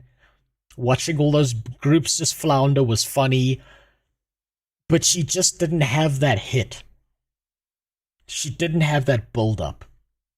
Very nature of a theme park, or in New World's case, a slight hybrid, is that you can find success after a launch failure. But what it involves is more clever ways of retaining existing players and onboarding new ones or returning ones. Reworking the new player experience is a far better answer to the self-perpetuated bloat of these kinds of games than just kicking them deep into the endgame and saying, good luck, dude. Also, MMO players love progression, the rags to riches of... What did I say earlier? What did I say? We do love progression. Progression is the best part of an MMO, whether that's leveling or gearing up or building towards something. That progression, if that's like front and center in your MMO, you've got a banger. But the second it starts getting into these weird little minutiae that don't feel like they actually change your character, and you start optimizing the fun out of the game as progression, it goes away. New World's lore was dumb as well. Everything that dies on the island comes back to life. Okay, kill Isabella, she's back the next day. They could have made it work. They could have made it work in the fact that they said they could have had it been like, okay, well, we figured out that we can't kill you, but we can make eternity a living fucking hell for you by just keeping it, like, coming back and making this a living nightmare for you. But they weren't bright enough to write an interesting enough through line to keep that going. Good example, Warhammer. When Conrad Kurz got a hold of Vulcan and just kept killing him in all the most brutal and vicious ways over and over again because he thought it was like he was just putting him through a living hell, right? It's like I can't kill you. I can't keep you dead.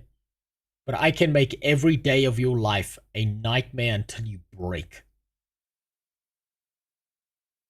They could have done that, but they didn't have the skill. Lore-wise and gameplay-wise, they didn't have the skill to make that like a real thing. Starting from nothing and getting something. That's fun. Everybody remembers the first green they get, the first upgrade that truly feels special. By robbing them of this, by just giving them everything, you never experience the game as it was meant to be played and appreciated. I've said this before, but just because you give someone a high-level character doesn't mean they'll get invested in your game. If you need to skip a portion because you're aware it could scare away new players, then why even have it? Investment in a game comes from time spent with it, a mutual understanding of what you... Disgusting. Sickening. Look at that. Look at, oh. Just because you give someone a high-level character doesn't mean they'll get invested in your game. If you need to skip a portion because you're aware it could scare away new players, then why even have it? Investment in a game...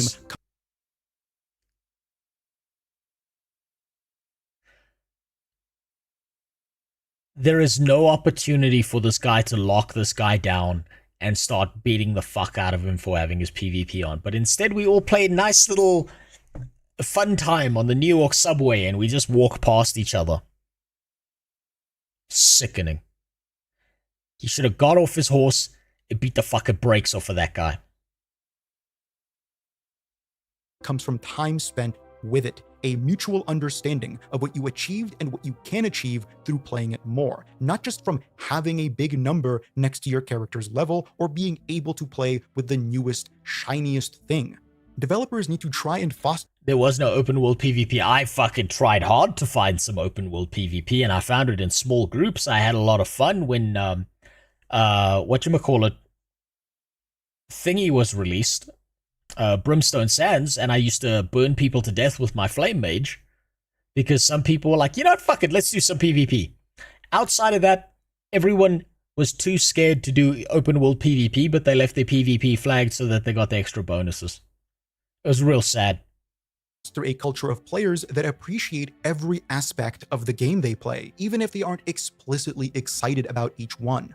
I'd reckon that most people are going to bounce off a game that puts them in a position of power, needing to interface with things they don't understand. Give a new player the best weapon in the game and they likely won't care. Why should they? They don't know the value it has. They can't compare it to other items and notice the increase in their power. Stripping value from context never generates value in the first place. A word that I've heard a lot of WoW players and developers use recently is evergreen, content that will always stay in the game. Now, in the WoW space, that generally means a system more so than a piece of content, because content is always replaced. Raids are evergreen content. I think the only evergreen content that I can actually think is truly evergreen in World of Warcraft is the PvP.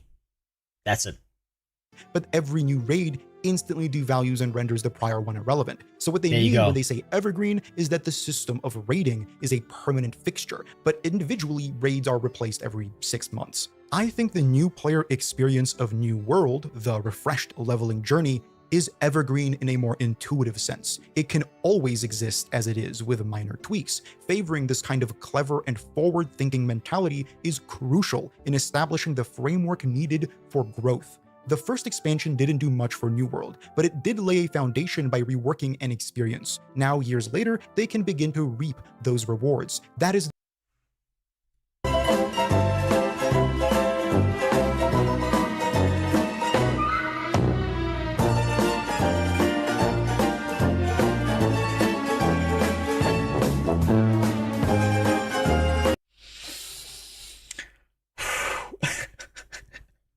This poor man. This poor man. The problem is, a lot of what he's saying is not wrong. But the problem is Amazon was in control of this game. New World should have been in the oven for bare minimum of another 2 years before being released. The benefit of additive content rather than cannibalistic content. That is where bloat ceases to build quite as quickly. So what does the future look like for MMOs in today's environment? Well, that may be a video for another time, but I will say that the persistent failure to acknowledge the value of onboarding through this ever-increasing new player-itis is damaging growth in the genre. Hell, it's arguably killing it. We simply can't continue to exist in an environment where the only time to start an MMO is at the start of the MMO. There are many faults in the genre, especially new games within it, from a lack of endgame consideration to needing to conform to seasonal expectations and an inability to deliver And the gigantic fucking cash shop strapped to everything. long-form commitments. But all of these things are totally irrelevant if you can't get a prospect user to play for more than a couple hours. A while ago, this was seen as an issue with excitement. A lot of analysts, developers, executives chalked up poor early player retention with boredom. They look at a lobby-based game, other live service models, and think, these people get into the action immediately, while our players fuck around a level 1 zone for 5 hours. This has to be a problem. And we've cycled through so many solutions to this perceived. Oh my god, he just hit the nail on the head there. He just hit the nail on the head there. They've tried to make MMOs into every other fucking game except an MMO. We like fucking around for 5 hours in the starter area. It's fun. It's cool to figure these things out. To see something new occur. You want to know something really fucked up? I very recently started watching an anime called Shangri-La Frontier. I dropped it for a while, and then I started rewatching it. One of the first things the main character does is he accidentally skips the first town, and he's just killing fucking rabbits. Trying to figure out what the fuck's going on, and he accidentally gets a good weapon drop because he spent a bunch of time fucking around in an area not knowing what the fuck was going on, and he got rewarded for that.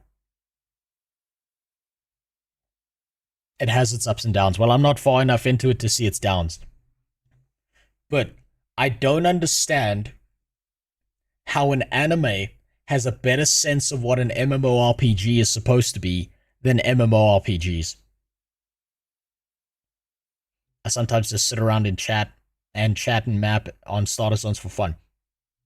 Think about how much time your average World of Warcraft player who played Horde spent fucking around in the Barrens.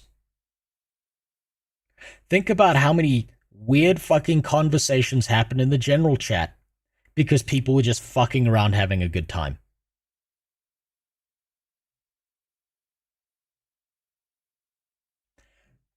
How many goddamn conversations about Mancrick's wife did people have? How many times did you see some dude who was dicking about, who was 2 levels higher than you, and you accidentally pulled an extra fucking quill ball, and he showed up to save you? That's because Barons took 15 levels to get out of. Yes. And people they wasted so much time in the Barons because they were having such a good time. Because it was such a wide, expansive zone. Some of the best joys in an MMORPG is not rushing through content, but sitting there just fucking about. It felt good. Log Horizon was pretty good depiction. Yeah, Log Horizon's also a really good one. I don't understand it. How does anime have a better conception of an MMO than fucking MMOs? It's mind-blowing to me that the people writing a fucking story can do a better job. Issue from letting players experience endgame content and combat in the beginning and then ripping that power away during the starting experience to, as we've discussed, skipping them to a point where more excitement can be had. But I think this deduction is poorly conceived and reasoned at best. It doesn't acknowledge that the kind of demographic that plays an MMO isn't always the same as that which plays a fast-paced shooter. MMO players tend to gravitate to methodical pacing and comfort, at least they did. They're totally happy to spend a lot of time in an early game zone if the vibes are good, if they start to puzzle together. Hold on, the anime can do it because it's the story first, whereas the games seem to forget that. Yes, the anime can do it, and you know what's really interesting about those animes? The story you are watching is not the story of the world. You're watching the story of the player playing the character. It's his own personal story that is not going to be the same as the other people in that game playing that game. World of Warcraft used to have that.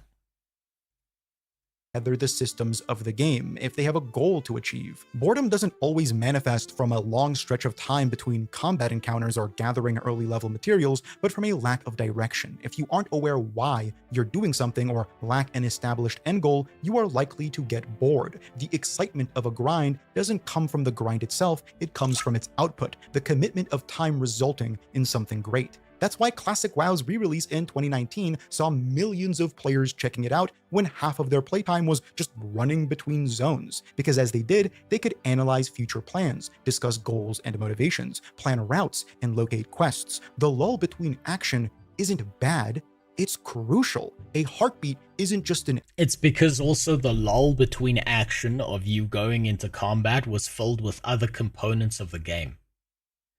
It was gathering, it was crafting, it was figuring out fishing, it was exploring a new zone. It's what is this fucking oasis doing out in the middle of nowhere? Oh, why is that harpy got a really shiny silver border around it with the elite dragon, but the elite dragon's supposed to be gold? What the hell is that?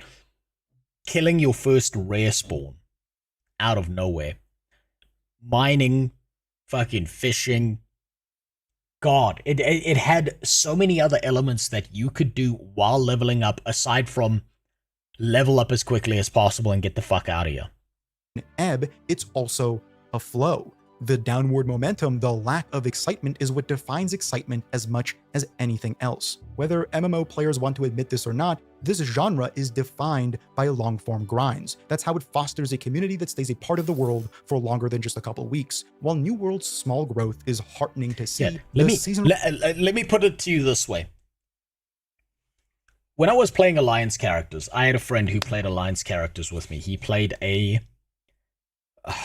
I think he was playing a Dwarf Warrior. Yes, he was playing a Dwarf Warrior. The idea of fucking around was so cool that one year he did the Brewfest events for, you know, outside of Ironforge. He figured it all out. He had so much fun doing that.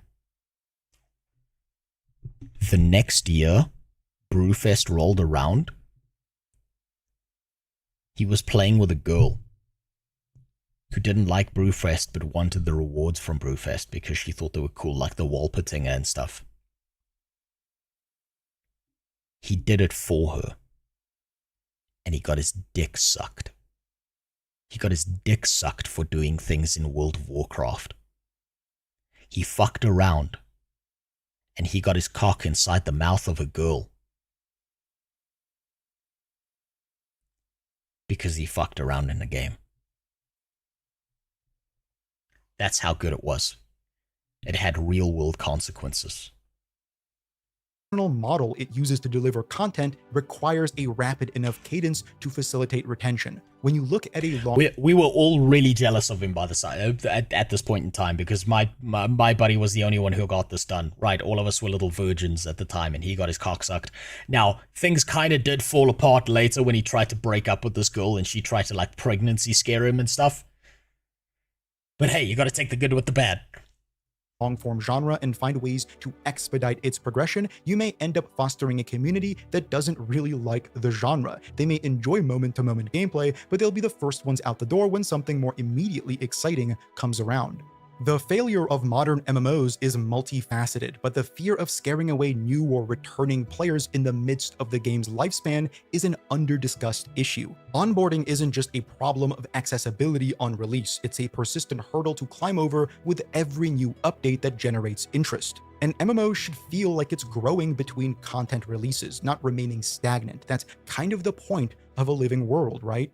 And right now, too many MMOs are faced with the task of onboarding new players and going about it in the worst way. Yep. I only hope that when we collectively wake up to the fact that an MMO is not supposed to last for a weekend, you aren't supposed to skip through it to get to the small piece of content. It's supposed to last months, if not years. Which is prescribed value for the next few months, that it isn't too late. Based. What a based fucking video. Exceptional video. Brilliant. Amazing. Alright. I'm gonna take a quick piss. I'm gonna be right back. I'm gonna put the Tangier dungeons back on so that you can have some fun with that. I'm gonna be right back.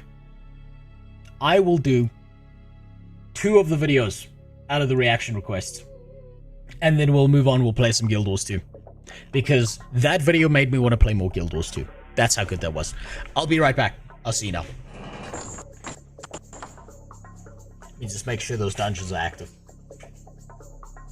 Yep, they're active.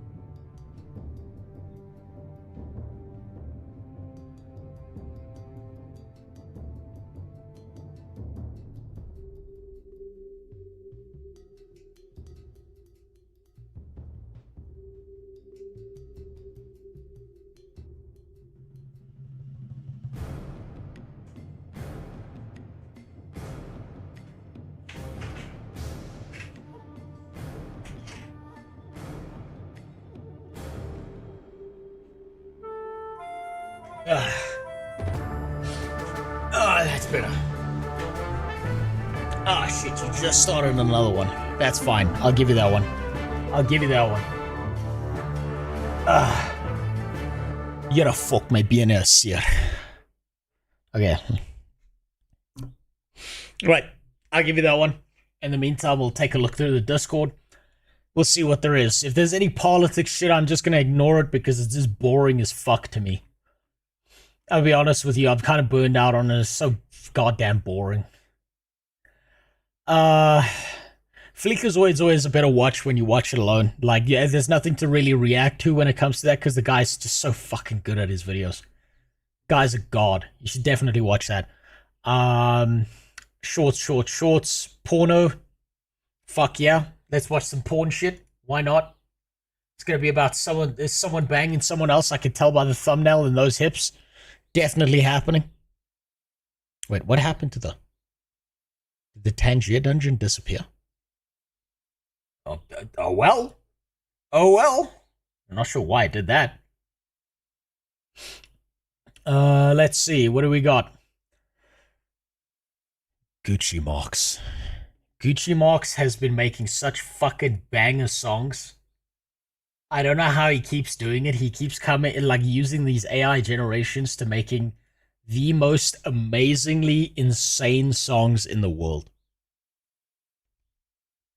Miskiff is suing Asmongold, OTK, and Amaru. He's gonna lose.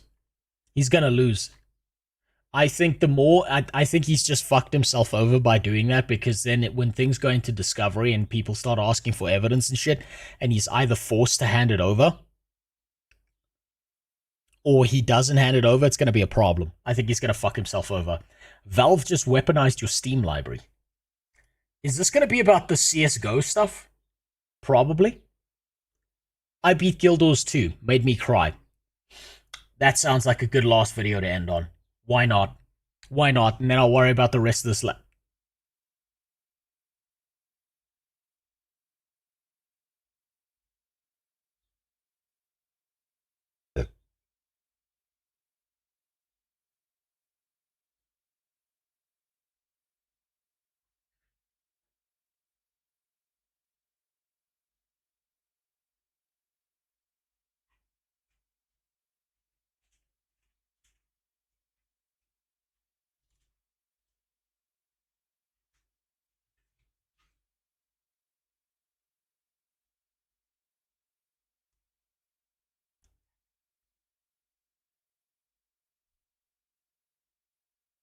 You know, I used to have sympathy for Ian. I used to feel real bad for this fucking guy, because I've been into dog shit relationships where the other person's abusive and they extract your soul from your body and turn you into, like, a fucking weak piece of shit that you were never meant to be, with no agency. But I'm starting to run out of sympathy for the guy. Now you feel jealousy? God, no. Now looking at your past self was bad. Imagine what iDubbbz will feel. Oh, fuck, man. When the divorce hits, this guy's gonna spend 2 years trying to put his life back together. And he's gonna be so fucked after that. Someone needs to save iDubbbz. I say this from experience. I say this from the perspective of someone who's been in a relationship like this. The only person who can truly save iDubbbz is iDubbbz. And it's not gonna happen. He's too far gone. His soul has left his body. God. Okay, fuck the rest of this. Wait. Okay, we got 2 Gucci Mark songs. God damn, he's going hard on Miskiff here. God damn. Holy fuck. What a gift. Right, we'll start with the Gucci Mark songs because I love them. I think they're fucking fantastic. See you in the VOD, guy, to finally hang out. Well, it's nice to see you, Mr. Vis. Glad you caught a stream. Which one's better? Tell me, which one's better? Which one's worth listening to more with the Gucci Mark songs? The Demon Time one? Or the what looks like K-pop to me? Which one hits harder? I'll go to sleep because I'm hungry. Yeah, go to sleep. Go live your life. God damn it. I feel like his relationship is the only thing that keeps him going. I feel like he actually will kill himself when the breakup happens. Kurumi, that's exactly how I felt before my ex broke up with me. I thought my life was worthless. I thought my life had zero value. I was ready to die. I was ready to drive my fucking car off a cliff. And you know what? All it took was a week. And I started to register how fucked up I was. And I had to rebuild myself from scratch. And he's going to have to do the same. And if he can make it through just 7 days, he will be fine. If you were single, would you date Emeru? I live in a different country. I know nothing about this person. I don't know who they are on a personal level. I'd be very hesitant to ever date someone who was a streamer or content creator without knowing who they were on a fundamental level first. I would be scared to know that person because what I've noticed about the live streaming space in particular is that you will find some real people.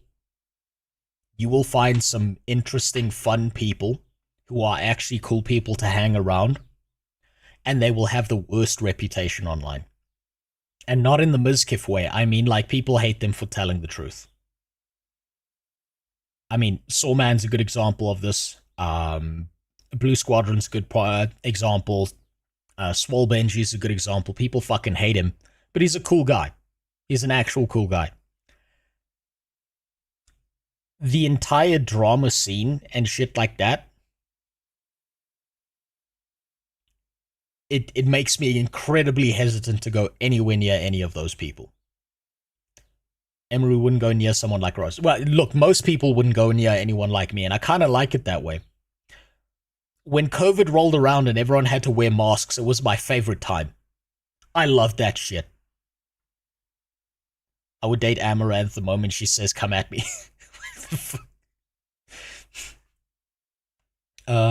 Blue Squadron roasted my Throne Guild Siege days. It was hilarious. This is the thing. I've noticed something very strange about like streamers and shit like that. If you hear one of them say the word networking, run for your life. You know what real networking is? You do some cool shit and someone else appreciates it, and then you can talk to them about their cool shit that they did. But the second someone starts using weird terminology like that, they're not a person you want to get near. I talked to Blue Squadron because he did some cool shit, and then he told me about the cool shit that I did that he liked.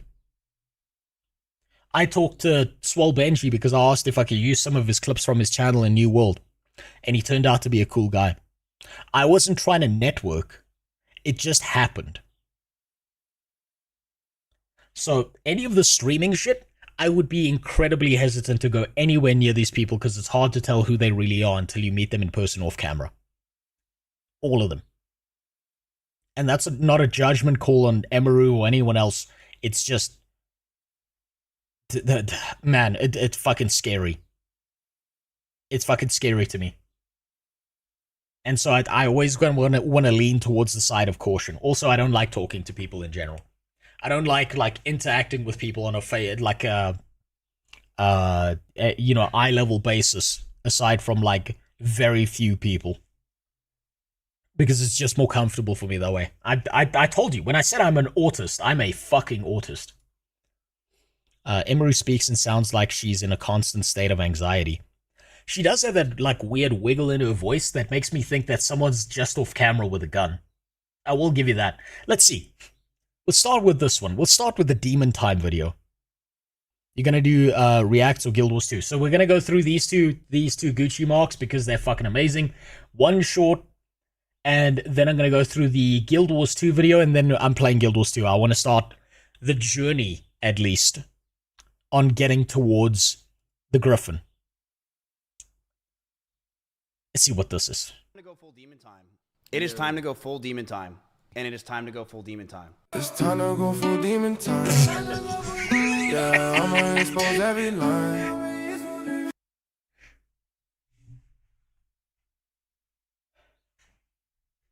"11 seconds in and he's turned the man into fucking Drake." Oh my god. Oh my god, I can already tell it's gonna be a banger. Are you supporting AI? What about the soul of humanity? The soul of humanity spawned AI, so AI is just another tool that's there for us to use or ignore, or pretend it doesn't exist. Oh my god. There's so many plushie memes about this shit. Oh, you mean the thing where he was like, she was throwing plushies at me, it was devastating, and he was like pretending like there was a problem? Oh my god. Who is this? This is Mizkif. A whole bunch of other streamers who've been around him for a very long time won't talk to him. They don't like him. He's like built up a very bad reputation with people. And then Emaru came out and said that he did a bunch of abusive shit when they were in a relationship. I know he picked a fight with Tectone as well, and Tectone for the longest time has been saying, just wait and see, just wait and see. And I'm gonna be honest with you, I thought Tectone was full of shit. I thought Tectone was just saying that because he wanted to feel superior. And I was wrong. I was wrong. I'm happy to admit that. Tectone seems to have been 100% correct, and it's just he got shit from Mizkif first when he was a part of OTK. Let's see where this goes. Not the only one committing crime. It's a Gooch March Halloween special. Plushies, rabbits, the whole timeline. Oh my god.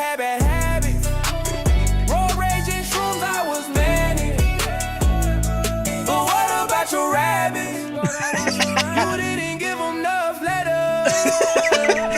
Let you in for my benefit. Got too popular, can stand it. We shouldn't. I've seen these clips on Twitter. I've seen these clips on Twitter where he like throws a temper tantrum whenever someone else has like higher viewership. He was getting mad about a Mr. Beast video that he wasn't invited to be in. Holy fucking shit, dude. God damn. Stream at the same time. Oh my god. Fans think you're more prime. Hey, Emmy. Have more views than me. Plenty. Oh. All cause of these stupid plushie bears. Oh, what a banger. Reason they watch and care. God damn. Plushie traumatic. Holy fuck. How is this guy so good at this? How, like, what is he using to make music this good? Oh my god, holy shit, I would unironically put this in my car and listen to this. This is not just AI. He's doing something that's elevating this just a step above AI. There's something he's doing. Like, your regular AI slop music is not this good. There's something he's done here. And I don't know what it is. Have you not listened to the Billboard Top 100 song? No, I'm not that much of an NPC. I don't listen to that shit.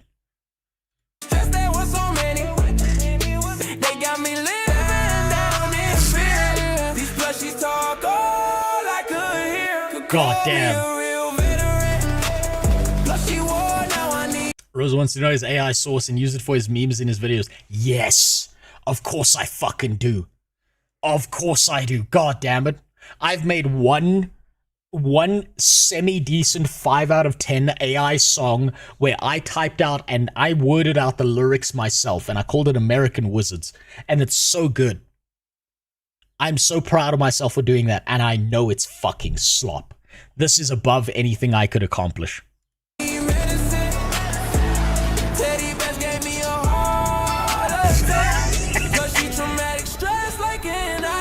That doesn't look like... Okay, that's where the AI fucked up. That didn't look like Mizkif at all. But what about the data it stole from creators? Oh no.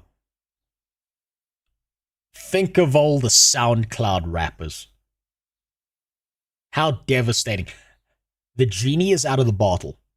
It's not going back. It's not going back in. Recovering from this pushy attack. God damn. Left, right, they hit me in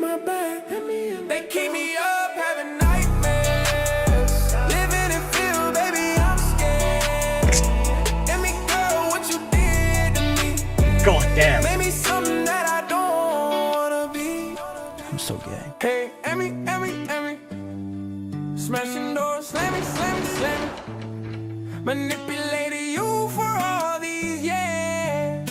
Cause you threw the plushie bear. Fuck me. Hey, Emmy. If you still wanna marry, I'm dictating what you can wear. Cause those pajamas a little too bad. Oh, fuck me. Okay, now I understand. So this is the follow-up video to this. Oh, god damn. Man, he's gone hard on the paint if he's done 2 of them on Mizkif. Holy shit. God, he's either you know, strung for material or that's just this good. Oh my god. Anyone remember mixtapes before SoundCloud wannabe rappers were a thing? Barando, I used to live in a neighborhood where black guys used to try and give me mixtapes when I walked home from school. There would be like a random construction worker who'd pull a mixtape out of his fucking pocket and be like, take this home and listen to it. It's a banger. It never was. You was hurting me so bad. Throwing all these plushies. Made me cry, made me so mad. This is not my style of music. This one don't work so good for me. I'm not into the K-pop kind of stuff. With all these fluffy plushies. Harder than you think. Soft curvy plushies. Jesus though.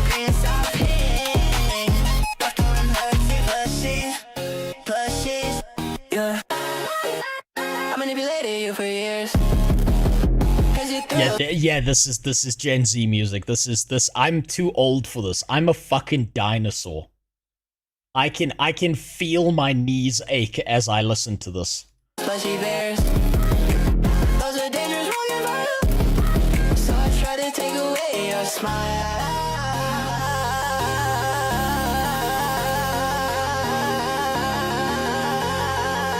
God damn. Nah. Dictating what you could wear. Cause you threw those plushy bears. Nah, don't work for me. Blackmailing you with rabbits. You getting higher viewership. Punch the wall and threw a fit. If I knew you passed my shit, wasn't gonna let you.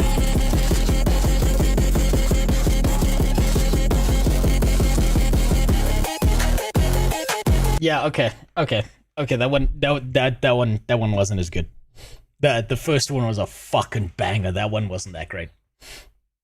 I'm glad that one was short. That one wasn't as good. Maybe someone out there really loves it, but not for me. Not for me. That one was rape to my ears. That didn't work for me.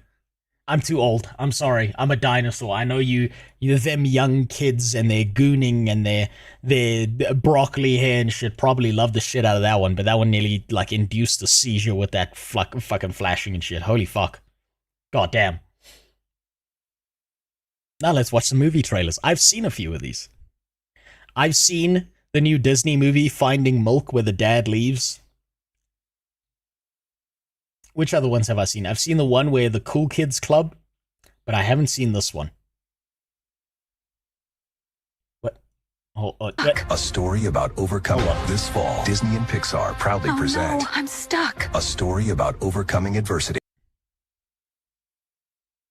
Of course it's a black guy. Of course it's a fucking black guy. Of course they were gonna go there. Of course they were gonna.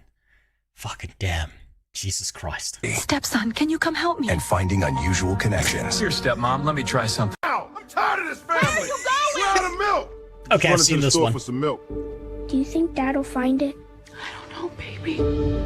Finding milk. Where's the one about EBT? That's the one I want. I saw him at night, Dad. Oh, he Jesus. turns into someone else. Honey, you can't tell anyone about this. I won't, because you're a superhero, right? From Disney and Pixar. You save the world at Him, night. she. Hi, I'm... I would unironically watch some of these movies. If someone took one of these and made a feature-length film with Pixar animation using AI, I would watch one of these. Just because I think it would be fucking hilarious.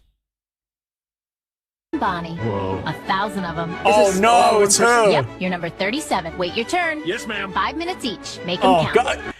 He hit the fucking flowers. He's the guy at the back of the queue. Oh no. Hi, these are for you.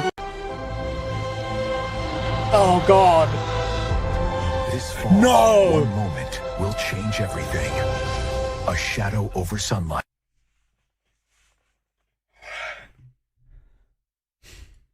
Now this is AI generated, but this is 100% human creativity.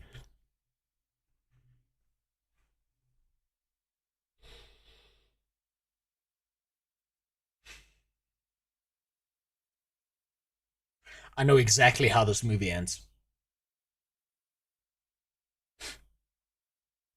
This movie ends with an old white guy in America who was flying the Enola Gay sitting there talking to his kids around his lap saying, "Some say the Japanese are still squinting to this day after that explosion." Oh, fuck me. Jesus. Redo it, replay one again, fine, just for you, just for you. This fall, Disney and Pixar proudly present No, I'm stuck. They could have given her a big ass. a story about overcoming adversity Stepson, can you come help me? and Holy finding shit. unusual connections. Holy fuck. Holy fuck. AI generated human creativity. That's fucking beautiful. That's impressive. Now before we play some Guild Wars 2, we're gonna watch that. Just give me a second. Holy fucking shit. You know, I hope they never put limitations on AI. I hope everyone figures out a way to run a local model with what's the software called? I can't remember. There's a piece of software you can install that makes it really easy to run local models. I hope they figure that out. How would they censor stop full-blown racist AI movies? Well, think about it this way, Dubba. Monty Python and the Hunt for the Holy Grail, or the Holy Grail movie, I can't remember its name, was censored in the UK for like 10 years or something. They will find a way. Someone's going to hell. Someone's going to hell and he's getting a high five from Satan. That shit is amazing. Now, I can tell this is going to be a good Guild Wars 2 video immediately because it starts out with massive honkers on a Norn. UK's a Muslim country, though. We should stop taking it seriously. Well, you know, when they implement Sharia law eventually, then they can start banning all this stuff. And then everyone will have to flee the UK, and then they can live in Africa with me. When are you doing a tour in the UK? I might be going to the UK sometime next year. I might have to go to the UK. You know what, I might record it. Might do some IRL live streams where you see me joining a Muslim church. What are they called? The mosques. I'll go there, I'll grow a big beard, shave the mustache. Why? I'm not sure I'm allowed to say why. But it might be job related. Maybe. I'm still in negotiations for certain things. There's also some personal reasons why I gotta go there. Good oh, morning, God. everyone. And good evening if you're watching this. Where's my lube? Where's my lube? I see where this video is going. In the evening, I suppose. But it's morning for me, so good morning. Today, I think we are literally finishing the base game of Guild Wars 2. I am literally so excited. I'm a little bit under the weather right now. It's fall where I live, so my fall allergies are killing me, but I'm so excited to be playing this game, so I had to do it anyways, even though I can't breathe. Anyways, seems like we have some mail. I love watching your videos and seeing you dip into Guild Wars 2. No, go back. I wasn't I'm not very good at finished. it, but hopefully I can get better. There's another aspect to it beyond skins. You can wear this on any character. It will even look different on males. Much love. Midnight Hunter outfit. Oh my gosh. like it. Happy birthday. Congratulations. Wait. There is a very unique subsect of the population of MMO players who are going to fucking love this video. And they just haven't found it yet. It's my birthday? And in recognition of your last year of heroic deeds in Tyria, here's a gift from us to you. Thanks for playing Guild Wars 2. Oh, thanks. Does it vibrate? My character's birthday. Or has been. I sent you a gift just now from the BLTC, but the messages said they're kind of short, so I'm sending this here. She's an outfit skin like that. It's the 3rd tab in your hero panel, just underneath wardrobe. You see, this is the problem with Guild Wars 2 right here. You fuckers are too nice. You just give us shit. And we never have to earn it for ourselves. You're ruining MMOs by being nice to people. The moment I heard her voice, I was like...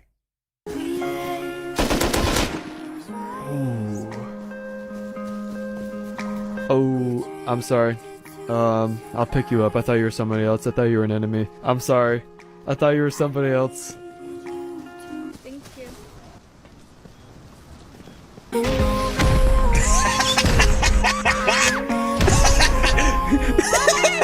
You did this to yourself. No, it's a guy. It's a guy. He's just using a voice changer. It's fine. It's a guy.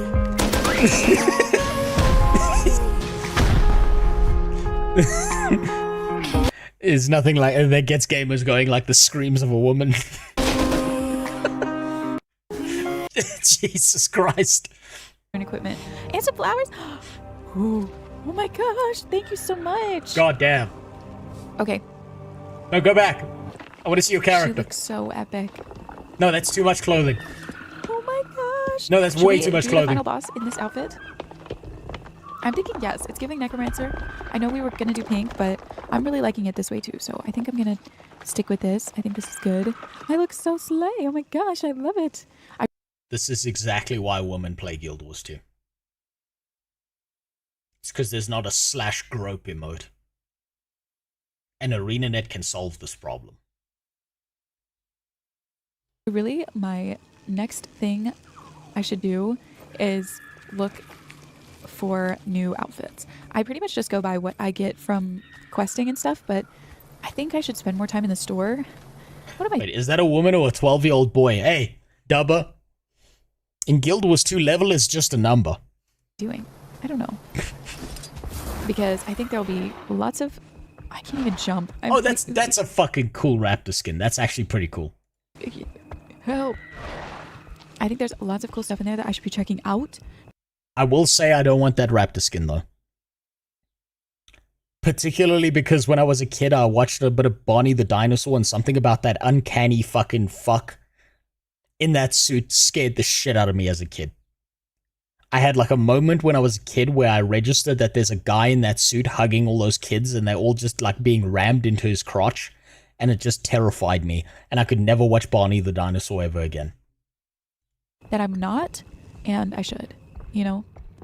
So I think that's my next goal, but my first goal is, of course, killing the Elder Dragon Zaitan. Just want to check. Oh god, she's about to have the worst time of her life. Okay, I think it's right there. Good thing I've unlocked this waypoint. Oh, it's about to go bad. Into the groove of playing Guild Wars 2.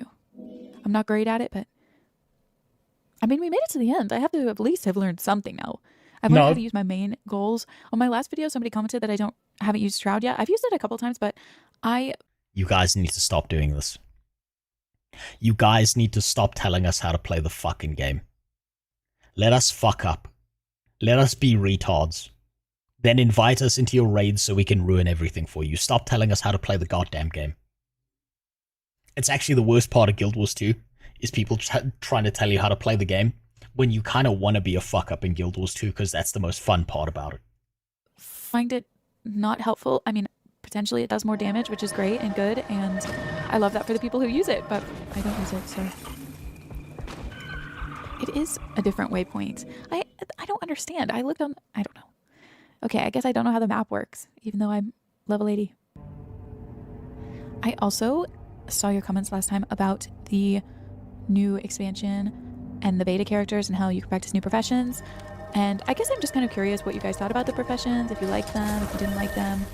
I'm gonna pull up an old video. This girl needs to be real careful. This girl needs to be really, really, really careful. Does anyone remember? Does anyone remember the book girl?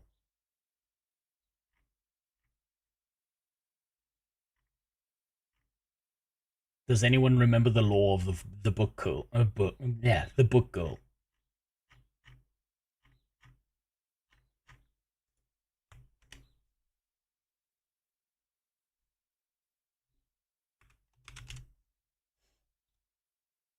Where is it?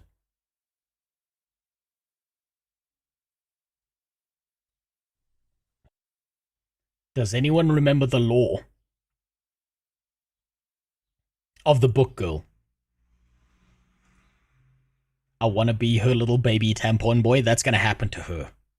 That's going to happen to her. She got to be real fucking careful. She better moderate the shit out of her community. It's going to happen. She's got the voice for it. It's going to go bad.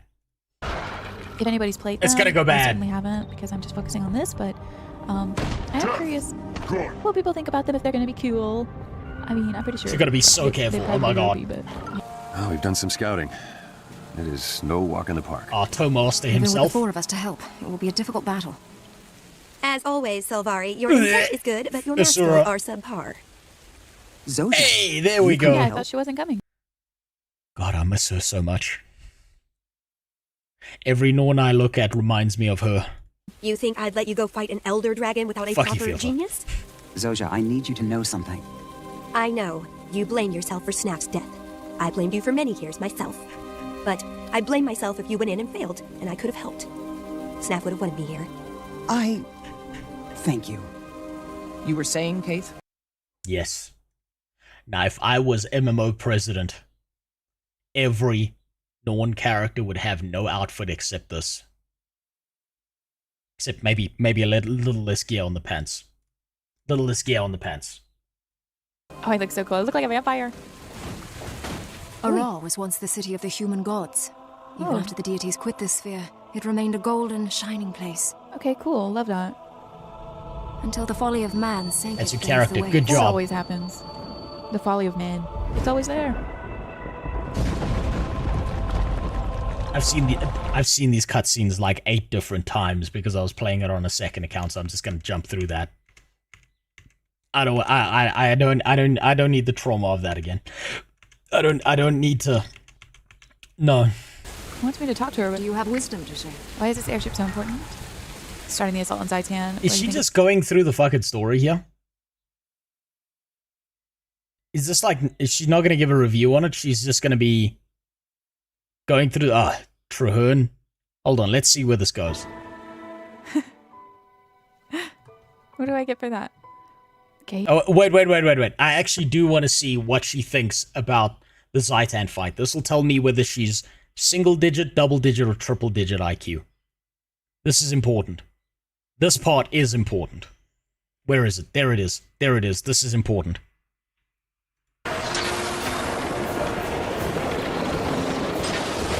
Dang. Okay, hold on.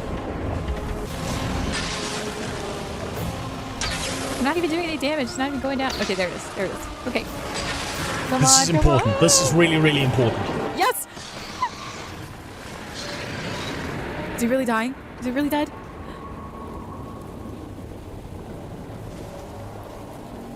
Come on. Come on. Come on, say what you really think. Come on. Is that it? Don't be nice. Say what you really think. Tell the truth.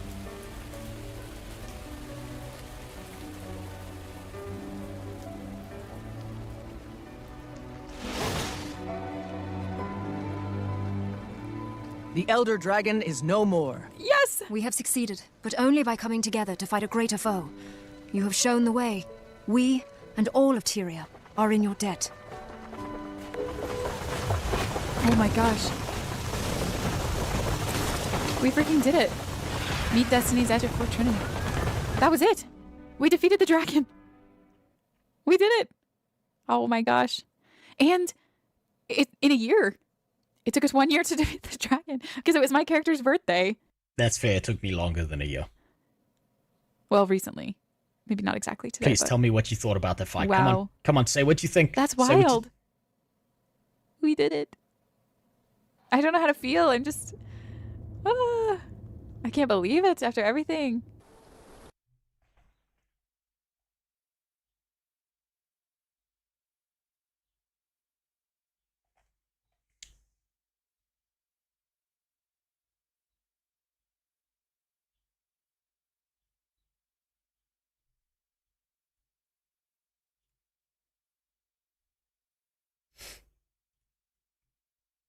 Tasteless.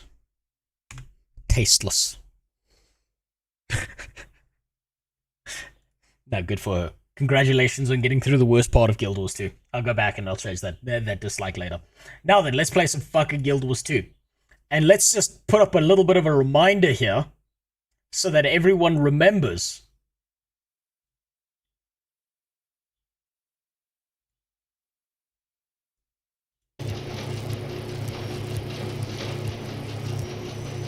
Wow. What an unfathomably irredeemable, gigantic pile of shit.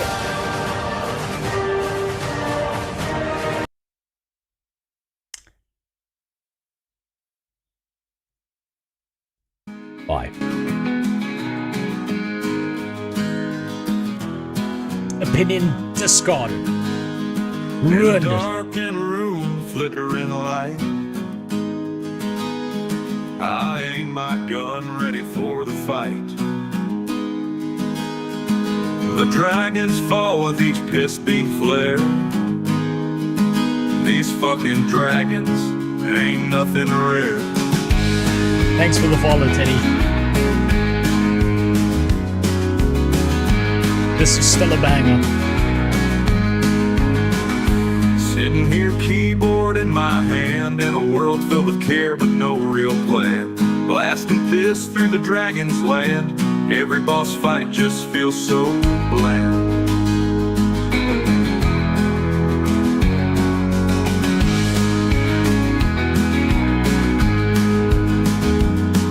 Are you planning to make a vote for vanilla? Yes. Yes, I'm gonna do that for Heart of Thorns. And Path of Fire. Every boss fight just feels so bland. I haven't got there yet. I've gotten to defeating Balthazar. I'm pissing on dragons with a cold board gaze. This main quest just don't amaze. Boring battles, mechanics uninspired. Longing for a fight that gets me fired.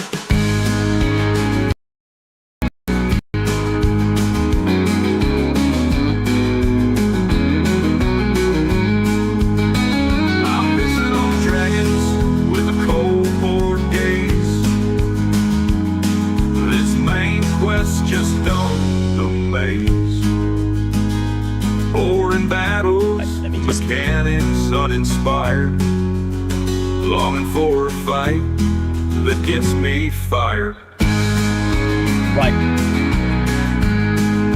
What the fuck do you people send me? We'd wield our class, hoping the devs would let us kick some ass. Now it's just an interact key on a glowing screen. Since Africans can't swim. Oh, thank you. That's going to be very important. I'm going to need that. That's definitely very important. Thank you, Shielda. Garbage concepts. This I'm leaving because Bandit 2 asked me to. Content. We used to dream of fire and scales, but now it just feels like another piss trail. What is this? The Choya Hammer skin. Fuck yeah. Another Choya Hammer skin. Fire Greaves, I think I've got those actually. I think I've got like 3 of those fucking things.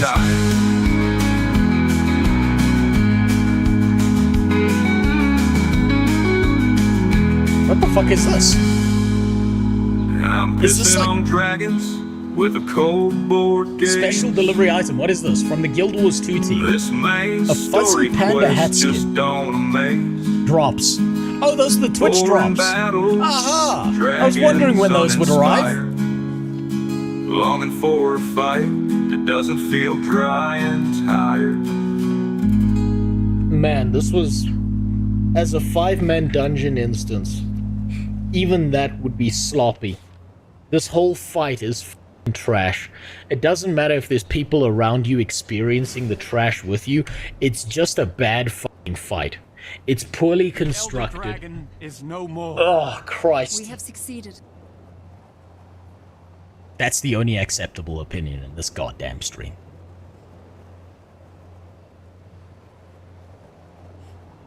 You still haven't got yours. Have you claimed them? Such a waste of an awesome design. It was. I'm so fucking mad at how awesome Zaitan looks and how bad that fight is by comparison. Let's see. Arena Native supporting Children's Miracle Network during the Extra Life Gaming Marathon. We want to thank everyone for being a part of the community. Yay, I also did a thing. for charity. I'm gonna delete that message now. I think this respawned, didn't it? That's valuable. How are you still here? You've been here since the charity stream, haven't you? You bastard. Right, how much bag space do I... Oh. Fuck. God damn.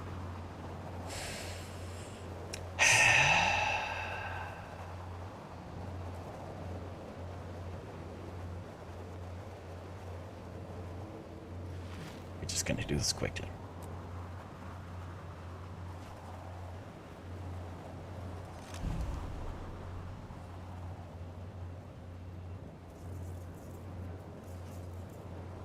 What do we got? Pet sky scale. Yeah, we'll go for that. Rare loot. Give me that. Oh fuck. I'm saving that for later. I'm saving that one for later. I should probably delete that, but fuck it.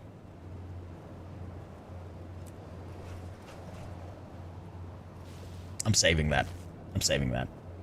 That should be... Oh, those are perfect. Those are ideal.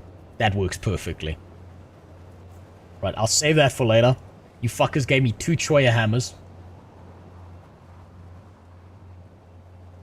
I'll leave it. That's enough space. I'm looking for griffins today. I'm not doing bag space shit. I will worry about that stuff later. I will do that offline. That's more than enough bag space for looking for a griffin. And if not, I'll just delete it. I'll just delete it. I'll add the mini later. Mostly because I know it annoys you. Right, let me just... Hold on, I forgot to do something quick. Let me just list myself in the right place. At the bottom of the Guild Wars 2 category, where I belong. Just do that. And at the top of the Guild Wars 2 category on Kick, where I belong.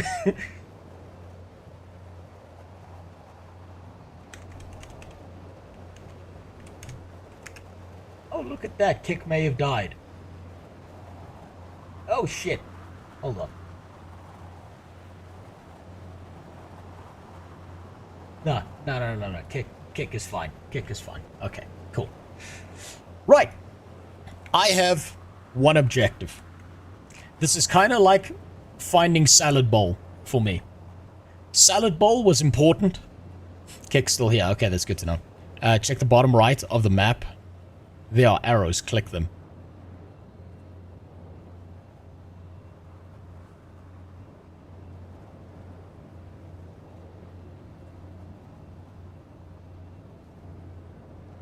That's confusing.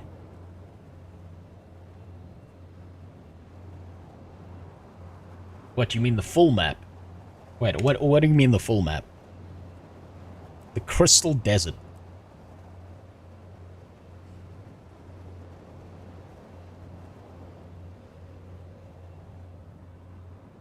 You mean to tell me I've played this entire fucking game without knowing that was there?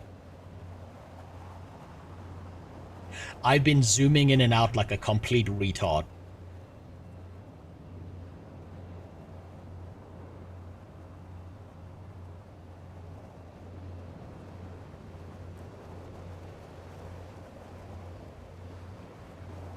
You know, every day that passes in my life, I feel like I've hit a new point of retardation only to discover that I can go lower.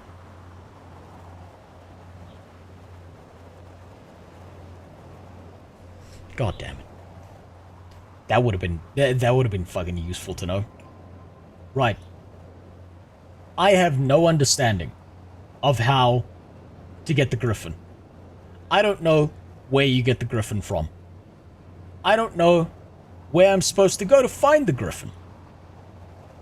All I know is that I must kill. Actually, I don't know what I gotta do. If I'm being honest, I'm kind of just looking forward to just playing around with the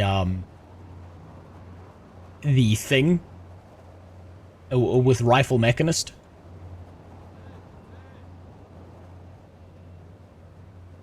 Check your inventory for clues. Hold on.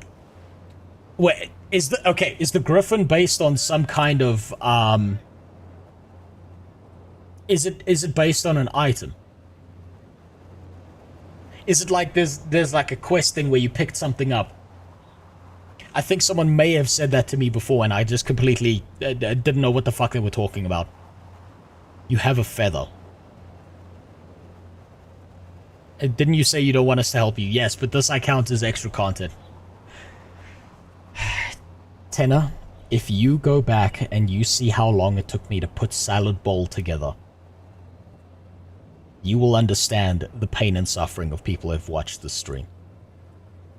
It took me a goddamn eternity. I walked past the interact point for one of the Salad Bowl points 9 different times without seeing it. And I think I'm lying. I'm thinking it was somewhere in the double digits. Well, it's definitely not any of those. Not any of those. Wait, hold on. Increases swimming speed. Double click to apply to an unused aquatic headgear slot. I'm going to use that later. That's going to be very important. None of that. Those are chests. That's a tonic. That's a tonic.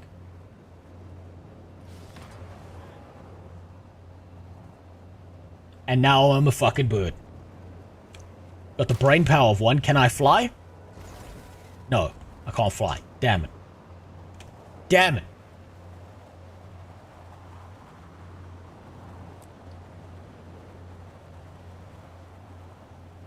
What's this? What kind of creature has feathers this big? Perhaps the Beastmaster at the Menagerie knows more. Is this like...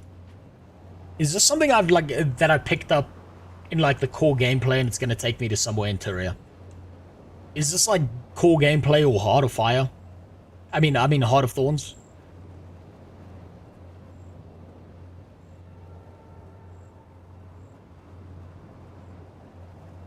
Yeah, let me just click it, see what it does.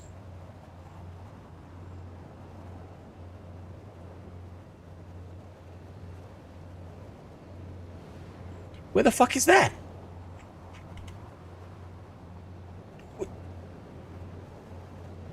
Somewhere here on the right.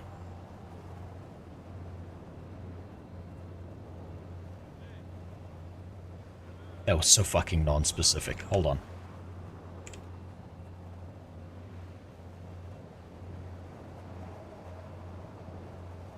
Okay, a little bit of purple.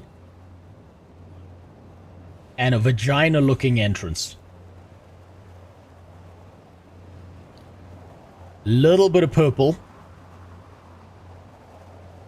And the biology diagram. And it was all undiscovered.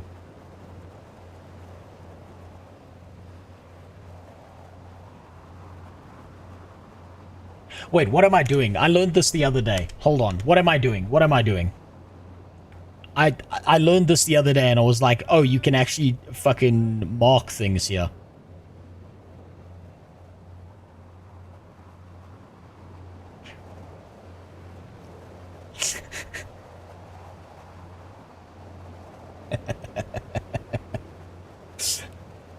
Would you lose your shit if I deleted this?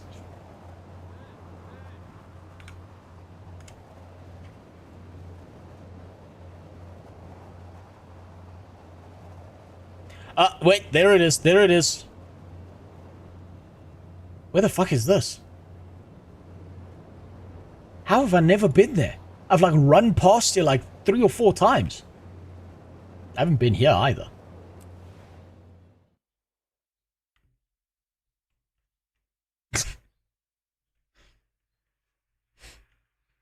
The domain of Vabi.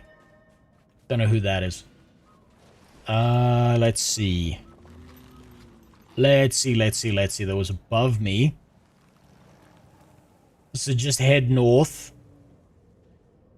And then take a right. You know what? This game really needs some big fucking arrows on the ground for my retarded ass to see where to go.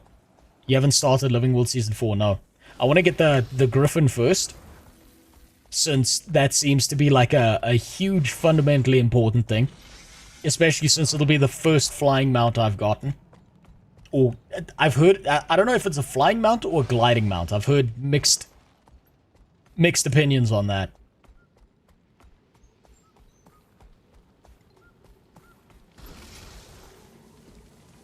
Whoop! Whoop! Whoop! I fucked up! I fucked up! Get me out of here!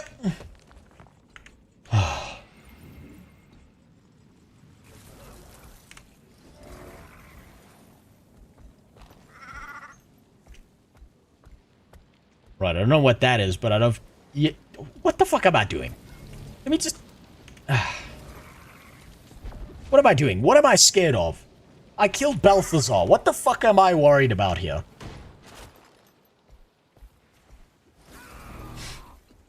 Good enough. You served your purpose, Yoshi.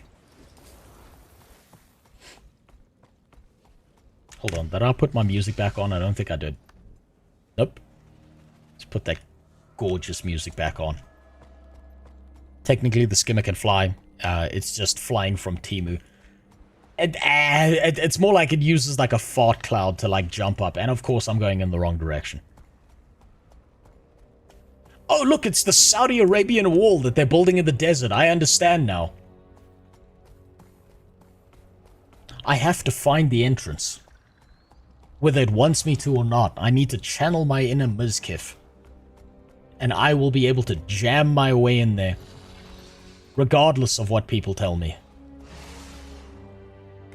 As long as I don't encounter any plushies, I should be good.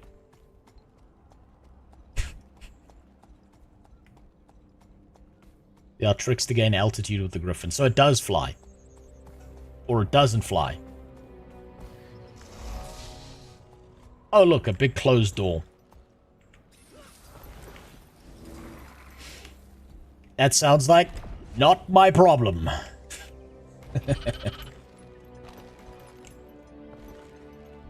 Hup.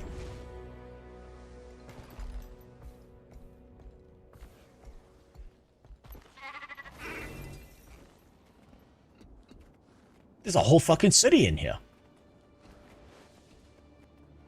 The hell? How did I miss this?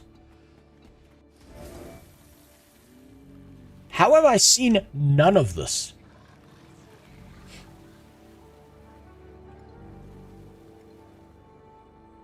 And it's not full of things trying to kill me. But where the hell am I? Hold on, what? Where the fuck am I?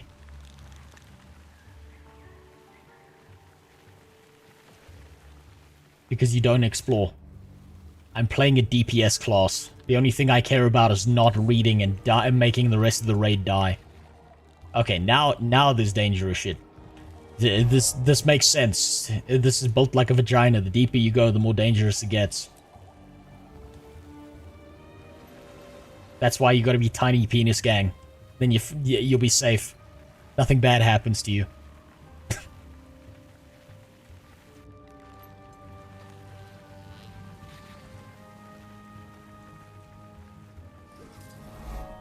Beastmaster... Hold on, is this the person I'm supposed to find? The Beastmaster at the Menagerie. Okay, well, I only see one Beastmaster here. Step right up, enjoy the sights, sounds, and sensational aromas of the Menagerie. I'll skip on the aromas. What happened to the animals? We had some fantastic creatures on display in sturdy cages, though not sturdy enough, apparently. The branded made short work of them. Oh, what a terrible day. Only this fierce bear survived. I'm not sure that's really a bear.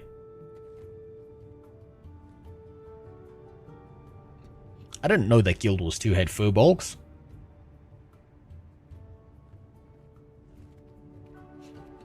Don't be ridiculous. Of course it's a bear.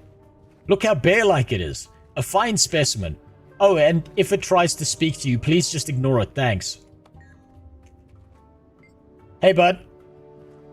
Oh, wait, these are the... What am I thinking? These are like the polar bear people. Why does this keep happening to me? Sorry, I don't speak bear. That was such a dick. What are you?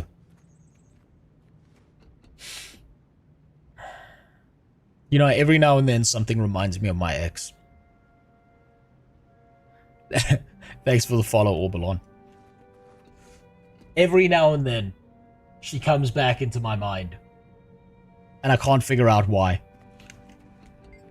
Okay, I suppose I have to speak to you. I found this strange feather in my travels. Does it look familiar to you?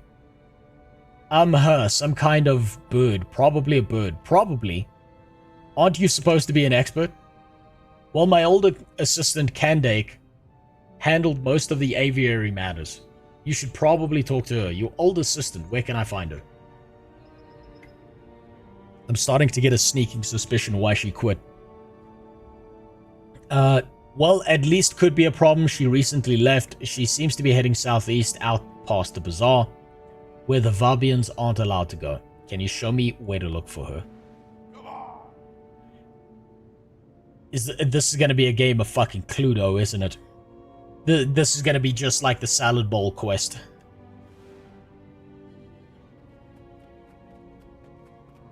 This is going to be... Damn, this guy... Man, fuck, this dude's fucking killing everything. Holy shit. God damn. Everything's dead. This is like the zoo in my country.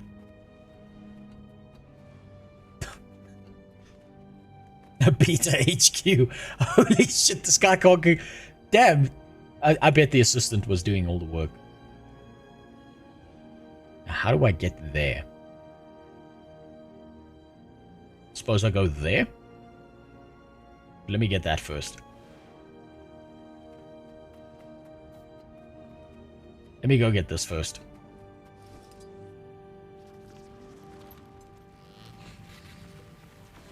Don't know why you're bothering with the Griffin. No way his bull damn ass will be able to fly the thing. I will find a way. You know, they say the #1 thing in business that keeps people from getting anywhere is being too smart. And by that standard, I should be a billionaire by now.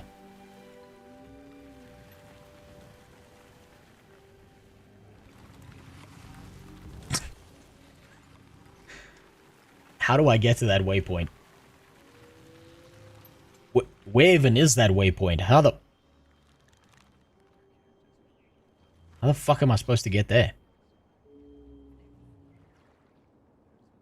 That's a wall. Maybe I go up here. Maybe I go up there first.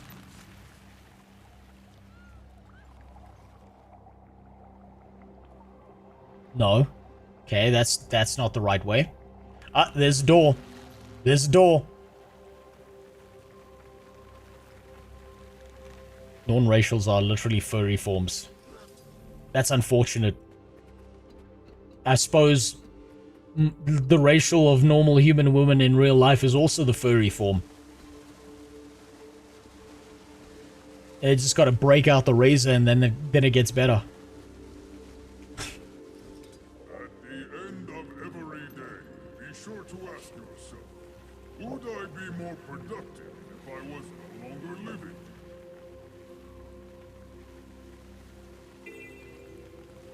Ah, there we go. Nope, and that's... I went towards the point instead of the waypoint.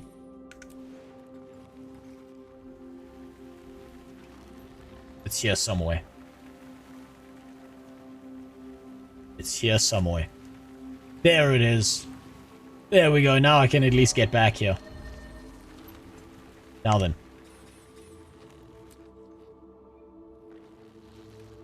I think he said somewhere around here. But I'm going to head towards that waypoint. That seems to be the right direction.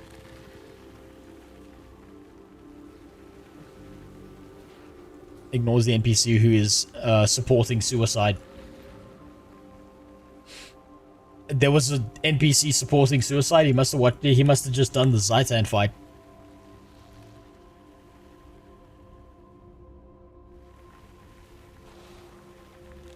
So wait, starts doing random ass side quest from a random ass item he found. Is it? Don't tell me this has nothing to do with the Griffin. I spoke to that guy. He said something about flying things. And his assistant being the one that kept the animals alive.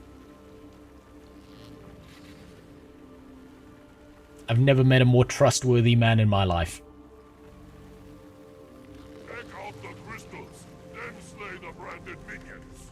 Fury of the Brand. I don't know what that does, but my health isn't decreasing, so that's all that matters. Whoop. Whoop. Can't get up there. Don't know what that is.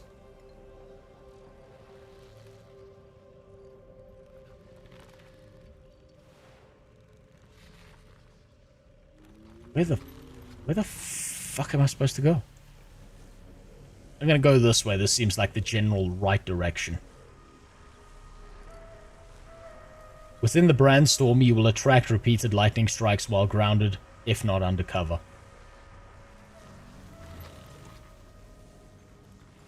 You know, they really didn't have to put this much work into the environment, and the environment itself being a threat in Guild Wars 2, but I do appreciate that they did it.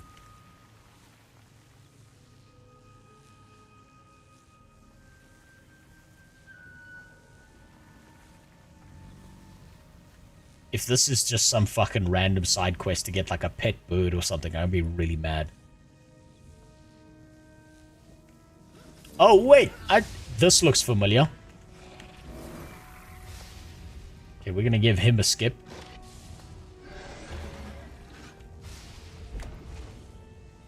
We're gonna go up here. I don't like this idea of lightning strikes. The skimmer was the right idea. Oh, there's the waypoint. Now then, where was that lady? God, I'm completely lost. Am I gonna have to go back to this fucking guy? I'm gonna have to go back to him. I don't know where he is. The Zap Zone, yeah. It's a side quest for a shark collar. Well, thank God we're finally getting all these dogs under control. You know, there's only two good uses for a dog. Electrocution and what we tell white people is chicken chow mein. They know better, we know better. But we just pretend that it is chicken.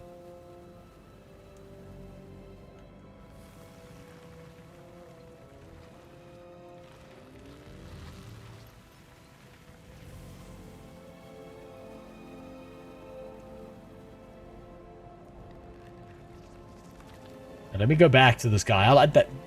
Hey, bud, I got lost. Can you help me again? Can you,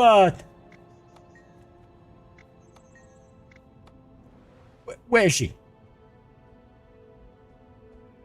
Oh, shit, she's a fucking distance away from there. Holy fuck. Never mind. I thought she was, like, right next to the waypoint. Damn, that's a drive, Jesus. Well, at least I'm kind of heading in the right direction, I think. Oh, well, I got the waypoint, so if I fuck up, I can always just come back here. I'm gonna follow the river. Chicken chow mein is cat in my area. Yeah, I suppose there's gonna be some regional differences, you know, cat, human, dog.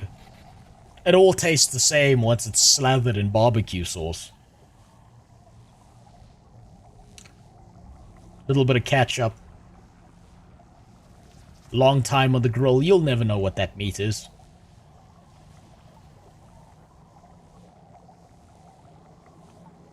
You just ask the guy who made your dish, what meat is this? And he'll just say to you, it's a supplies, and then you know.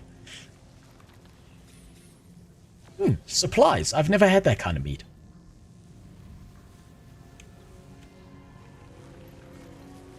Wait, she's right here. She's right here, isn't she? I'm gonna have to take some lightning strikes. I can feel it. Jump.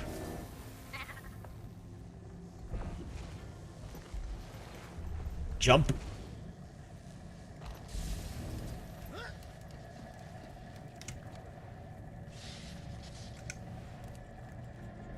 Now, which one of you fuckers was I supposed to talk to? I'm pretty sure it wasn't you. Dragon's power is almost overwhelming. I will not let it defeat me. What are you doing out here? We swore to protect the land long ago, and we are still bound by that promise, so now we do what we can to hold back the branded. I only see you. There are others, but we are few and the brand is large. Look for our light as you venture deeper and we'll offer you what short solace we can. How long can you keep this up? Until there's nothing left of us. If that's what it takes, the Jinn will not allow Vabi to fall to the dragon's corruption. Man, I gotta say, the Jinn in Guild Wars 2 are a lot nicer than the Jinn in like IRL lore. It's one of these ones. It's one of these people, isn't it? Balthazar has fallen, hasn't he? Yes, he has. You're welcome. I would like to redeem my free blowjob if you don't mind. Let's see. And the dragon has moved in response. The dreams were true. Do you know what animal these specimens came from? Oh my, yes, the Griffins. I believe it is the fucking Griffin quest. You people are just fucking with me. You fucking bastards. This is not some goddamn bird quest. I believe they roost in the peaks above us. I'd sure love to get a better look at their habitat. Good luck finding the way through.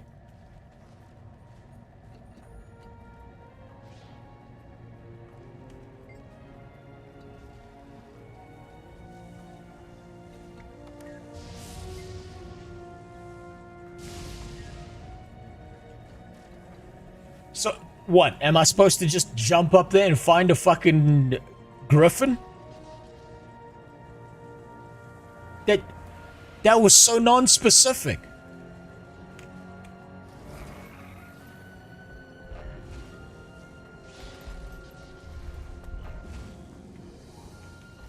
Shit.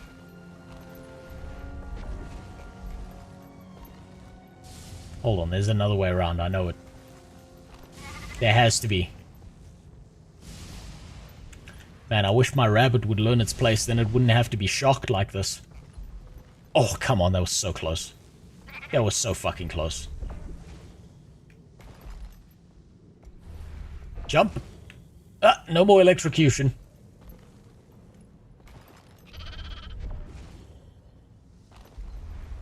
Jump. Oh, please, please, come on. Oh, for fuck's sake. That was flat enough as a ledge. That was bullshit. There we go. There we go.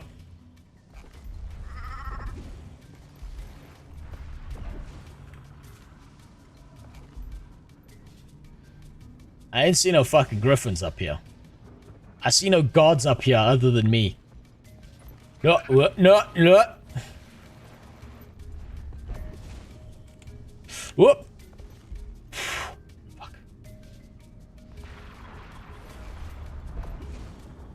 Come on, come on. There we go. I'm starting to think that bitch lied to me.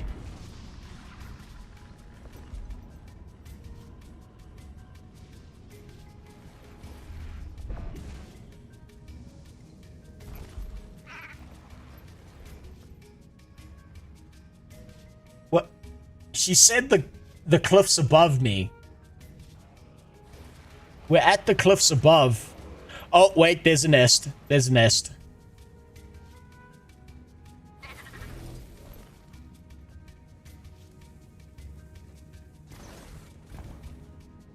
There's a nest. I see it. Sneaky little shit. How do I... Am I not supposed to steal an egg? Is this not the last movie of the Planet of the Apes? Like, what? Hold on, let me get this waypoint here. Maybe this will make it clearer.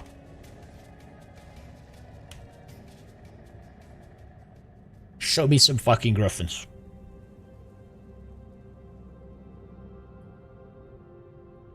You're basically already there. You can glide down with the skimmer from there. I ain't seen no fucking Griffins yet.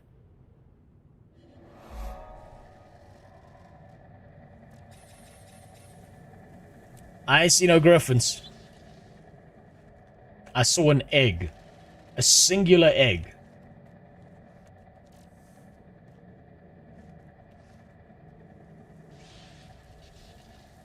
There was an intended path to get there and you skipped it. Well, then they should have made the intended path not allow me to jump up everywhere with the bunny horse. They should have made that clearer. What? I'm being lied to. I'm being lied to. I don't know what's down there.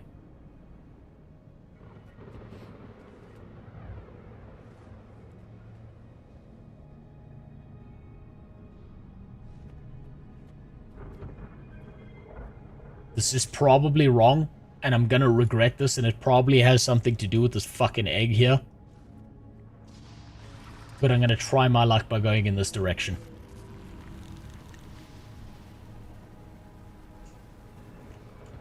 Damn it.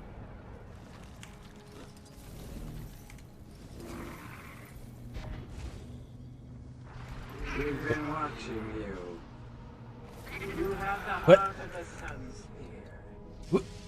Who's saying that? Do not fear my friends. They are trained to hunt only the awakened. Oh! I got so distracted by whatever the fuck this thing is that I didn't realize it's right here. I'm supposing I'm supposed to talk to the dead body.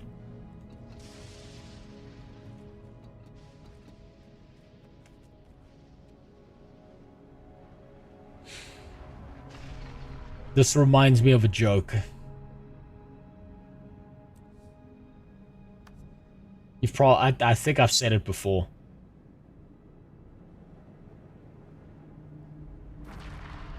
No, thank you.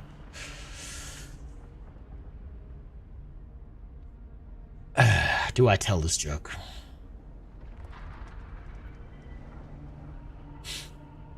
So, joke goes like this. One day I was walking home from work,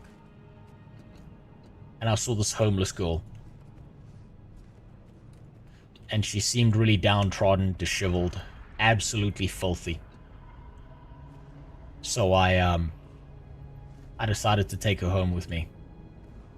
She didn't seem like a bad person. She didn't seem terrible. So what I did was, you know, she was too weak to do it herself, so I took her out of her clothes. I put her in a bath. Started cleaning her up. Started really, you know, taking care of her, washing her. And then before I knew it, things started getting a little bit hot and heavy. And before you know it, we were having sex. And you know, at one point, I was fucking her so hard that you could swear she was still alive. Okay, let's see. I watched you through the eyes of the Griffin. You're no friend of Palo Joko, unfortunately.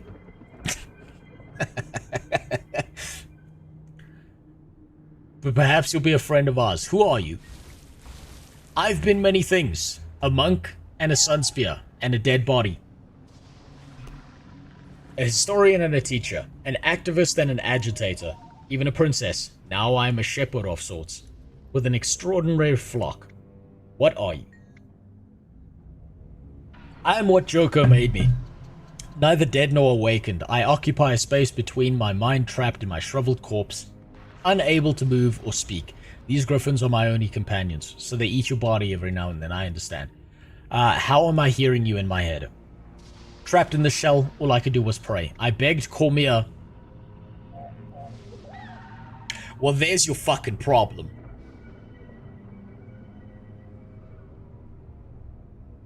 Well, there's your that's why you're stuck here. For a means to help my people, and I believe she granted me this gift. With it, I reached out first to the Griffins and now to you. What's the deal with the Griffins? They've become my eyes and my ears in the world beyond. Through them, I've watched over my Sunspear brothers and sisters, but now it is time to act. Will you help us? Help with what? The Order of the Sunspears is a little more than a guttering flame now. Good. I would see our fires burn bright once again, our numbers restored and our legacy preserved. What can I do? to make sure you stay dead. Find the Sunspears who still fight for Elona and help them however you can. Locate Sunspear artifacts and supplies to rebuild our order, and seek out Griffin flocks wherever they roost. Where can I find these Sunspears? My Griffins have seen one held captives at the academy here in Vabi. Another fights his corrupted... I feel like I'm going to need this. Just give me a second, I'm going to need that. Fights his corrupted former master in the Elon Musk Riverlands, and a third flees the Morden Crescent in the Desert Highlands. Where can I find supplies for rebuilding? Merchants across Elona should have what we need. They may demand a hefty price, but no cost is too high when it comes to rebuilding our order. Nah, I feel like I'm going to need these hints. Where can I find the Sunspear artifacts? Relics may be held by those few Sunspears who still live, or found in places once important to the Sunspear order. I cannot say for certain. Useless. Fucking useless. Lie here as a dead corpse, pray to the wrong god, can't even figure out how to help. Typical. You mentioned Griffin flocks. Many flocks adapted to the various lands over which they fly. You can find them from the mountains north of the Crystal Desert to the peaks of Desolation. Where can I... Okay. I'll see what I can do. These peaks are perilous, even for the Griffins. Guide them with skilled hands and prove that you have the makings of a Sunspear. Oh! Now what the fuck am I supposed to do here? They will serve you faithfully. Use them as you seek out and offer aid to our scattered Sunspear brothers and sisters. For the Sunspears. Bookmark the collections. Okay, so this is like Salad Bowl.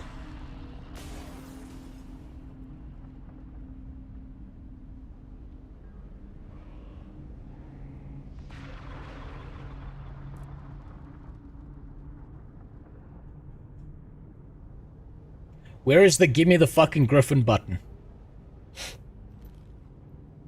How much gold you got? Enough.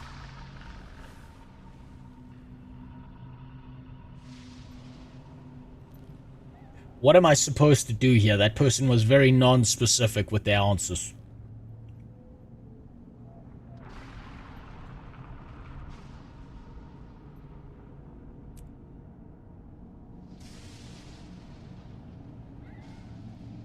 Okay.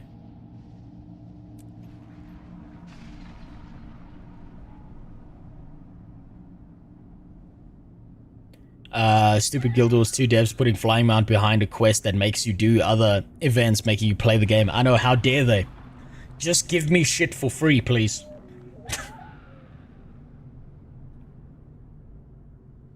Legendary armor trinkets, specialization collections.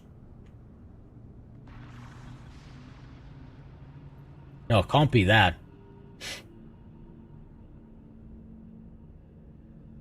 Open Skies Domain of Vabi. That sounds about right. Collect the Sunspear relics. Oh, I've got one already.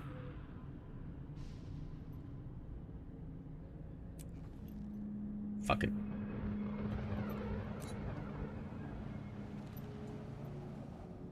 Okay, it's a list. Okay, these are the 3 things she spoke about. I never would have figured this out. Holy fuck. Unless you said go look in the collections, I never would have known.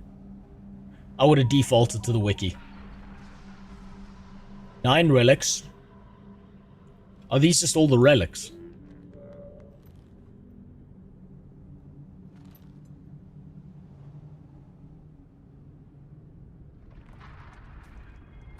So you have to find the relics. I see you started the Griffin quest. Do you have 250 gold tax? Yes. Barely. It's fine, I'll just beg for more gold. I'll make it your problem. Double click to activate the relic. It can offer wishes in exchange for Eyes of Cormia. And it can also return you to Spear Marshal's Lament. Do I lose the relic if I click this? Let's find out. The device activates and hums an invigorating tune. Take me to the last spear marshal. Oh, cool. It takes me back here. Fantastic. Okay, give me another one.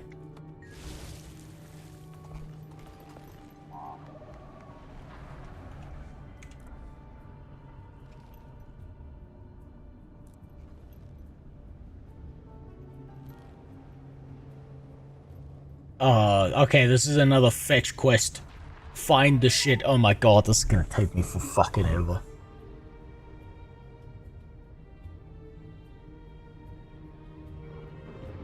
How are you liking the expansion? It's my favorite one so far.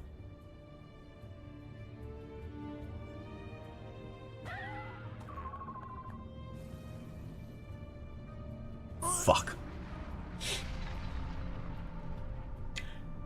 Collect this egg, precariously set atop the tetra. There's an egg somewhere here. There's an egg somewhere there. What does this do? Engage, jump into the end, swoop down, crashing. Okay, that's useless. Fly upwards. Upwards. No, upwards. Oh, you flappy bitch. You fall out the sky.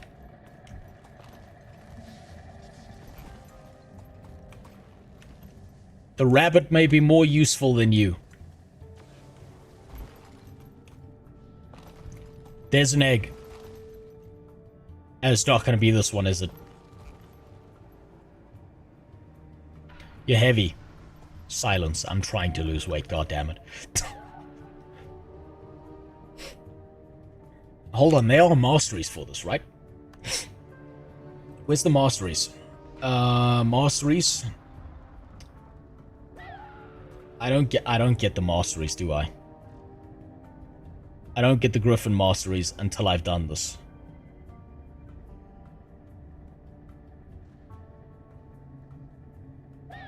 Fuck.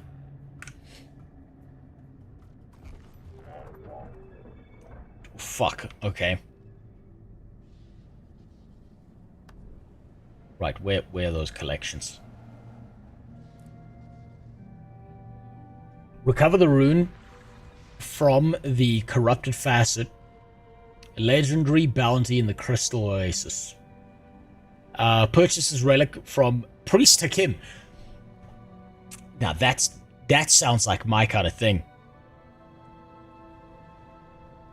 That sounds like my kind of thing, is buy shit and then just run away. Okay, Crystal Oasis. Where's the Crystal Oasis? Wait, we're in the domain of Vabi, so maybe we should do those ones first. Maybe I should try and look for those. There isn't... Okay, it's not.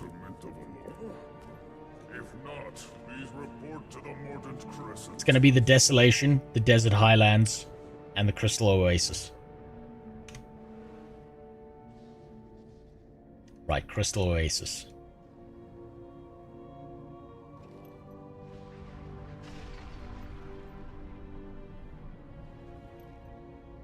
Well, I suppose we start here at the beginning.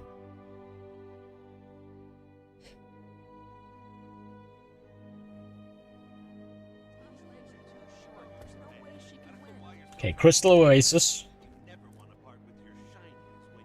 Priest Hakim. I've seen Priest Hakim somewhere. I've seen that name before. We have another race starting soon.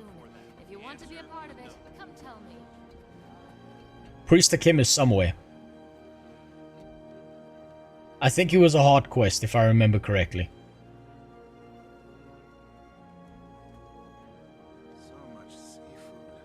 Maybe I'm misremembering. Shit.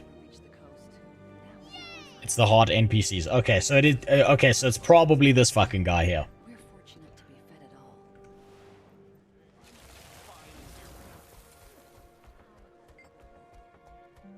No, get out of my way.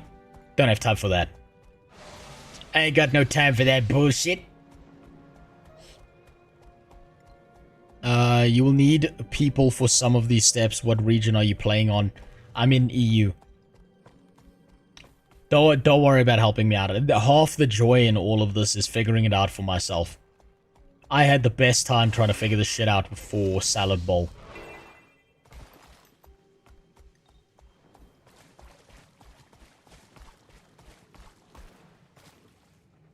Whoop. Went past him. I'm gonna do the easy ones first. I'm gonna do the hard quests first. You are not Hakim.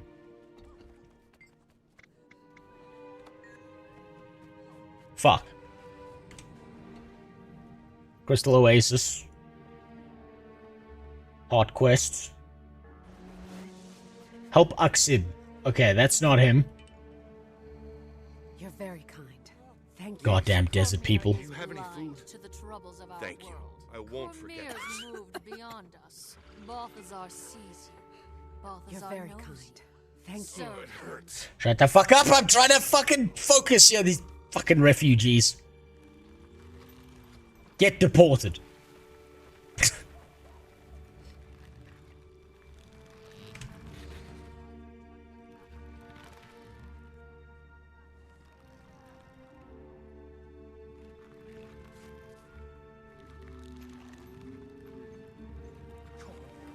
Okay, this region is the Crystal Oasis. So it has to be one of the hard quests here. Temple, priest, sounds about right.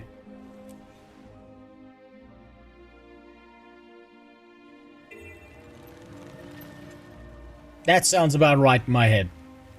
A priest belongs in a temple. Not having sex. There he is, that makes sense. There you go. Yo. Yo, do I have to... I have to help him, don't I? One day Cormier will share her knowledge with us, and this will all make sense. I know. Alright. Sometimes to keep the faith. What do you want? Where you guys coming from? I don't care. Give me the fucking Griffin. You could help tend to our injured guests, remove marks that Balthazar's zealots have left to desecrate the site. Oh yeah, this is the area where people were too fucking stupid to run for their lives. They just kind of stood there. Well, that one really big bitch just fucked them all up. Let's see, healer said I needed treatment in a specific order, but they're overwhelmed by so many sick and injured.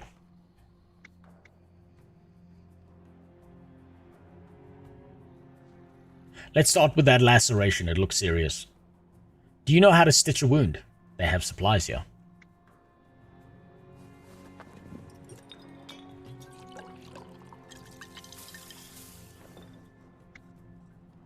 Doesn't matter which problem I treat first. Okay, fuck me. Oh, I've got to pick up a bunch of stuff. Hold on. Hold on. Okay, I understand. I get it now. Stitches. Poultice.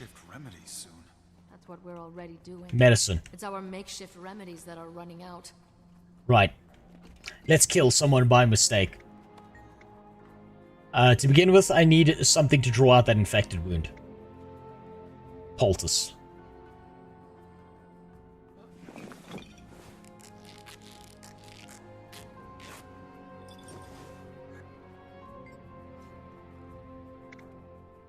I need something to dress your burns.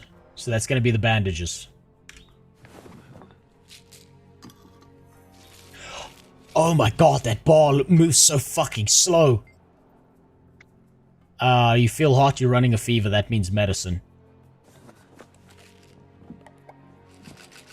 Oh, Jesus. Can't we just shoot them? So much better. Thank you. That will make this so much easier. Laceration, what does that need? Do you know how to stitch a wound? Stitches.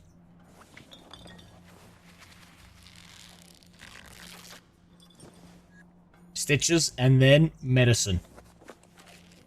Oh, I need to fucking click? I need to click on the fucking shit to help the bastard?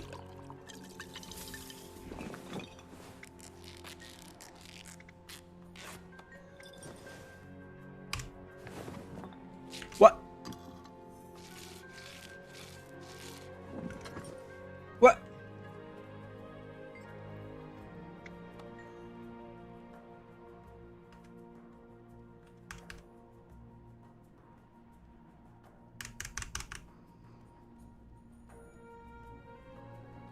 Oh, I'm out of medicine. Okay, there's a little number there.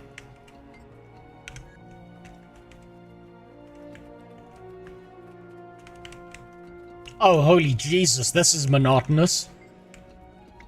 Oh my god. Why isn't it working? This guy just wants to die.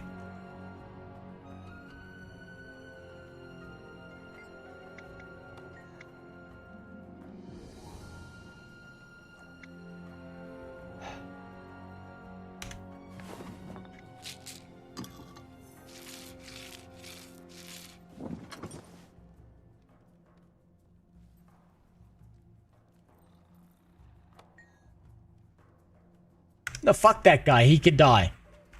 Let's go help someone who actually wants to live. Let's start with a laceration. Stitches. Fuck that guy. Right, what's wrong with you next? Draw out the infection. That's a poultice.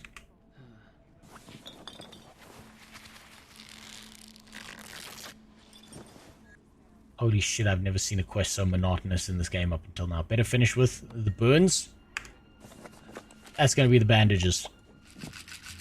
Except the whole world is full of the commanders, so we are easily replaced by any number of 12-year-olds gooning to big old naughties. Makes sense. I mean, wouldn't you trust the fate of the universe to a bunch of 12-year-olds? That makes perfect sense.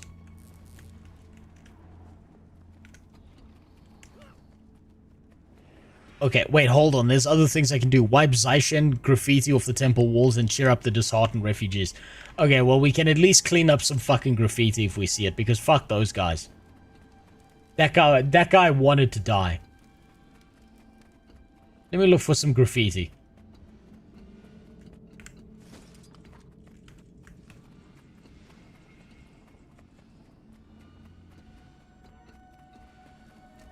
When the... I don't see no fucking graffiti. Disheartened refugee. Okay, here we go. I lost everything. I don't know what I'll do. Now that everything I had in life is gone.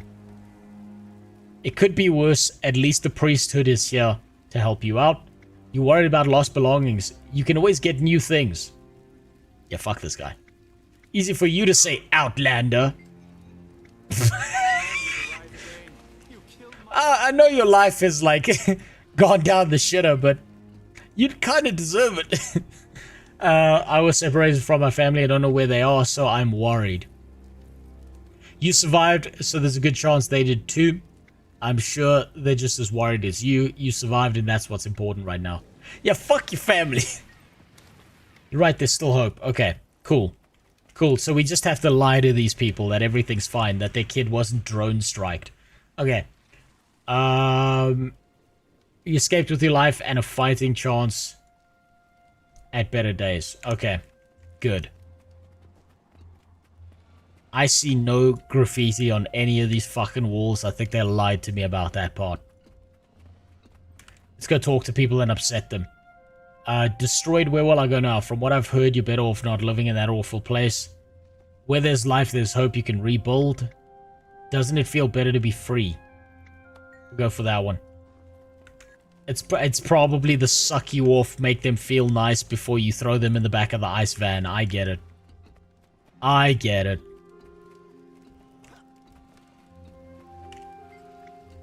Separated from family. Keep looking. This guy who lost all his stuff. Keep looking. Oh my god, this is the fucking slowest quest I've ever seen in my life.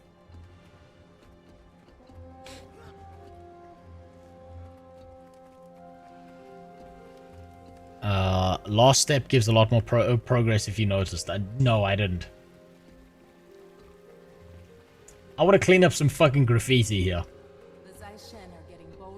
I see no goddamn graffiti. I feel like I've been lied to. With Balthazar at our doorstep, it's too dangerous for our guests to stay here at the temple. Keep looking. Rest and prepare at the southern way station for their journey to Amnoon. Some are too unwell to travel.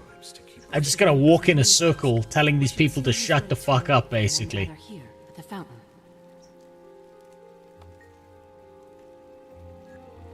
The lady with the orange slice over her head could start the event to beat up stuff instead of doing the hard stuff.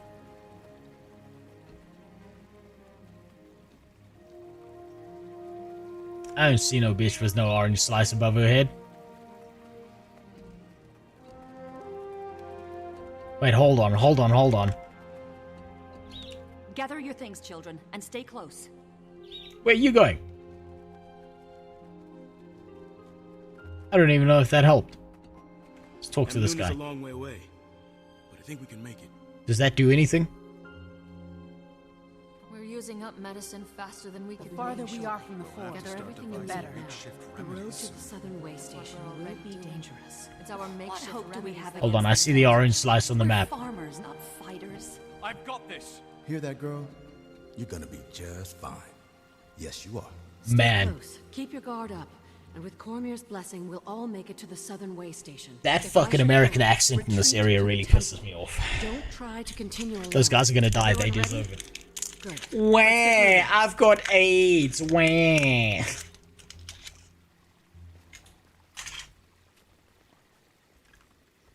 Wah.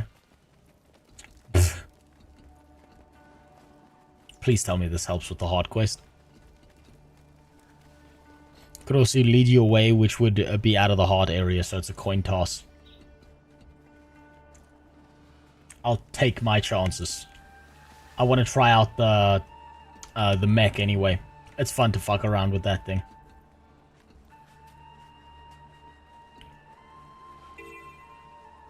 Balthazar's troops are blocking the road up ahead. Stay here. Cormier will watch over us. It takes me out of the hard quest region. It takes me out of the hard quest region, doesn't it? Well, some refugees gonna die out there.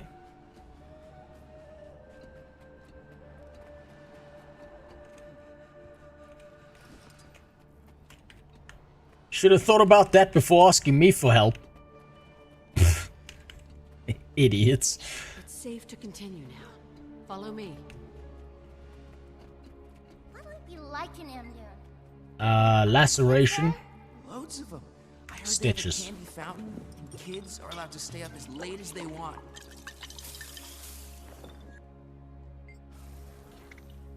Infection. It's a poultice.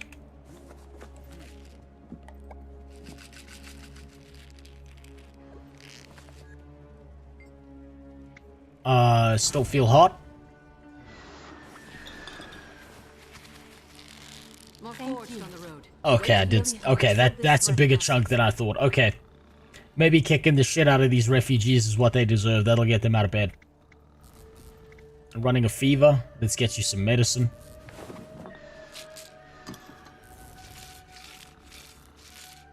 I feel furious. I do feel fucking furious. What the fuck? Okay. Another minion down. Poultices. I'll have to make my...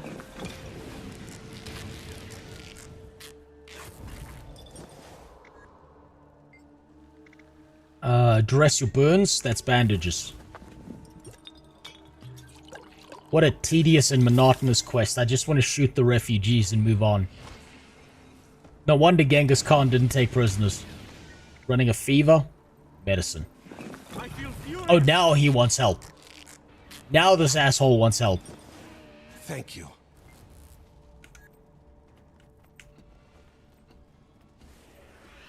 Right, there's one. There's one. Healer said I needed, lacerations. That's stitches. I've yet to poke someone with a stick.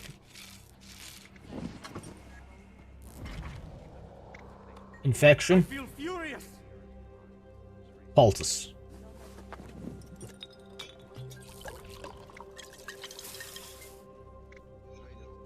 Burns.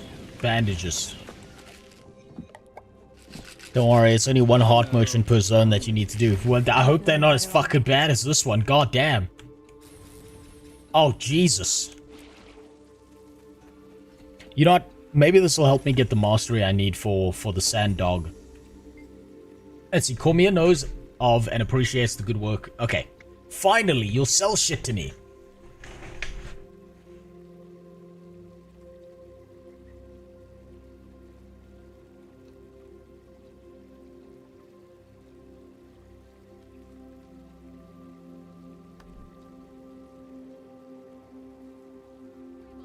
Take the effect immediately upon receipt. Use to open... Okay, that's... No.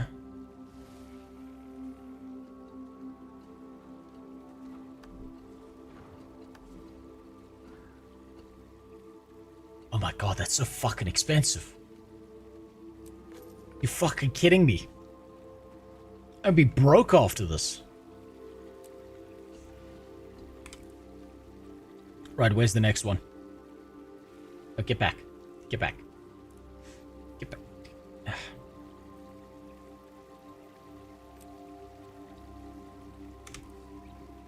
Fuck's sakes. We've done the Crystal Oasis. Domain of Vabi. Purchases relic from Awakened Servant Turaj. Okay, so all the merchant ones.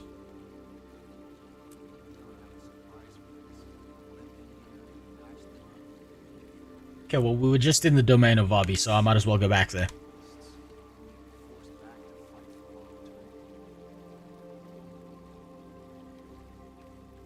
There's gonna be a hard quest somewhere here. Somewhere really, really fucking stupid, isn't there? Oh, wait. Might be that one. Might be that one. It's on the right side of your screen. I'm not looking at the right side of my screen right now. I'm trying to kill refugees. Can't you see I'm busy?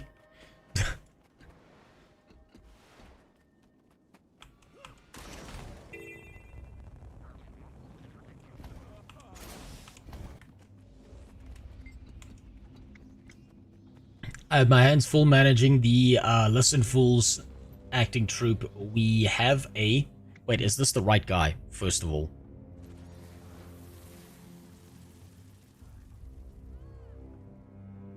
Turaj. This is not the right guy. That's not the right guy. Fuck you and your problems.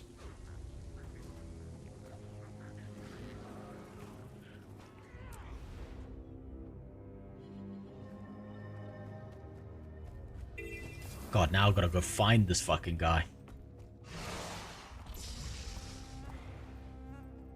Do you know how long it takes for fruit to spoil?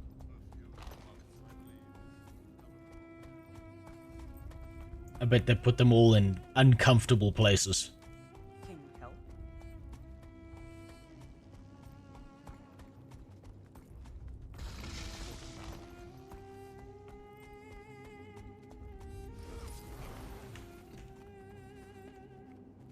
Where's this fucking guy?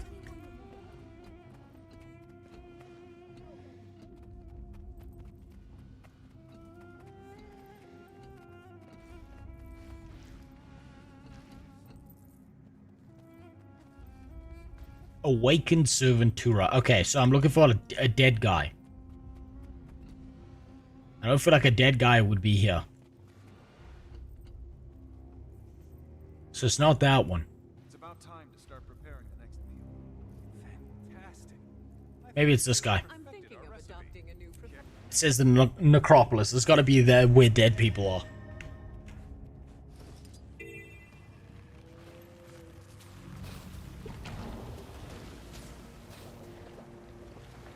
Ah, based statue of Joker. Where is he? Where is he?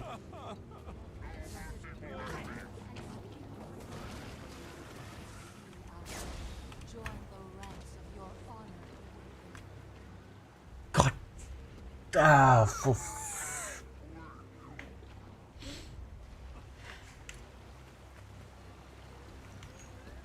It's the wrong fucking guy. And you're right. It's the right thing to do, Rosario. Praise Joko.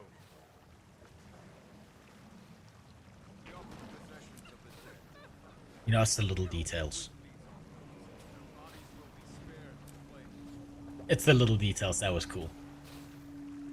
Now, if only we could pledge allegiance.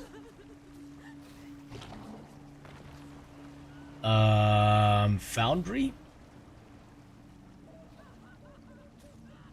Is that still part of the domain of Vabi? I suppose it is.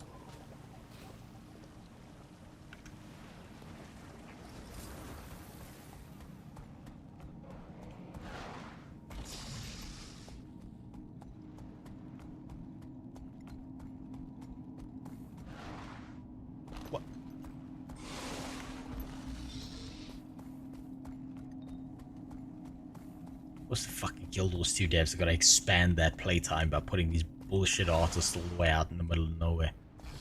Make life difficult.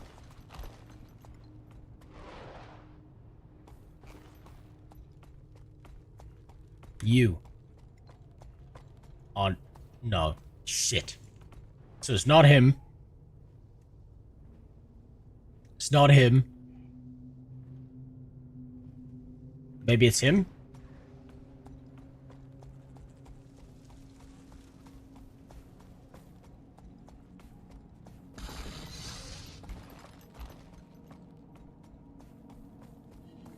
I don't even know the difference between the Living World Season 4 method and the Soto method. Where is he? Hey, there he is.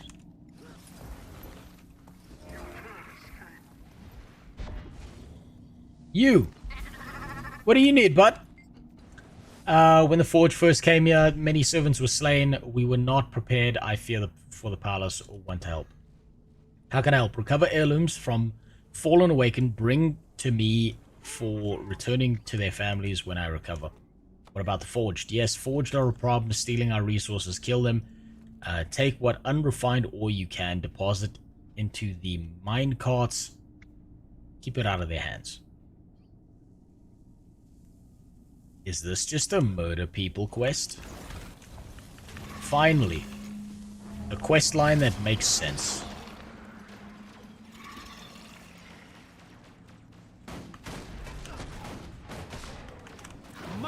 Oh, that's much better.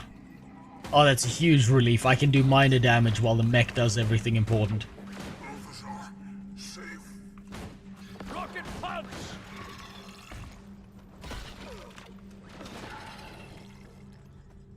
Oh, that's so much nicer.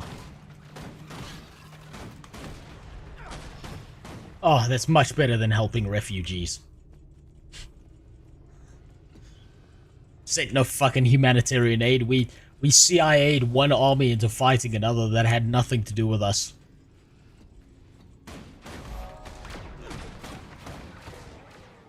Right, what are the other parts of this quest?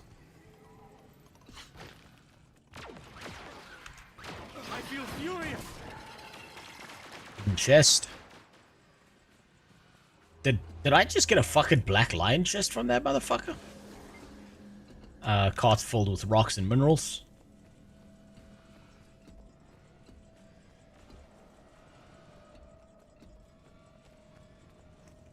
What do I get for helping this guy?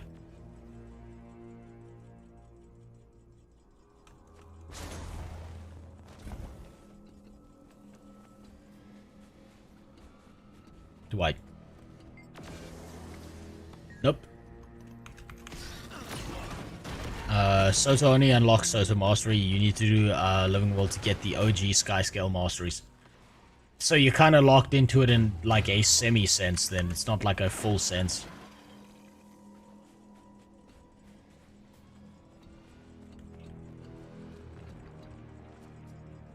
Well, fuck it. I suppose they just go down there and just start killing shit, right?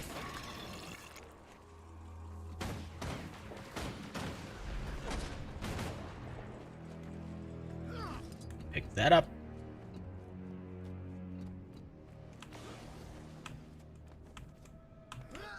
Put this in here. Go here. Get the mech to do all the work. Might and glory. That's how it's meant to be. God, look how beautiful that mech is. Just doing all the work for me. This is the most amount of damage I've ever seen. Yes, and it's not even me doing it. It's the NPC next to me. We couldn't become a hero, so we built one instead. I feel furious.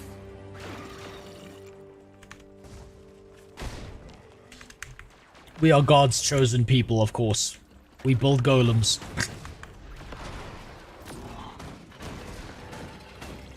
Oh my god. Oh my god, that thing does so much fucking damage, that's ridiculous.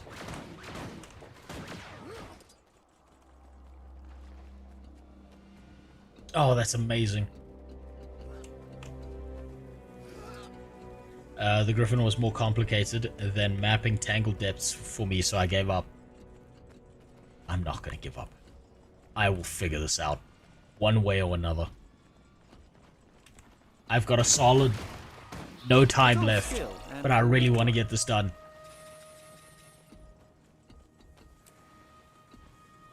Okay, now I've got to go back up to that fucking guy who's dying on the cliff. Whoop, wrong cliff. Back up this way. He was up here.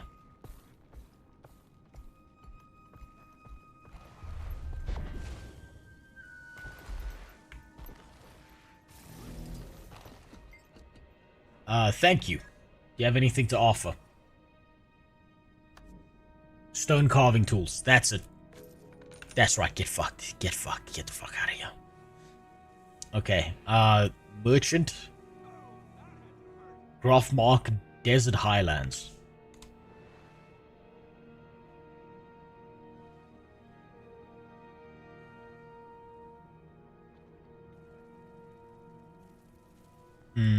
I get the feeling that it's probably this guy. Wait, hold on, that's a Choya thing. Help the Prickle Patch Choya or don't.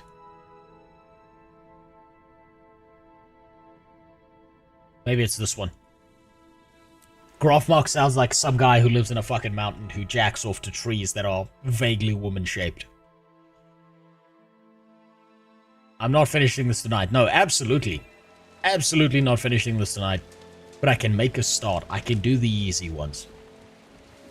I can get away with buying shit from merchants.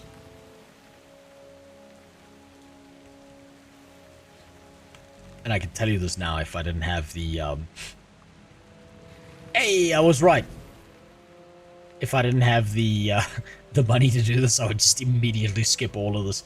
Newcomer, you're welcome here, but you will be more welcome if you help us. Battle is constant. Okay, what do you need to do? Tell me about the traps. How do I train pets? Pets wander all over the crawl. They're tame, but they don't know how to fight. Spar with them and they'll learn. How do I help the branded? Crystals draw the branded dangerously close to our walls. They're attracted to the energy. Kill any branded you see. And the traps are hyenas sneak into the crawl, steal our food. Reset the traps and kill any that have been caught. I'll worry. Okay. Wait, have I done this already? No, I haven't.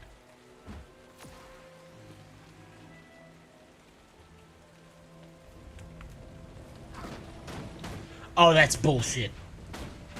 Oh, that's bullshit. I wasted a whole ability on him. Where's my mech? Where's my mech? That's better.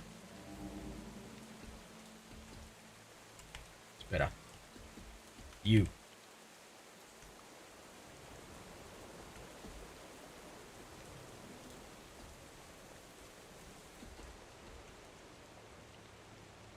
Reset hyena traps. Pushback encroaching branded. Now, where are the branded? I don't see a single branded. For the sake of time, challenging animals doesn't have to be done one at a time. I see one animal. An animal that I cannot challenge.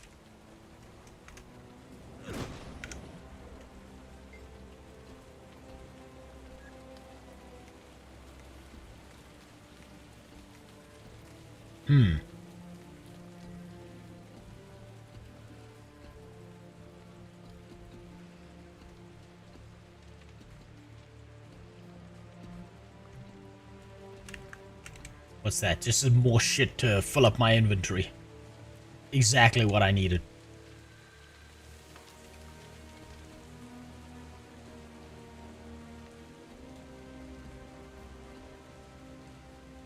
Take them out. Amalgam is fun, but it is going in release order, so you won't go for it for a very long time. I will get to Amalgam eventually. When I've got the hero points, I'm going to try out everything. I'm not going to limit, like, what thing I use. based on the expansion, because I've already like kind of done Scrapper. I just wanted to really try out Rifle Mechanist, and it's been fucking fantastic. You jerk off some ogres, see if that helps us.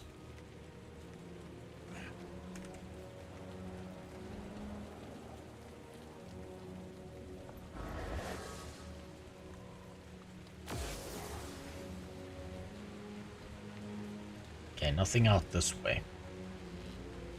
Oh, there's a branded. There's one of them.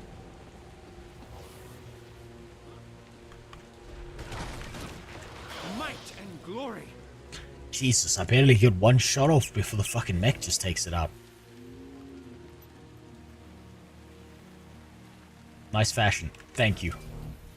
I decided to go with the cum-stained rags until I hit the next expansion. Then I'm going to change it up again. I'll find something racially offensive to use somewhere else.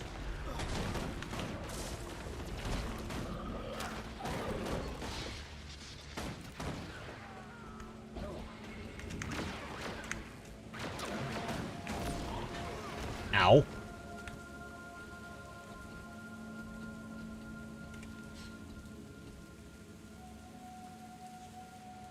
Ugh.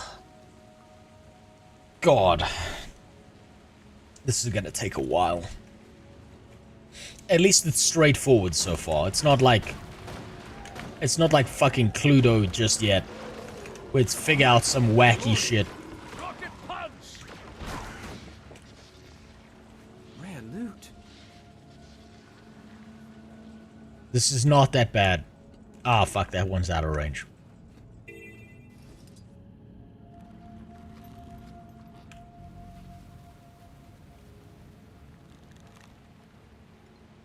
You know, the skimmer is actually quick becoming my favorite mount. Take them out. I feel furious. It's just so good. It's like a better version of the glider.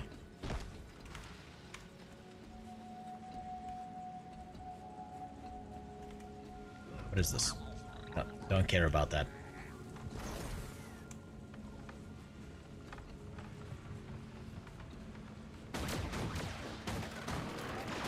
I think the skimmer is good.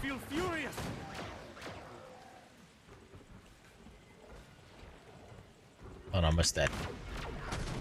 Wait for the new skimmer masteries. That's right, the new expansion has new skimmer masteries, doesn't it? What do you mean evaded? Get on the fucking ground, motherfucker.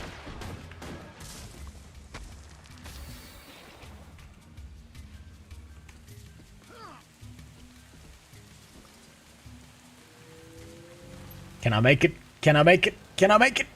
Oh, shit. Oh, fuck yeah, I did. Oh, beautiful.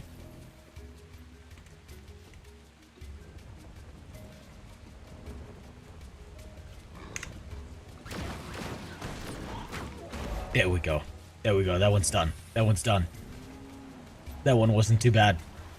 That one wasn't nearly as excruciating as the others. You look like you can fight. Come and help us.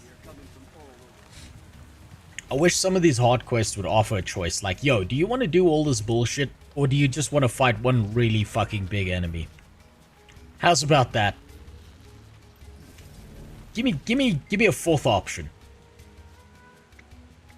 Do you have anything to trade? Let's go to the bottom one. Enormous supply of bird seed. Okay, bird semen collected. Wait, was that...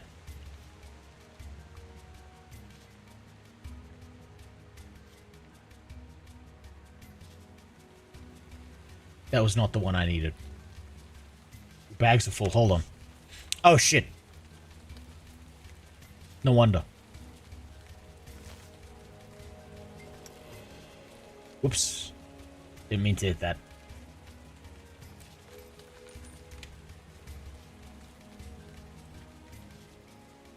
Strange droppings. What could be voiding this?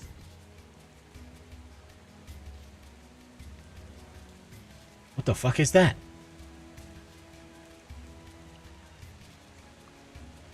There's another one?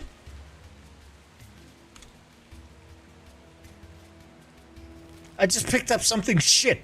And now I have to figure that out as well? And something else that... okay. So there's 3 things.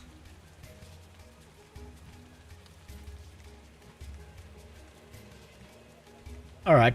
That's... okay, that's not too bad. That's not too bad. Same thing as the feather. Oh, okay, so it gives you like 3 drops that you get. Right. Open skies. Elon Riverlands. Sunspear Hermit. I think I've seen him before. Maybe.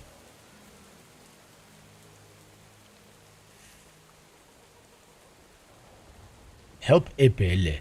No, I'm not gonna help him. Skimmer. Elon Riverlands. I think I've seen the Hermit.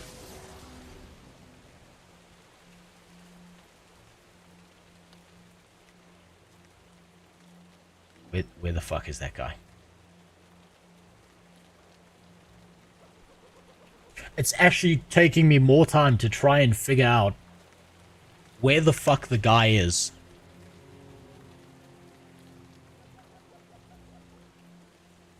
Oh wait, no, that's not a merchant. I just assumed that was the merchant one.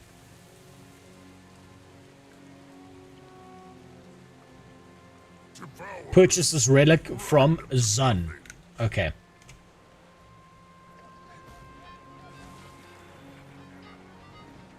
Zun. Not a Bele. Not Foreskin Kofi.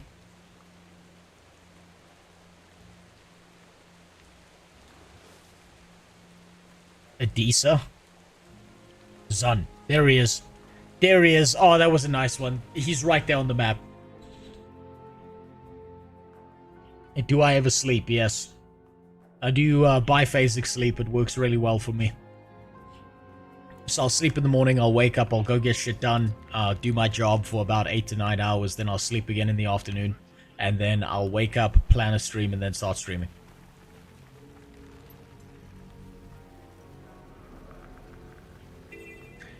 Biphasic sleep is a really difficult thing to get into. I wouldn't recommend it for a normal human being. It's really, really fucking rough. But if you can get into it, it's really good.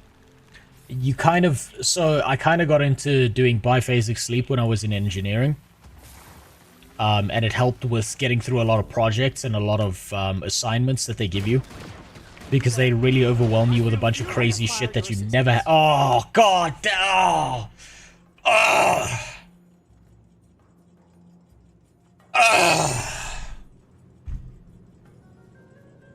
Oh! Really? Really, we gotta help a fucking Asura? We're out in the Black Man Desert and we gotta help a rat? Really? Of all people? Oh, and I'm using the term people lightly. Jesus. Thanks for the follow. A casual determinism. Oh, disgusting. Fine. I need help gathering forgotten glyphs around this area. Bring me glyphs from tablets, reliquaries, so my encryption golem can... here you go. Give me a current Glyph. report. Decryption process ongoing, but still incomplete. Partial report follows. Elder dragons will return. By pressure. I've seen that fucking thing so many times. By the forgotten gatekeeper. Light of the human gods. Author unknown. Worse than Skaven. 100% worse. I need a long-lost ancient ritual, and you give me a summer reading list? Back to work. A natural sleep cycle is 4 hours awake to sleep, like the majority of predators. Interestingly enough, if you go back and you start looking at the way they used to do things in medieval times, and that's right, a peasant had more free time than you do back in the day. What they used to do is they used to go to bed early, then they'd wake up, and between like the hours of like 1 and 3 in the morning, they used to be awake, do things for themselves, and then go back to bed, and then they'd wake up in the morning with the sun. What's your interest in Ascension, Theory, I can't stand him. I can't. I can't do it. I can't bring myself to talk to an Asura. Ugh. Disgusting. I feel filthy doing this.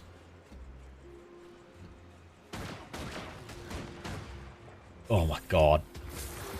Whoa! Hey, bud. You came out of fucking nowhere. Thank god I've got the superhero mech here.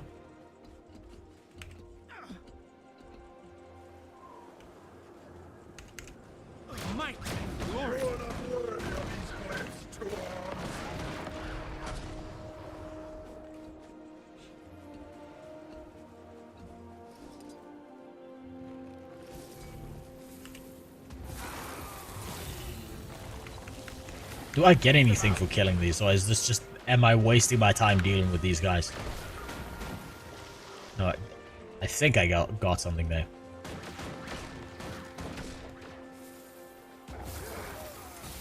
Send the Sura Stripper. God, no. Yeah, you know, that's how I get hit with murder charges, because you know I'm going to kill that thing on sight.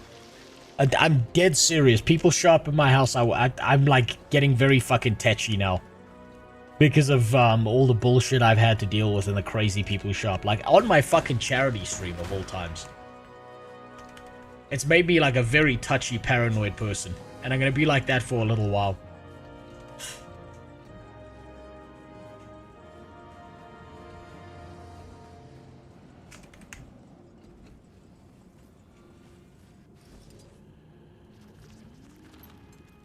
Right, let's see what this disgusting rat has to say. To him, glyphs. You there? You don't look busy. I require. Oh my god, that nearly filled the bar.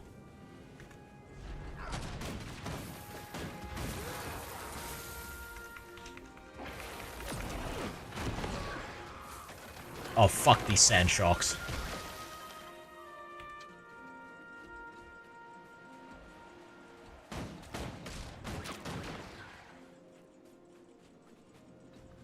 Get me away from this thing.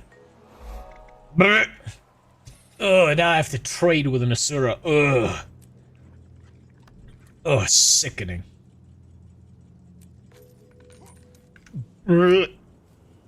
Disgusting. Right.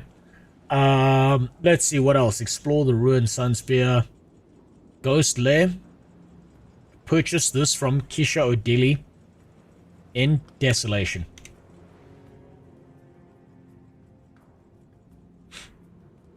One more. Just one more. I wonder if it's that one.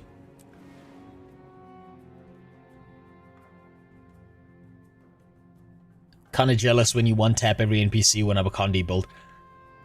I am so glad I didn't go for a condition build. I know, I understand that it's probably fucking insane damage over time. I register that. But I'm too stupid. Me one big bang thing disappear. Does it ever get better? The sulfur? I barely noticed. Okay, that's not the one I'm looking for. You must be new here. Just hit Not 3 that weeks. person. Where are you from? North, beyond the wall. Joko exiled my family when I was little. So Dunkoro? Is that the guy I'm looking for? For revenge? I guess. Kisha. Somehow I No. hadn't imagined that revenge would Not involve fighting Dunkoro. monsters. None of us did. Shut the fuck up! I'm trying to think, you fucking... Shut up, NPC. Okay. We've been fighting the No, Awakened for fuck so more long. than my speaking. Never thought I'd be rooting for them. Suddenly, they don't seem like such a threat. Right. Some peace and quiet. Let's see. Tarek. Kisha. Jesus, she's all the way over there.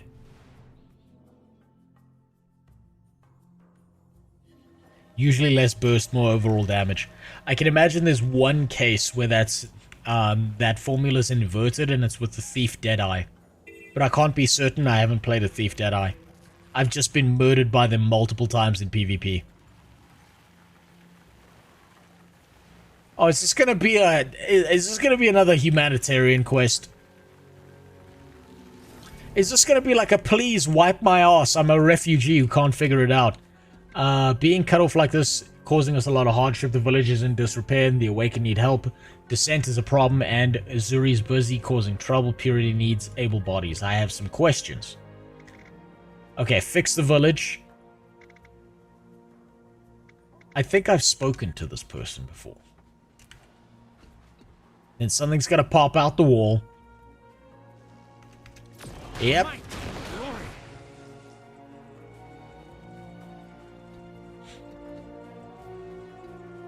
PvP is very different. Many things they aren't. Yeah, that's true. That is true. I've just got PTSD from getting my shit pushed in by them. Fuck, it's ridiculous how much burst damage they do. Get rid of the wasp nest. It's gonna spawn in wasps.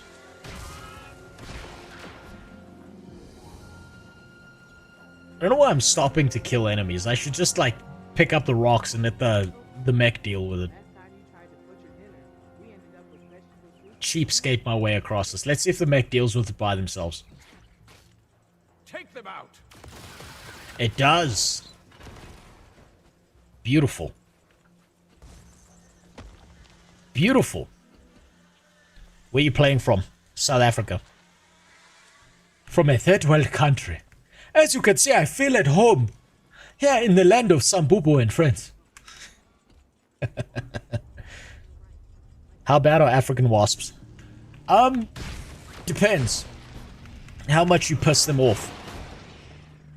Okay, so there's certain wasp species down here that'll build a big fucking nest and they look freakish as fuck and they move in this like really creepy alien way, but they're no threat. And then there are other wasps that are like these freakish elongated like demon spider creatures that just decide to be pissed off with you, and then they don't sting you once, they like machine gun themselves into your skin. I've been hit by them once and I never want it to happen again. So what's up, Lady of the Forest? It's fucking terrible.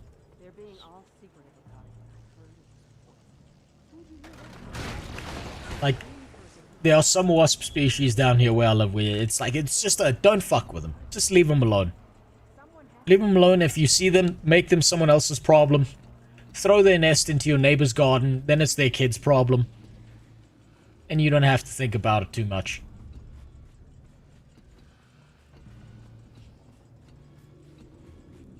Gotta go to work.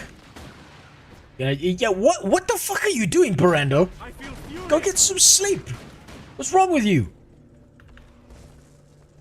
You should have been asleep this whole time. I promise you, whatever you gotta do is more important than the stream. Go get some goddamn sleep, you goddamn nutcase. Have any of you seen my boy? Can't say that I have. No, sorry. Check with his girlfriend? If it was Elon's cousin, media would have abused Rose in so many ways. You know what?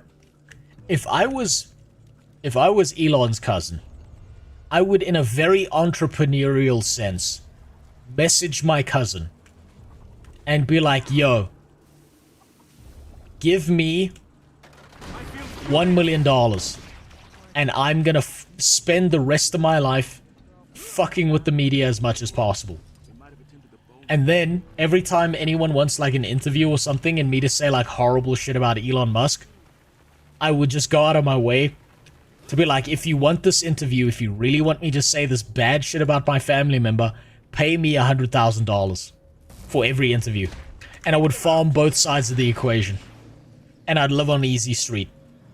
And because he'd be in on it, I would then, once I've farmed everyone and I've got enough to just stream for the rest of my life, and I don't have to worry about anything, I would then turn around and go to the media and be like, yeah, by the way, everything I told you was a lie.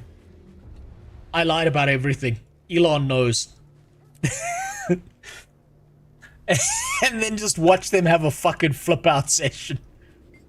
You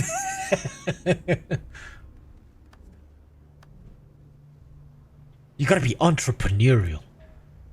If they don't have a soul, I don't need one either.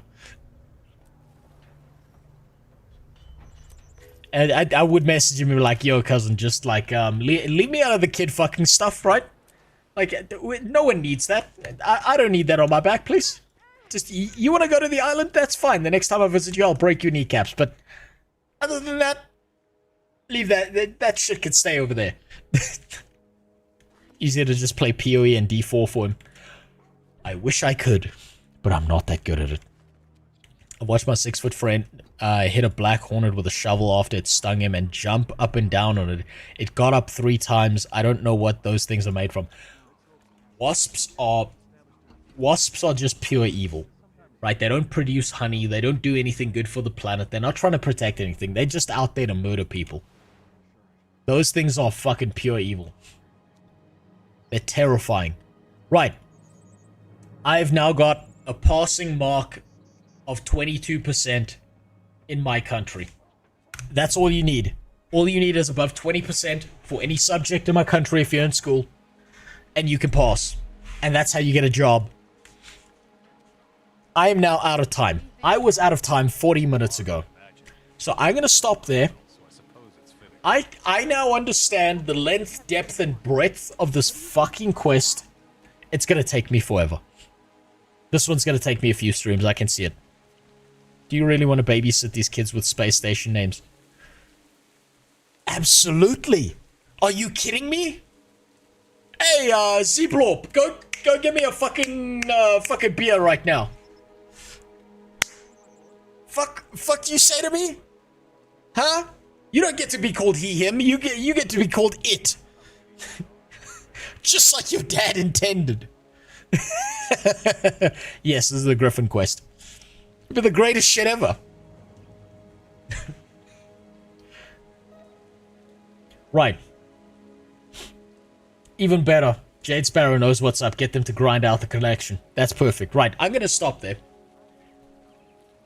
I feel like there's a chance. There's a chance this won't take me as long as Salad Bowl did, because I now have a mediocre understanding of how these collections work. It might go worse. It might go bad. Who knows? But I don't know what you're all doing here. You should all be living your life. I don't know what you're doing in this ball testicle stream. Go live your life. Go enjoy things. Slap your neighbor's wife if you can. Have fun with it. I'll see you all later. Goodbye. You don't need to be here. It's time to wake up. Or it's time to go to bed, depending on where you are. I'll see you later.